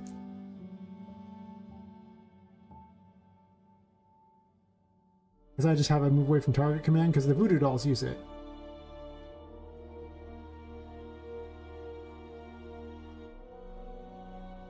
I think. Someone uses it. I have it. I know I do. Yep, it's exactly what it sounds like. Move away from target. So...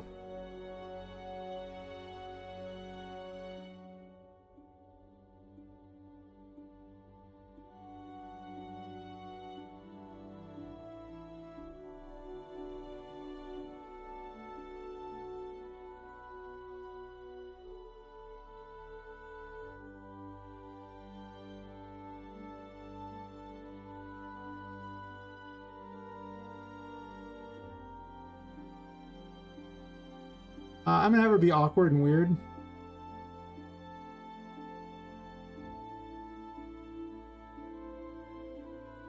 Yeah, I guess I can have her taunt. We'll just have her print screen.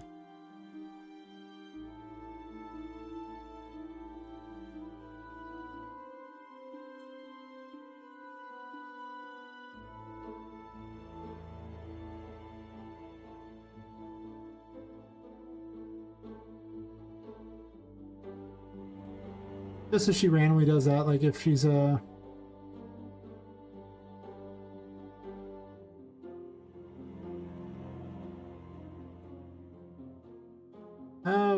would I even have her taunt at?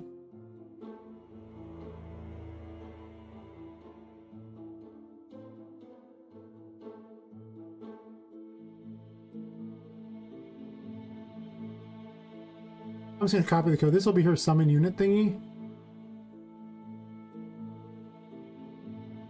I'm way too lazy to retype code all the time, so I just tend to copy paste a lot.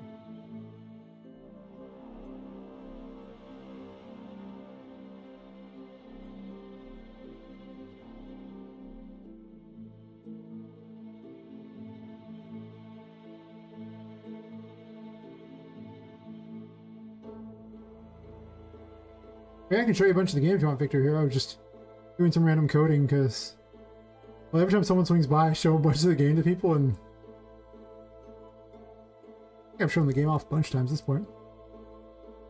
Because I kind of forget to show it to new people every time. After the first, like, 5 or so, I'm like, do this. Set 0, if false. Oh, wait. If false, don't do summon unit like that. If false, just summon the unit. This is just taunt. No reason. Just have her taunt.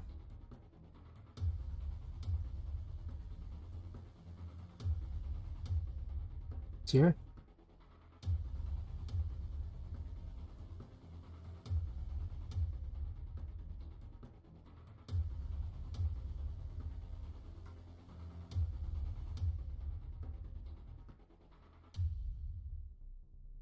All function character behaviors.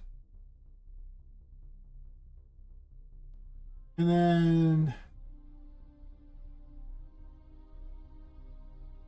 when she summons a mini pop, she needs to inform her.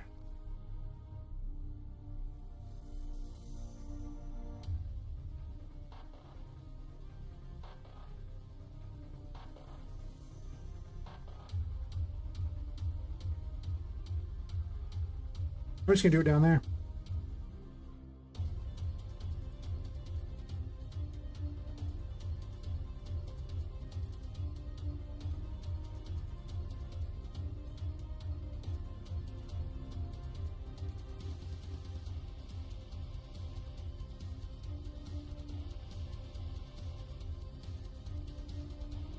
Great.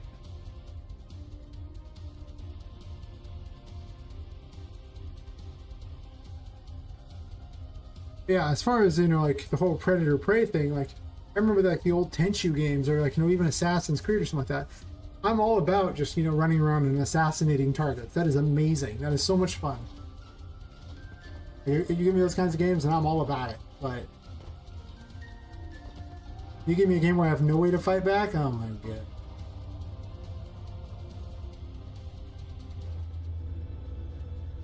I'm not a big fan of cardio in real life. Why would I want to do it in games? I should be a bigger fan of cardio, if you know what I'm saying. Probably use a bit of the cardio. Where's Mini Pop? Where'd you go? Yeah, it turns out that the cardio doesn't do itself.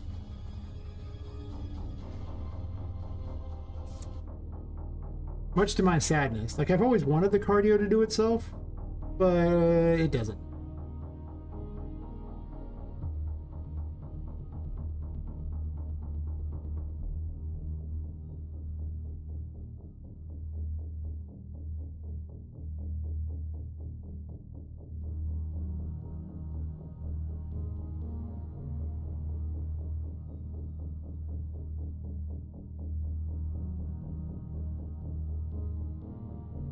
In my perfect world, the AI stuff will assist me in doing all the cardio for me.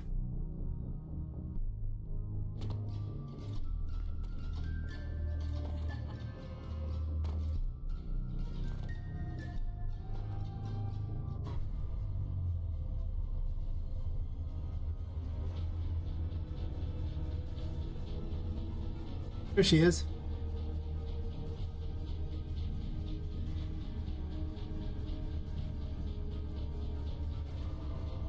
Why don't you move? Of.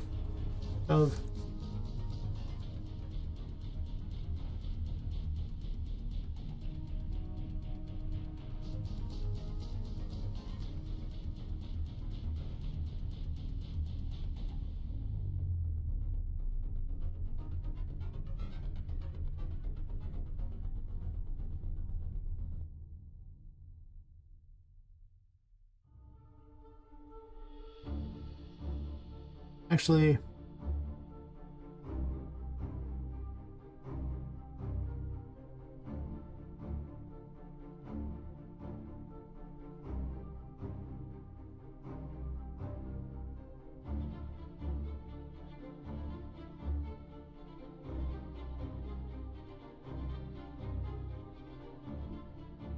yes.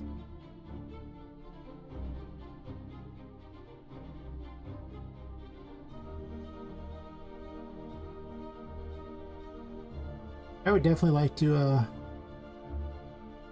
maybe not make a stealth game, but I think I want to include some stealth in here just a little. Not a lot. I'm being really leery of that, though, because I really don't know if it's, just going to be a little too much scope creep to go, include hiding from the ghost girl as a thing. I mean, this game is scope creep in a nutshell, but, you know, I like to pretend that it isn't so I can feel better about myself.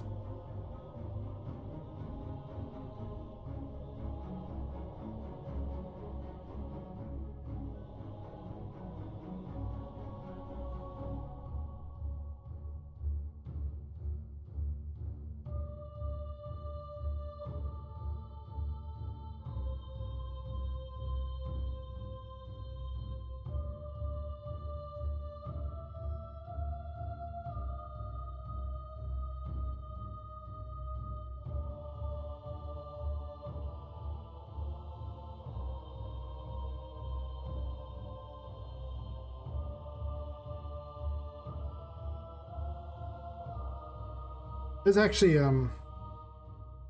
it turns out one of the paragons actually has animations for having a little voodoo doll, so I need to grab that paragon there and use a lot of the animations for this character.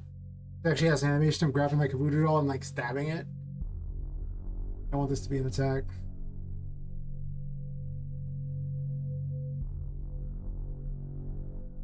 I originally did have it in the thing, but then there was some sort of error with it and I had to delete it because of course there's an error with it. Why wouldn't there be an error with it?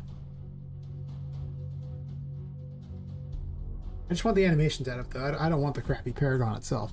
Nah. And the voice lines are all based if it was like a MOBA. Literally, the paragons were all from a failed MOBA.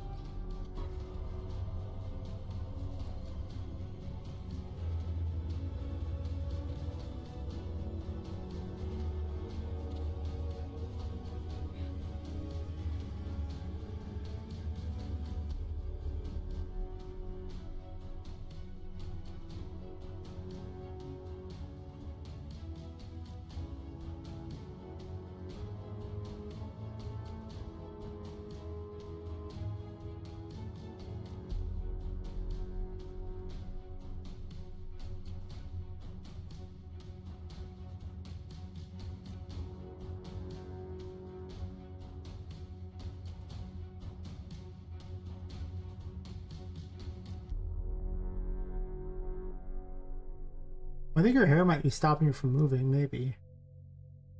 That wouldn't make any difference because it would still trigger this.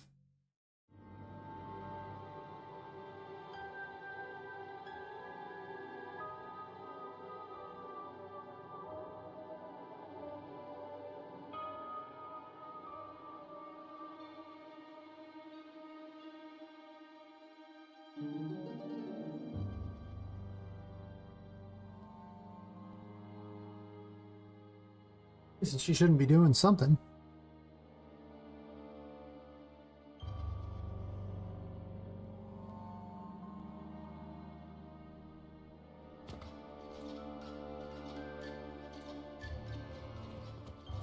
Boing, boing.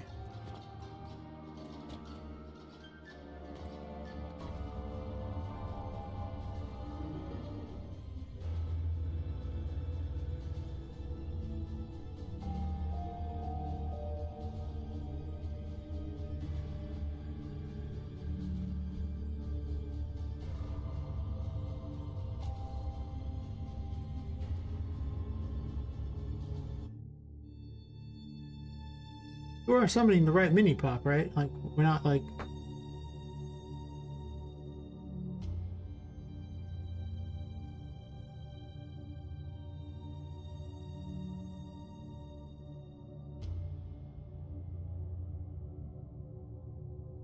It is.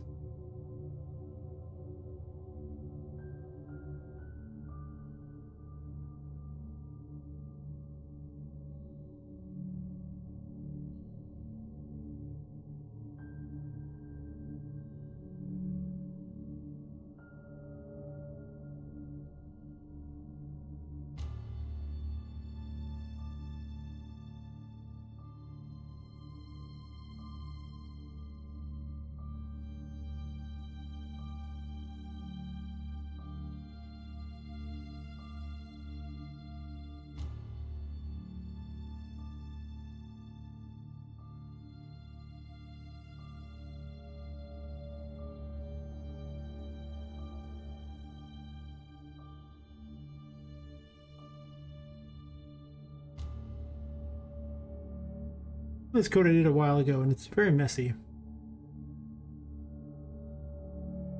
Because it was a long while ago. And I was really just learning.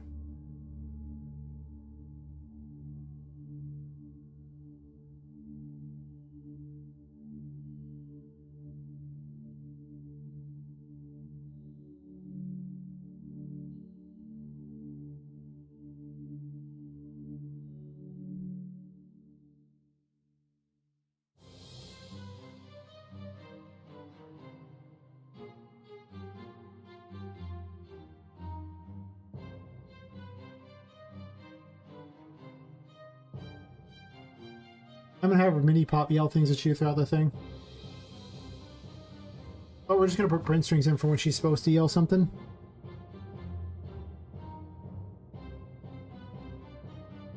This is interesting. I don't know why she would literally not even do her event begin play, right?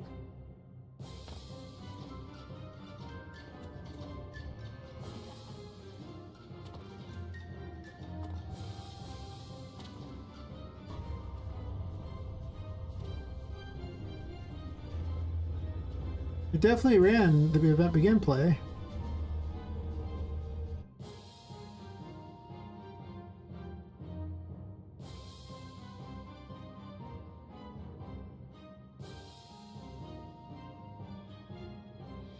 Like, is parent begin play somehow blocking this? That doesn't make sense.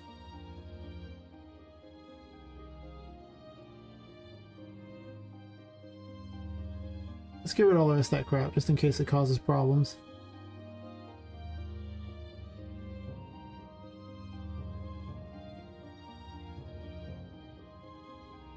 Problems, problems, problems. Here, good times had by all.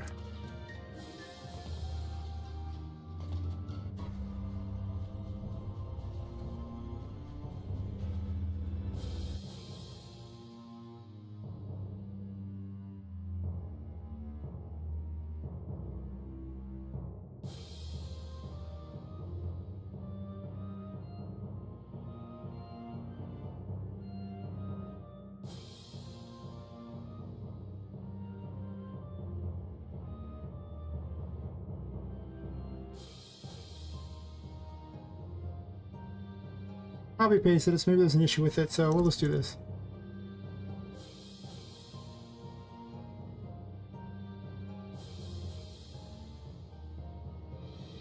Sometimes Huey gets finicky.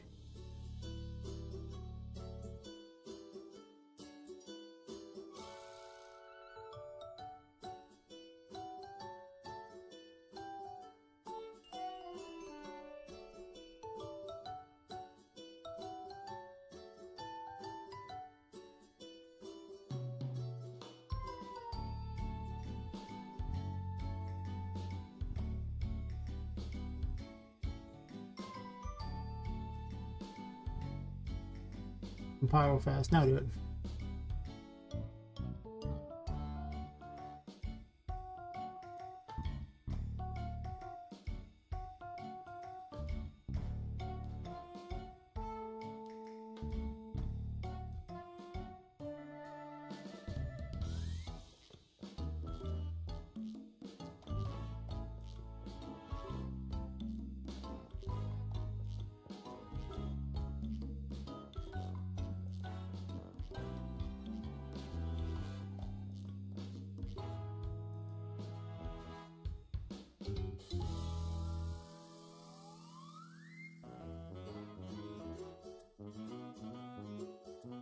I've learned that there's just weird little things that Unreal Engine likes to do. They're just bizarre. How does it do them? I don't know. Doesn't matter.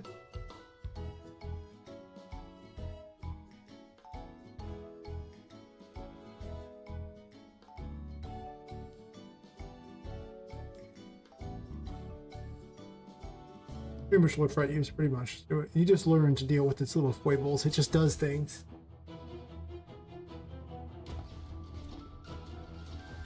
And each new version has all new fun things it does. I can't wait to see what 5.5 does. I mean, don't get me wrong, I'm going to be jumping for joy at a lot of things. It's so weird, it's just not even calling that function.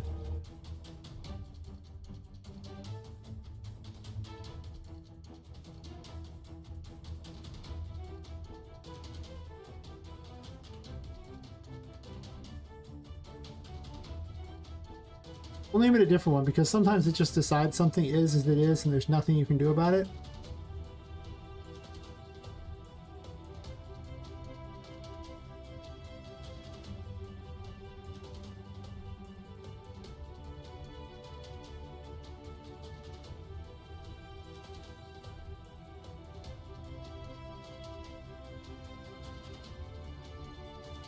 I'm definitely at a loss for why this wouldn't work.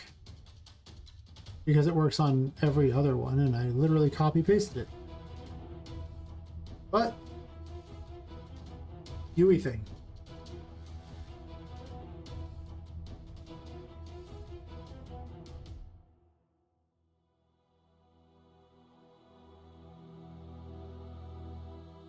It's just decided it can't call a function. Custom event on there, I just can't call it. I see. There's something weird about this particular blueprint. I put it together a long time ago and it wasn't special or anything, but maybe it's got some bizarre thing selected. Okay, did character behaviors. That's good. That's good. We're getting there. It's a start. So apparently, in fact, it having the same event name like copy paste of character behaviors doesn't work. And if I remake the custom events and say character behaviors, it does not work. But if I mean that event actions or anything but character behaviors, it's just fine with it. Okay. Whatever. That's bizarre, but sure.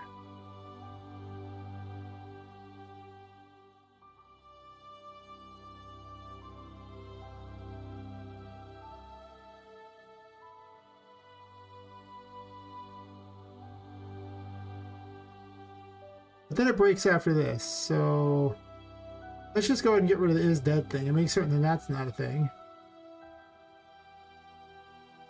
And yeah.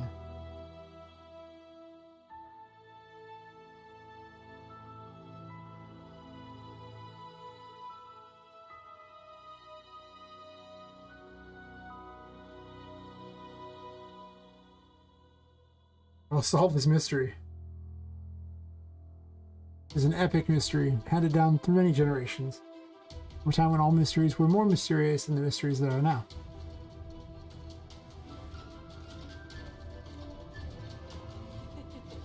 Then Sherlock Holmes came and fixed all that.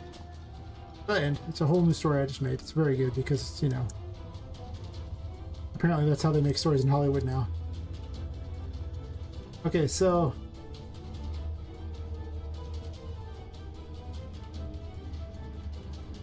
things work pretty well now. Maybe she was deciding she was dead. Like, I identify as dead now. Really? He's like, yeah. I'm like, huh. A little strange, but okay, okay.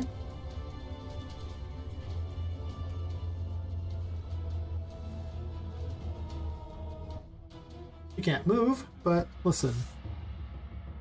Progress. Yep, pretty much. It's an enigma for the ages. The things that it's just like, huh. Why does it do this? It just decided it one day. It's just how it is. It's like when it decides that it can't, it'll mess up trying to convert the animations over from one model to another. Doesn't want to do it right. But then it'll be like, okay, well, I'll just copy this blend space that has a bunch of animations on it for that character, and then it'll actually perfectly copy all the animations over. Just retarget them. I'm like, if you could have done that, why did we need the other dialogue? Because it just auto does it itself. I'm like, huh. Because the auto retarget one that they have there comes a complete mess. So somehow it's auto retargeting with a different auto retargeter that does a better job. Can I just access that one all the time? Because the one that tries to figure it out is terrible. It's almost never right, but the one that just randomly does it, freaking amazing.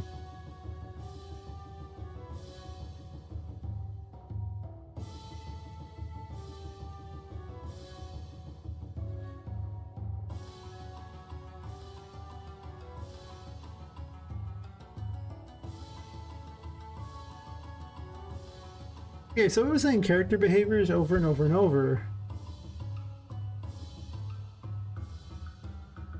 But it should have been printing this action.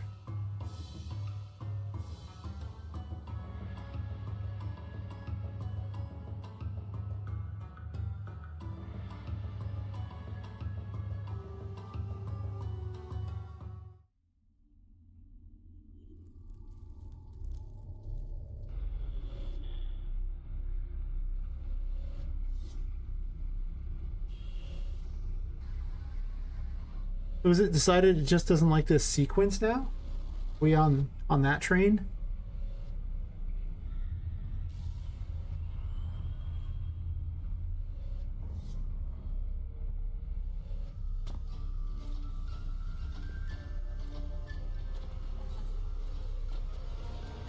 Boing, boing.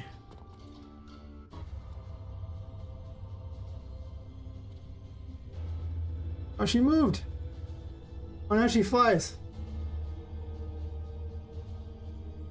Look at her. Her head will turn the wrong way. She's actually kind of creepy.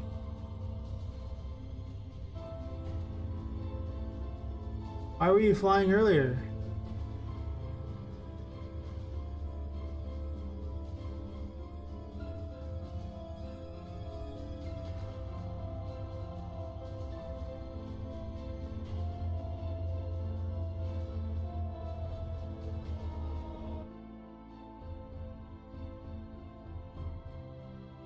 Why was it saying true and false in there?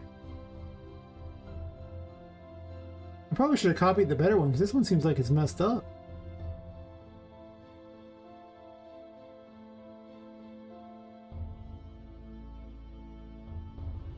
Somewhere it's setting the action to true and false.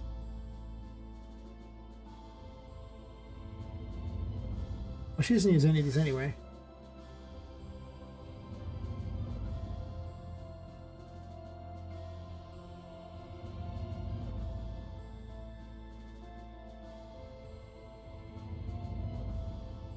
I see, because there was no reset action on that.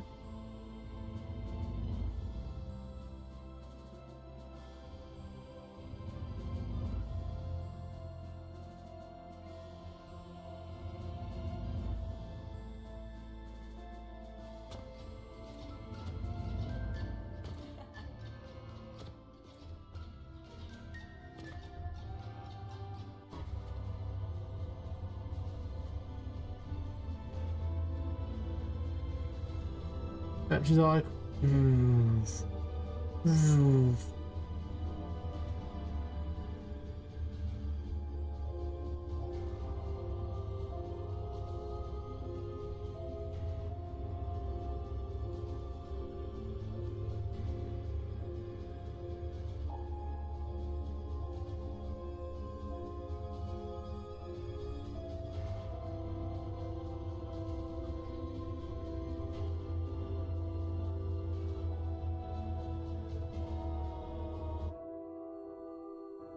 he does stuff for a bit.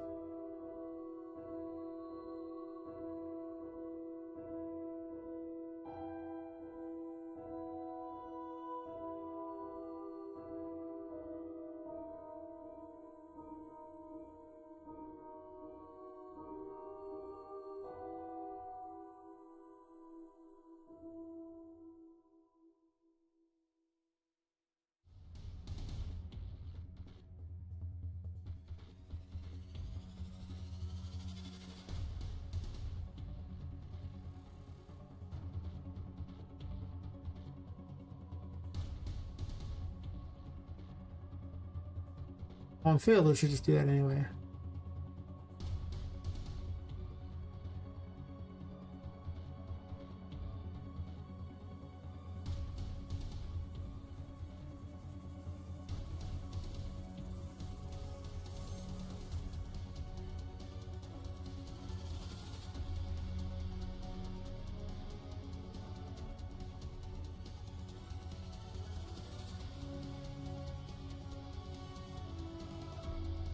Okay, let's make our thing a little more advanced here.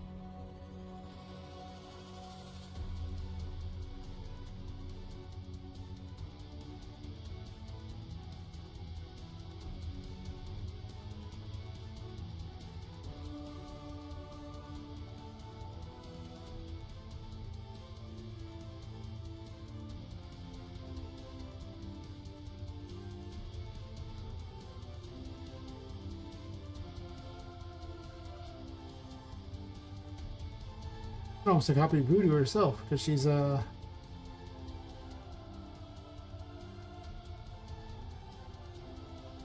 a lot more things like better set up for this than stuff. But I'd have to delete a bunch. It's probably not necessary to do that.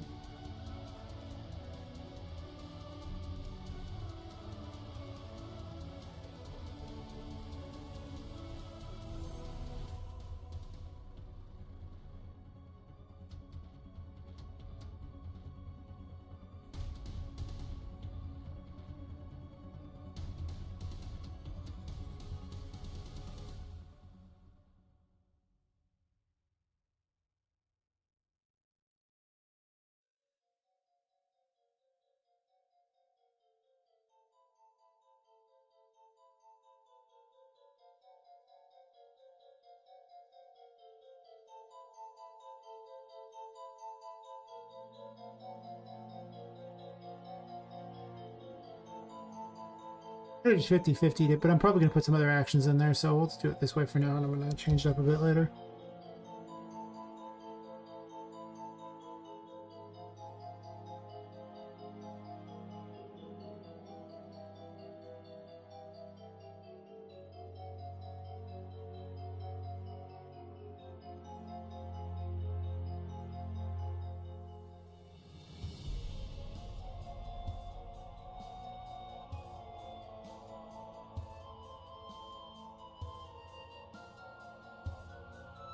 Peter's starting to have some real issues here with his standing thing.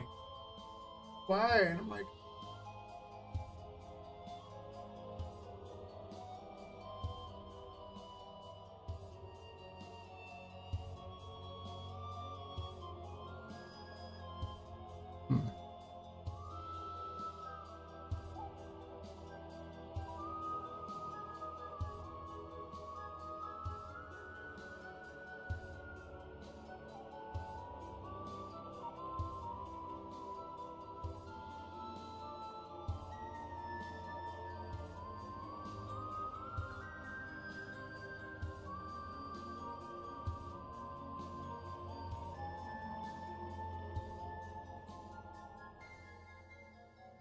I don't need this anymore. It does in fact seem to have figured out what to do. I need to make her smart enough to identify the player too, but we'll get to that.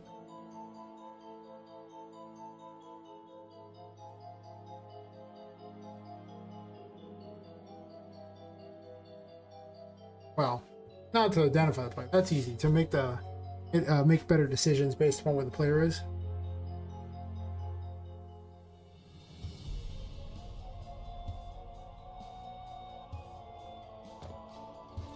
Maybe if the player gets to her, she'll try to run to the player to defend her or something? Maybe.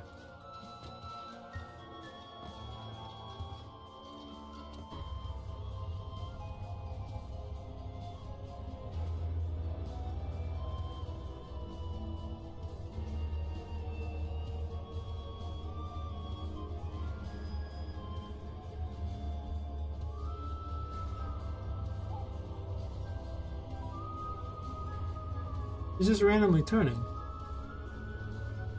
Why?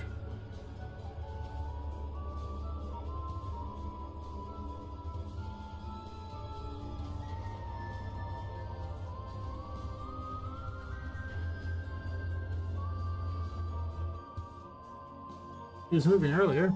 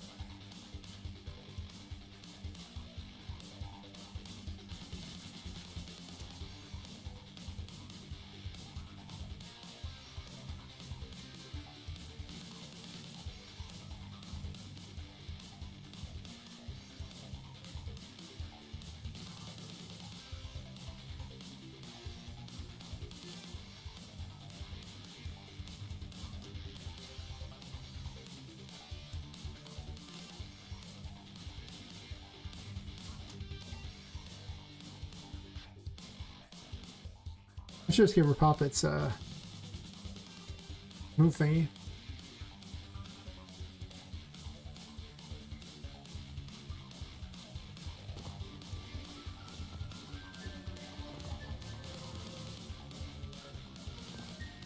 I need to limit this because it's on the ground, because right now it's literally like a double jump.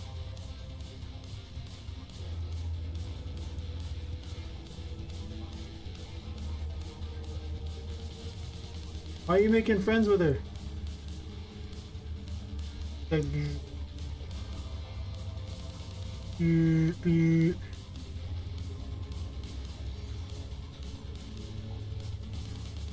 apparently, if I want someone to fly, I just don't have them do any movement at all, and it already looks like they're flying. I didn't even know that was a thing. It's really dumb.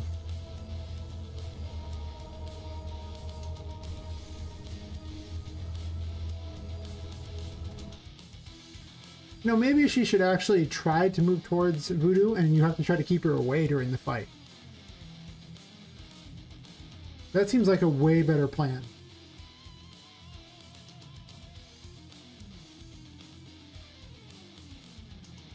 Or maybe in the later portion of the fight, like, it's literally that she tries to go after,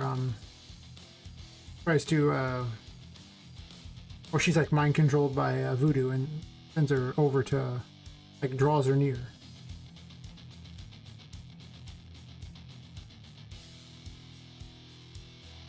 What do you think about this one? I do like that she's flying because I have that used for something else. Um, uh,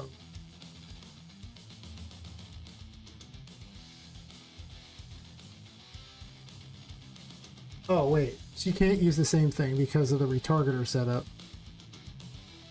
Because she has to literally have this mesh set up. And nobody else has that.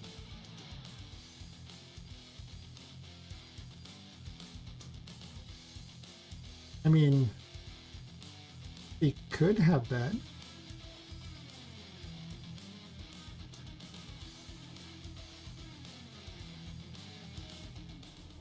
Right?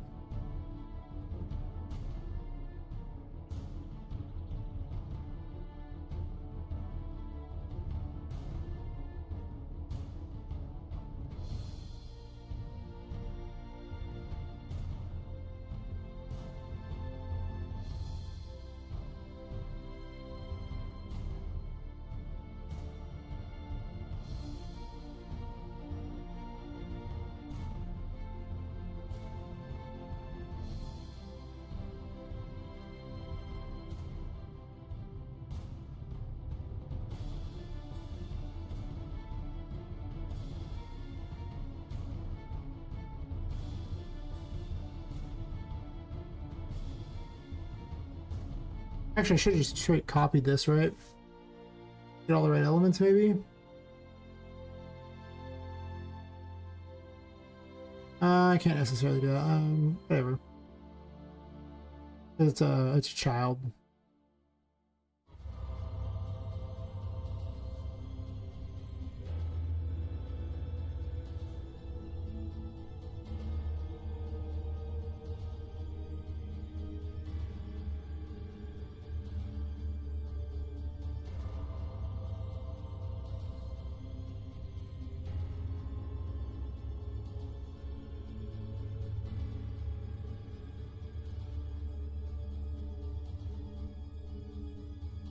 That one. Oh, actually, wait, never mind.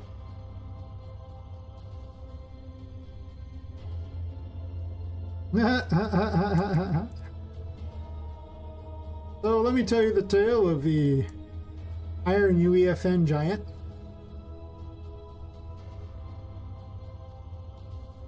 This is probably how you thought the UEFN mannequin looked, right? I mean, it's totally normal.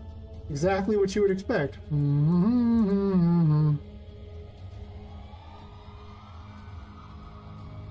Sometimes the animation thingies are really funny.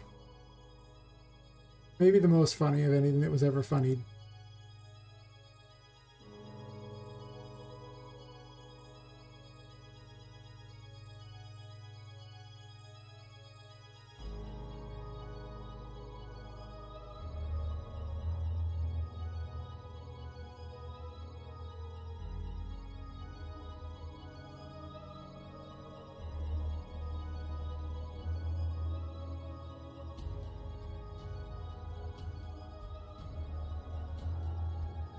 Oops.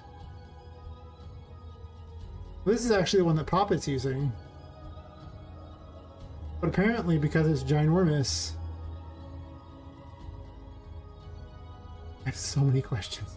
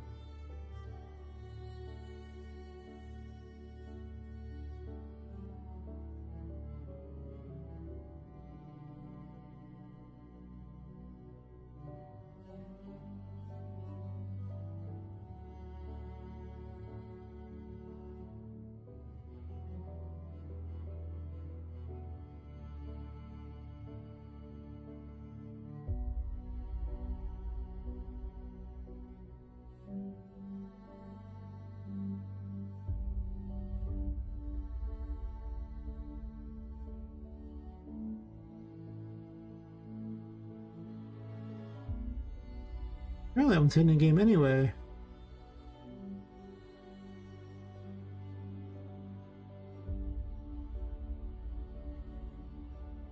Therefore appears to be just hidden or visible all the time.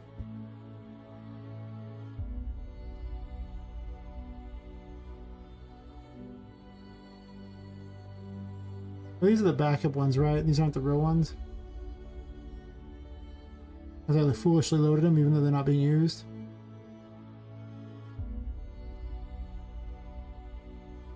Getting this to work with multiple characters is actually kind of a pain. I might not want to use the extras, I might just use it only for her. You know, a new animation system is a thing. Right. Okay, what we're gonna do... We're just gonna undo those. Rather than try to get that thing to work with her, because I remember how finicky and weird this was, and... You know...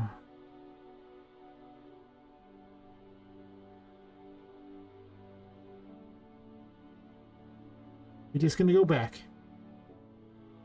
Her flying around is just fine with me. I really forgot how weird this was for the movement thingies, and how it... Every time I try to hook them together, it will actually cause a bizarre error where it'll make Poppet no longer work. And then she can't be fixed, and you have to actually copy the file over. It's weird. It's one of those weird Unreal Engine problems where, because it's an experimental plugin, it just gets weirded out. Okay, though. She doesn't need movement right now anyway. She can fly around. That's perfect.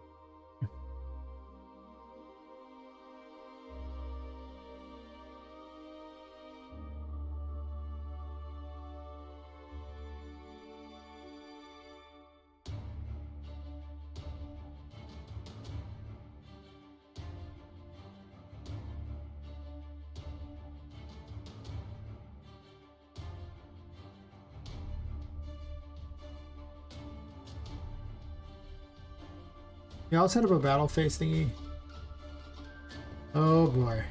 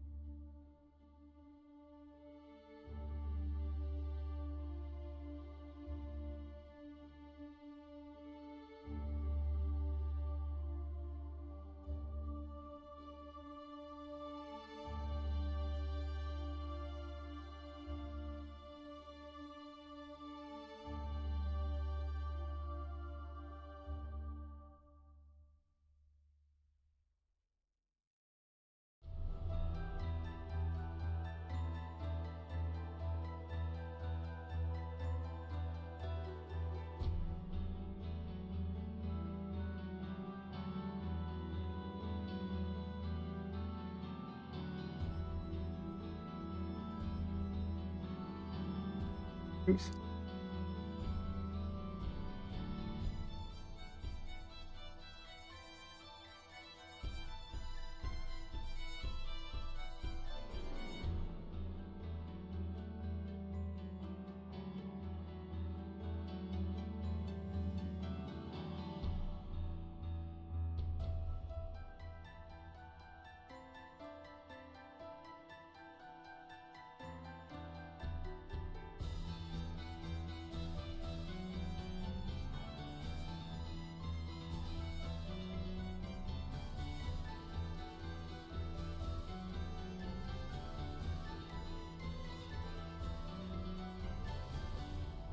That one's like the asset, right? Like it's a weird break it causes.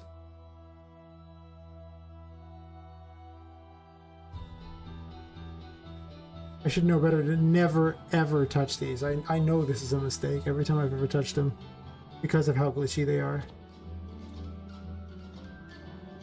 And now my character is invisible because of it.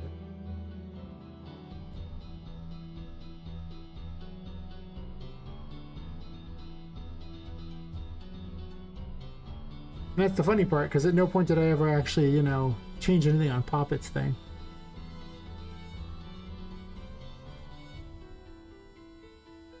And I undid all the changes on this, so you would think that would be enough.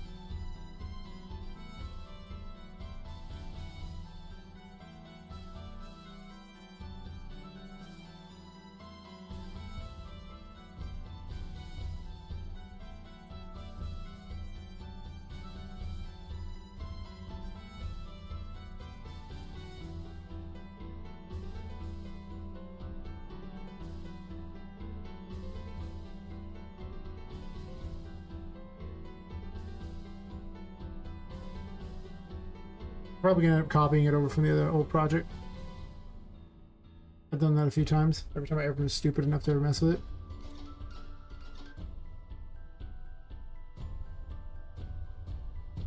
Yeah, she's set to visible.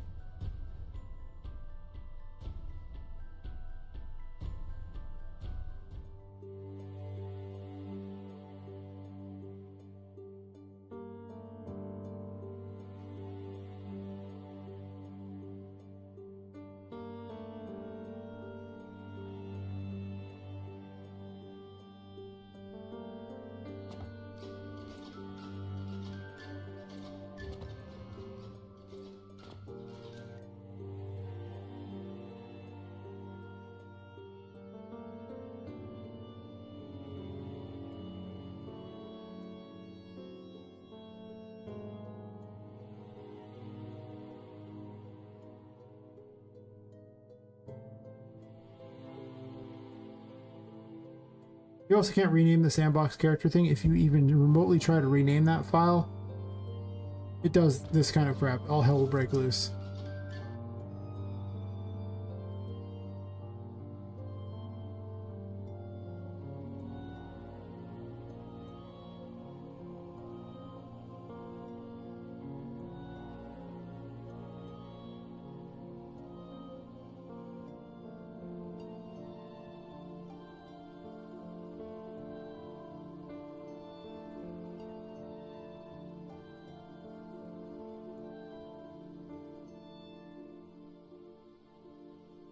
Am I referencing that one at all?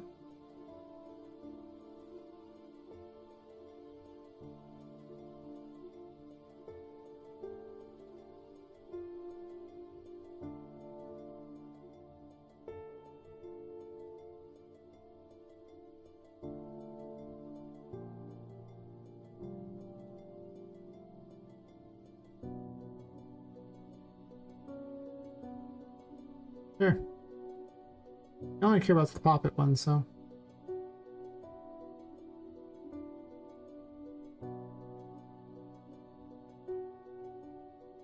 Until you won't tell me which directory it's in. It does like to shuffle them each time you open it up, because why not?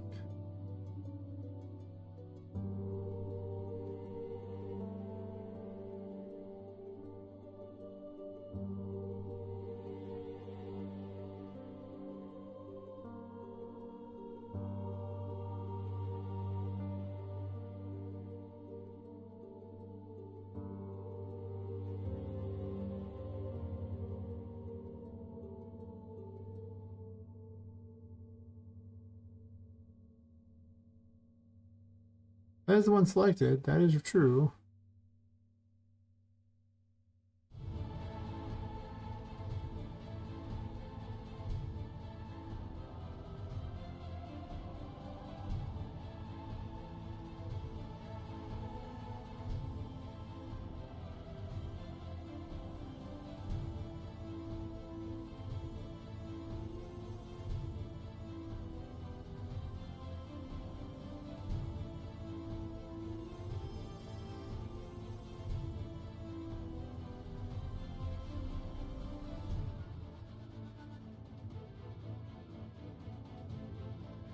I mean, this is the working one. I don't understand what the problem is with that, but no better.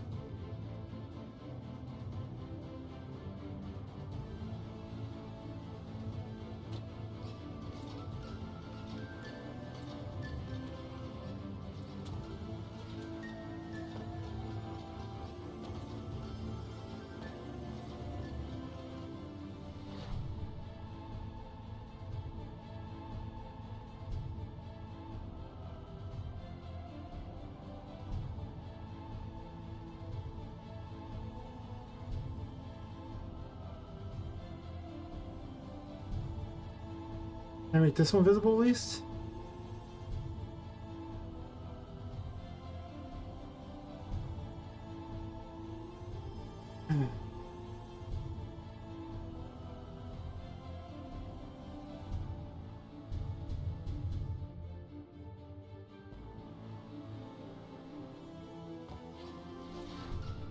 Nope.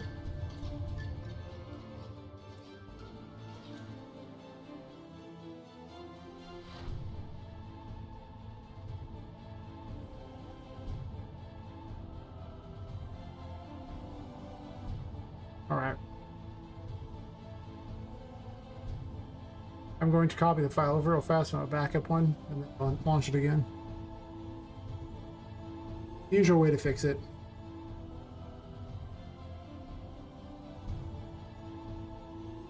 Do so like to keep my backups.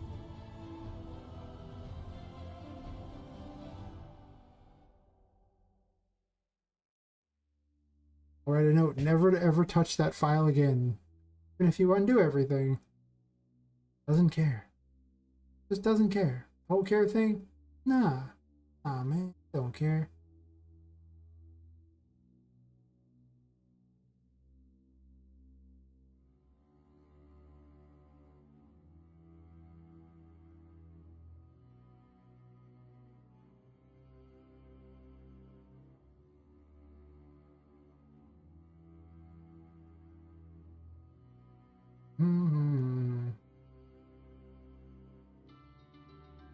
Both things here so I can do it.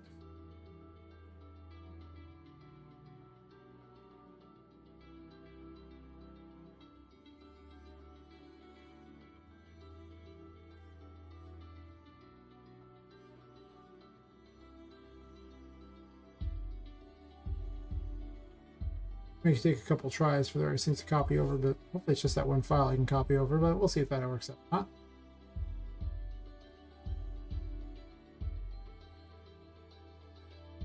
This is the perfect time to get myself, alcohol or something and take a quick bio break. Gotta launch it anyway, so we're back.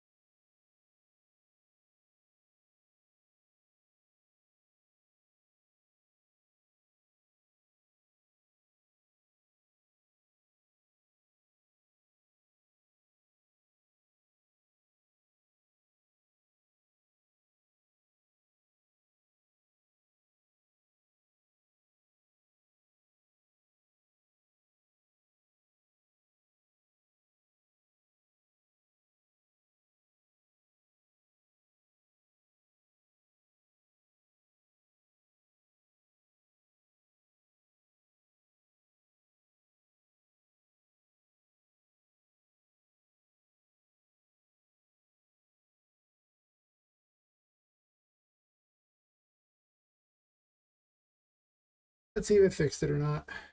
Yeah, I shall. Let's see.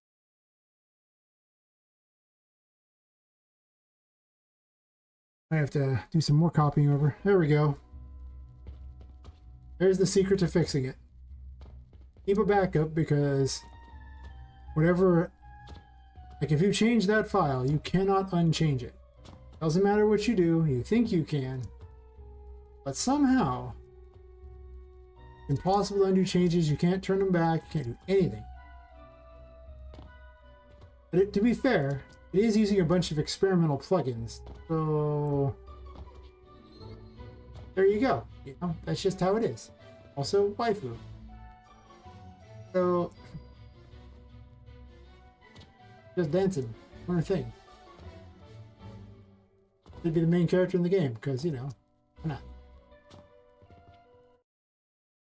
Alright. Now that I've solved that mystery, I am now significantly happier for having done so. Yes, indeed. Now, just remember, at any point I think I mentioned that I should, you know, use the new animation system with any other character. One in chat, just be like, nope, no, you, bad, down, bad, no, game dev, and I'll be like, okay, right.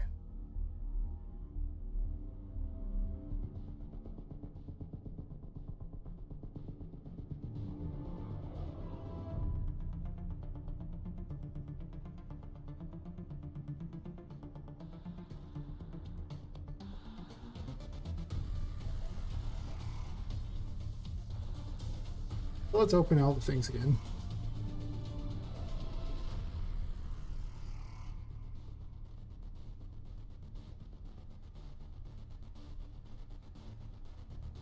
And that one, and I need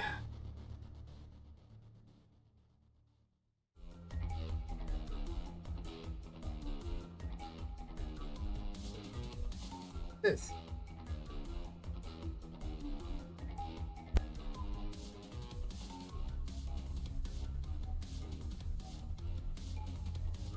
All right.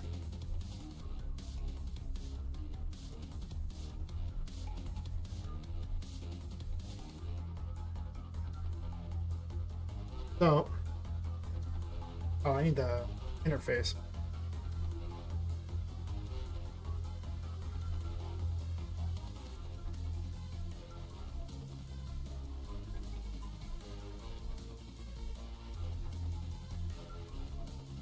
Um,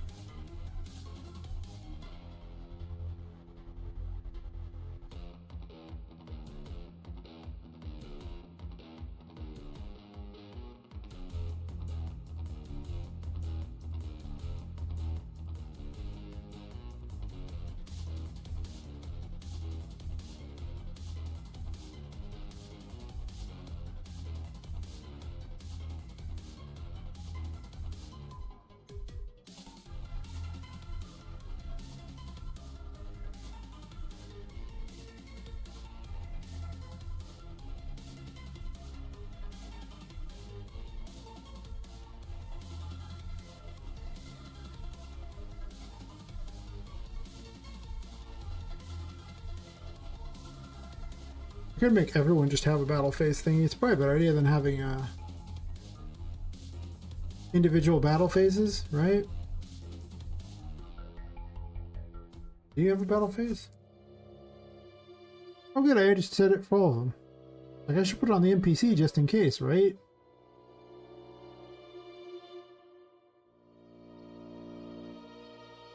And then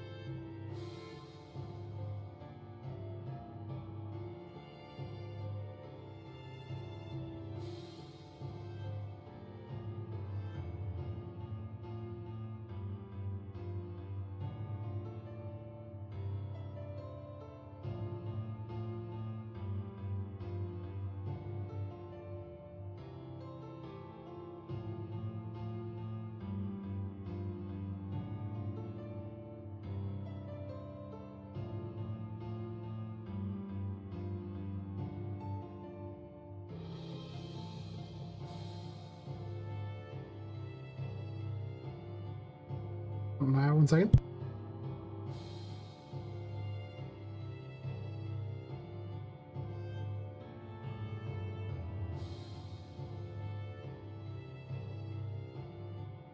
So, I'm thinking in this extra battle phase here, she's just gonna go towards Voodoo instead.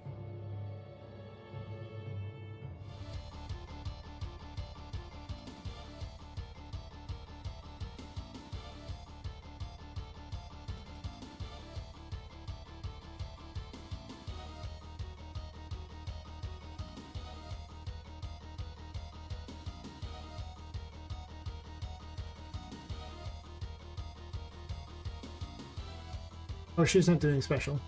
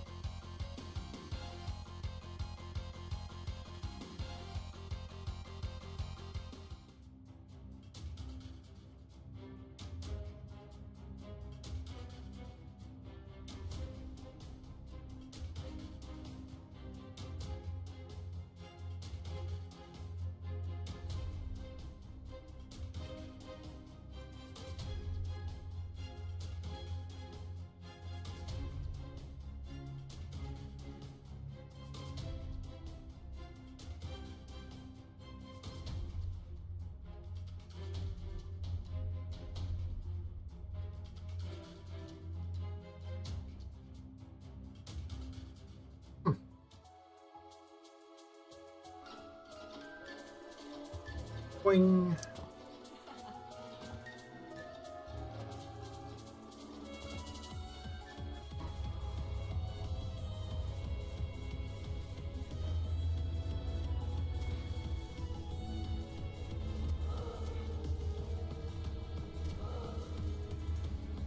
I just gotta get her to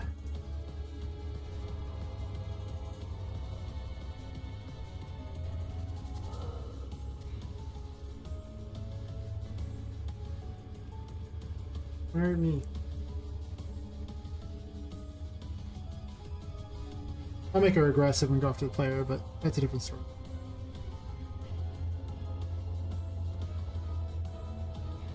All these things are irritating. Oh, health potion. I forgot that things even drop items in this game because it's set so low.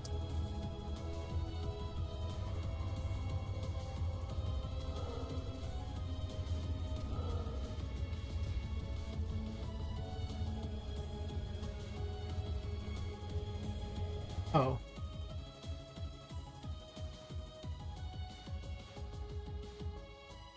I'm missing a critical information thingy here.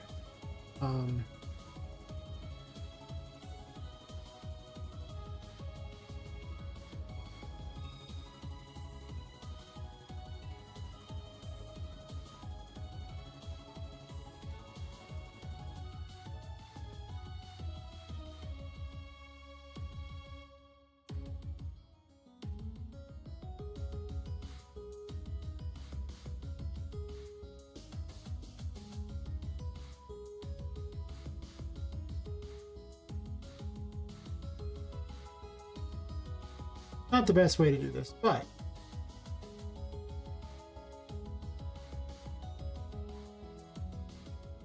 for a good for a start, it's fine.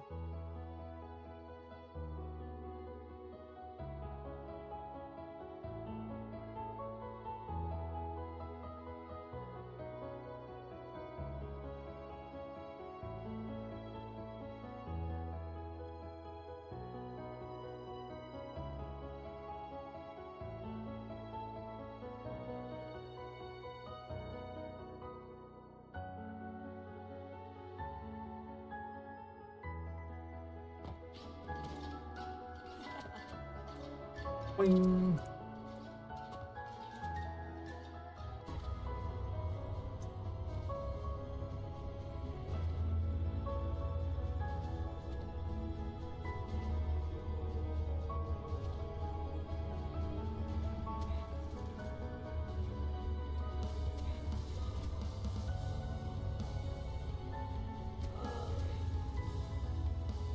Does a lot of damage. Very mean.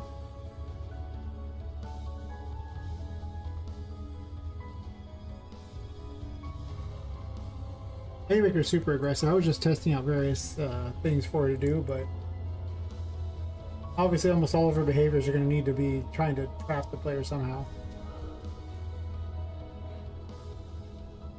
Where's Mini Pop? Why isn't she making... She should be talking.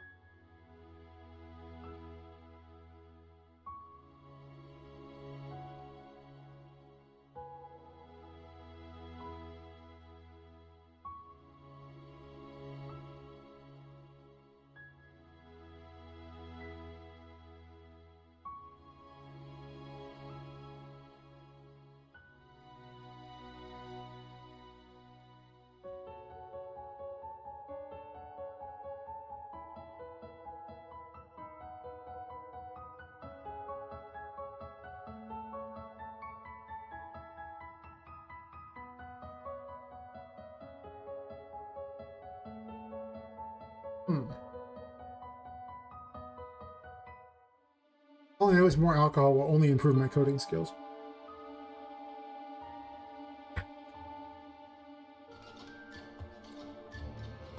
Bing. Bing. Bing.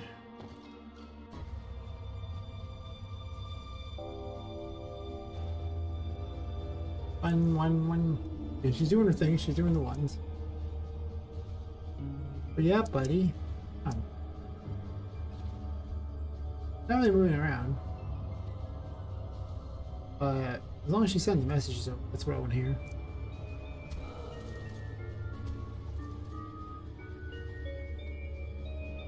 I can fight.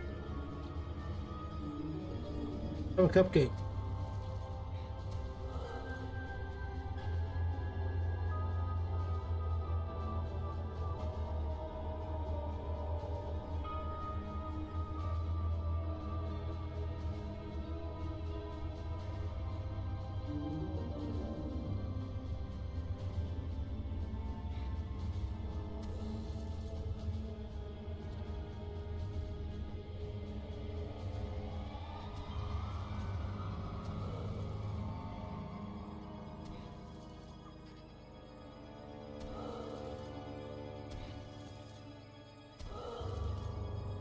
It would indicate that they're invincible temporarily.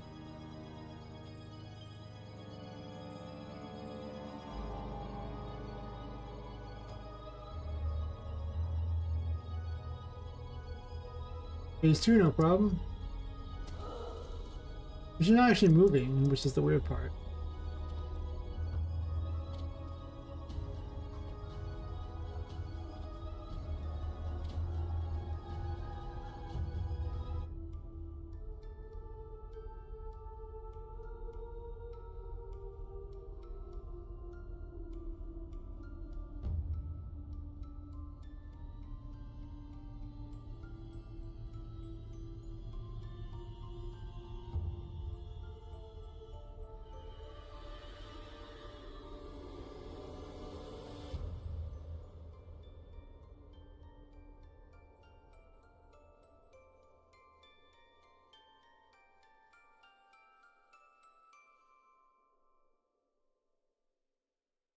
I feel like it's time to maybe adjust my standing desk to a sitting position with how long I've been standing. It's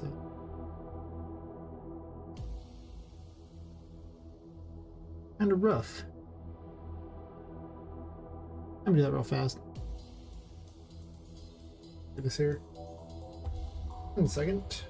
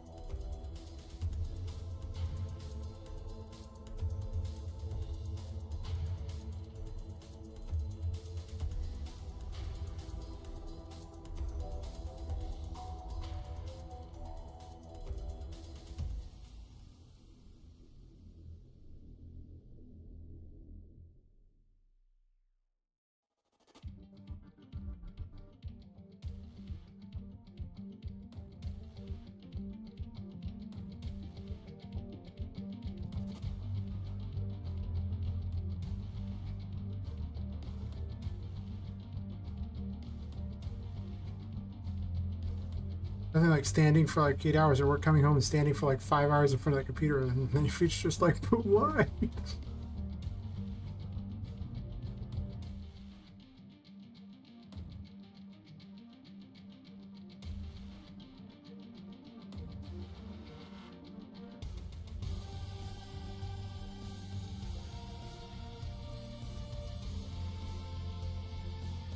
I'm not going to go incredibly longer anyway, but you know.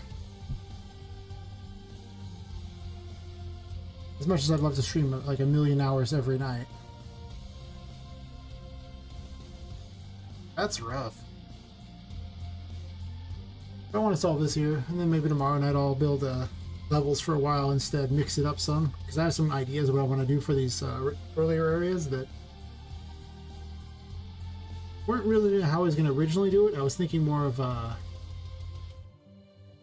well, originally the designs were just going to be individual rooms that had themes, but then I started theming areas instead because, well, if the theme is really cool, why not just run with it, right? So I'm definitely going to take more of the Halloween types of themes and everything like that, and more like things like, you know, cemetery types of things and stuff like that. Just, you know, theme the whole area around, you know, like the dead and monsters and stuff like that. Change it up. Even this room is probably going to get that change too, I imagine. Just make it more thematic. It's just, I don't know, regular rooms are kind of boring, but I want them like tombstones and things like that will be the size that normal people would use. It's not going to be like Poppet stuff. I think that'll be more interesting. We'll see, because it's going to be something I have to experiment with to see if it's actually like fast or not. Stupid. Never really know until you test it. Might just be dumb. That's okay. I think she lost her ability to move because I moved her little foot thingy up because I did the undo to try to fix the problem that could not be fixed. Problem that shall not be named. I named it a bunch of times earlier in stream. Whatever. Naming it only gives it power. Yes. I wonder if that bug will get fixed with UE5 or not. You just don't want to move, huh? Moving? Just don't do that?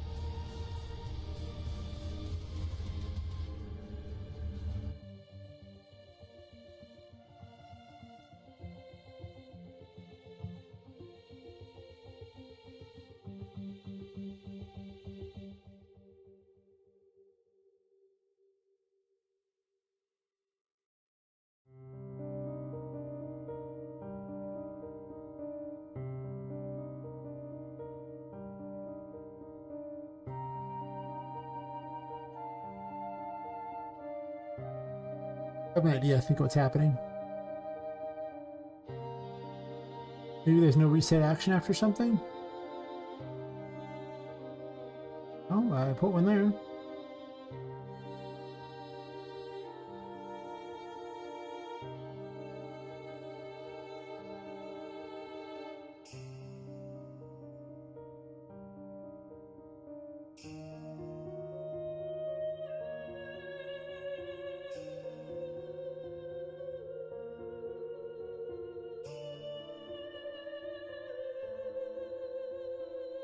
Perplexing.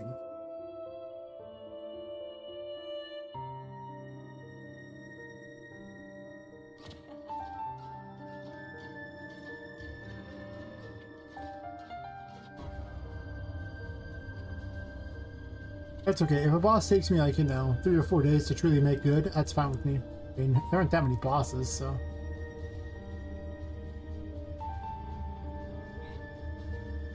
Why can't you move? I can only surmise that she has the problem that everyone had before.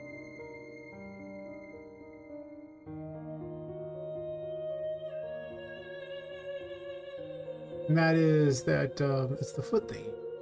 Not quite right. That's pretty much at her feet, though. I don't know about that.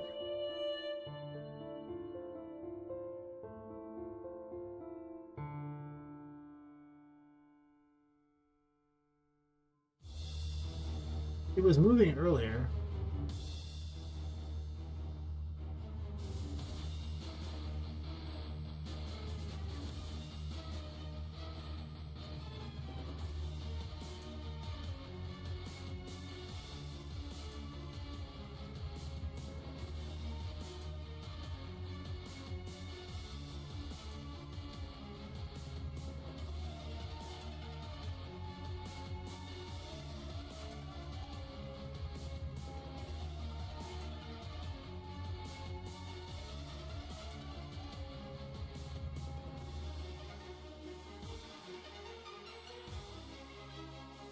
Hmm.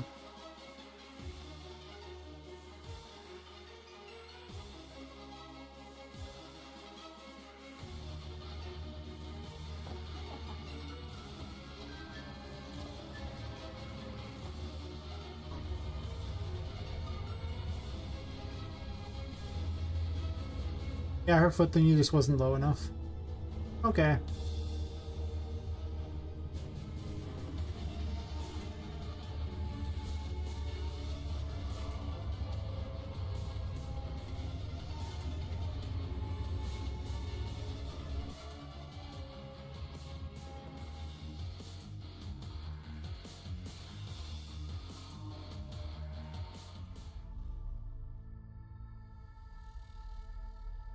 Hmm.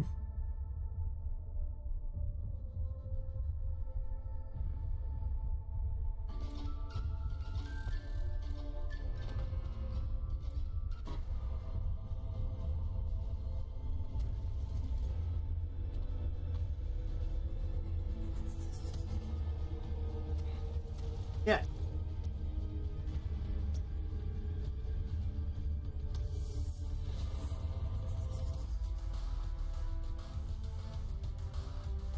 Oh. Bye.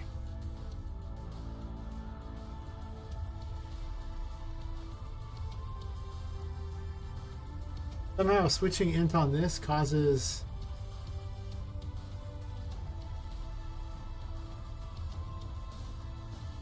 Oh, I think I understand.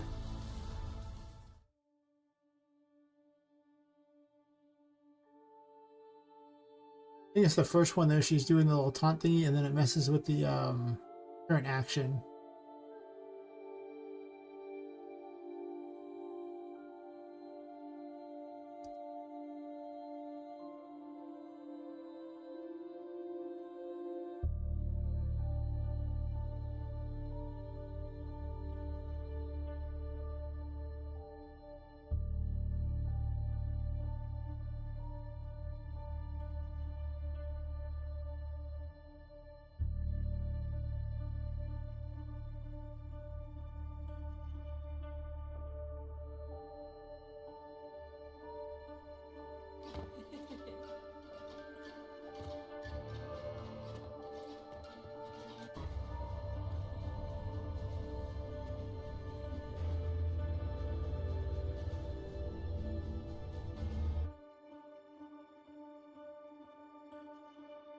Right.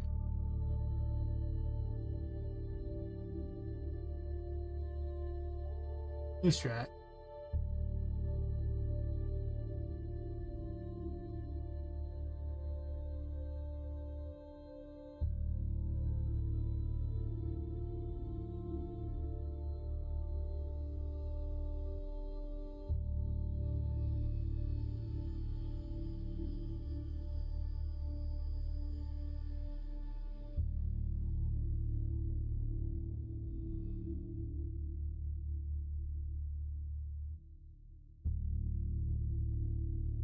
Right after battle phase 1 is there.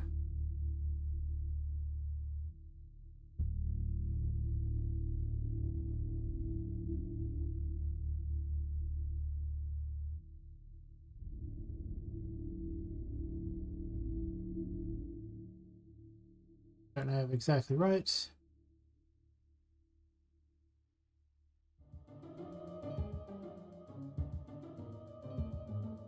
Use this track for a fight against the clown boss once.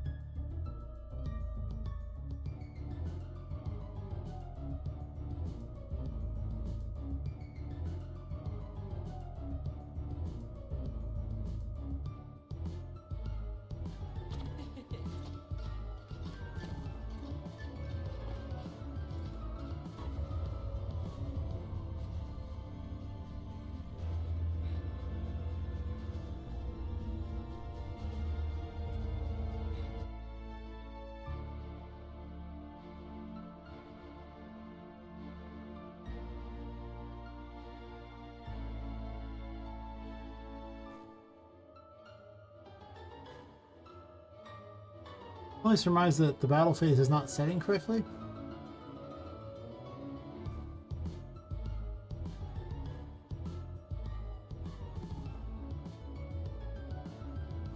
I think once I solve this, I'm probably gonna call it for the night. I'll be back tomorrow around 10:30 or something like that. It's tired and a little more happy to build things. It's so weird.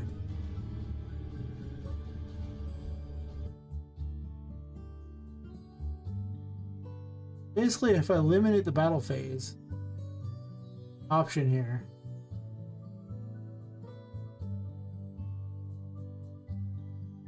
it seems to move fine.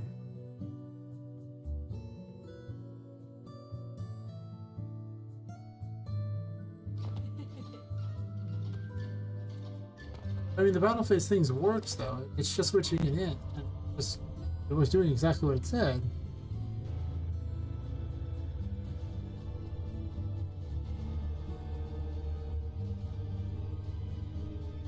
Turns.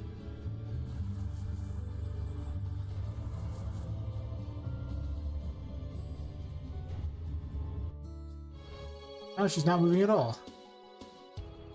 Oh boy.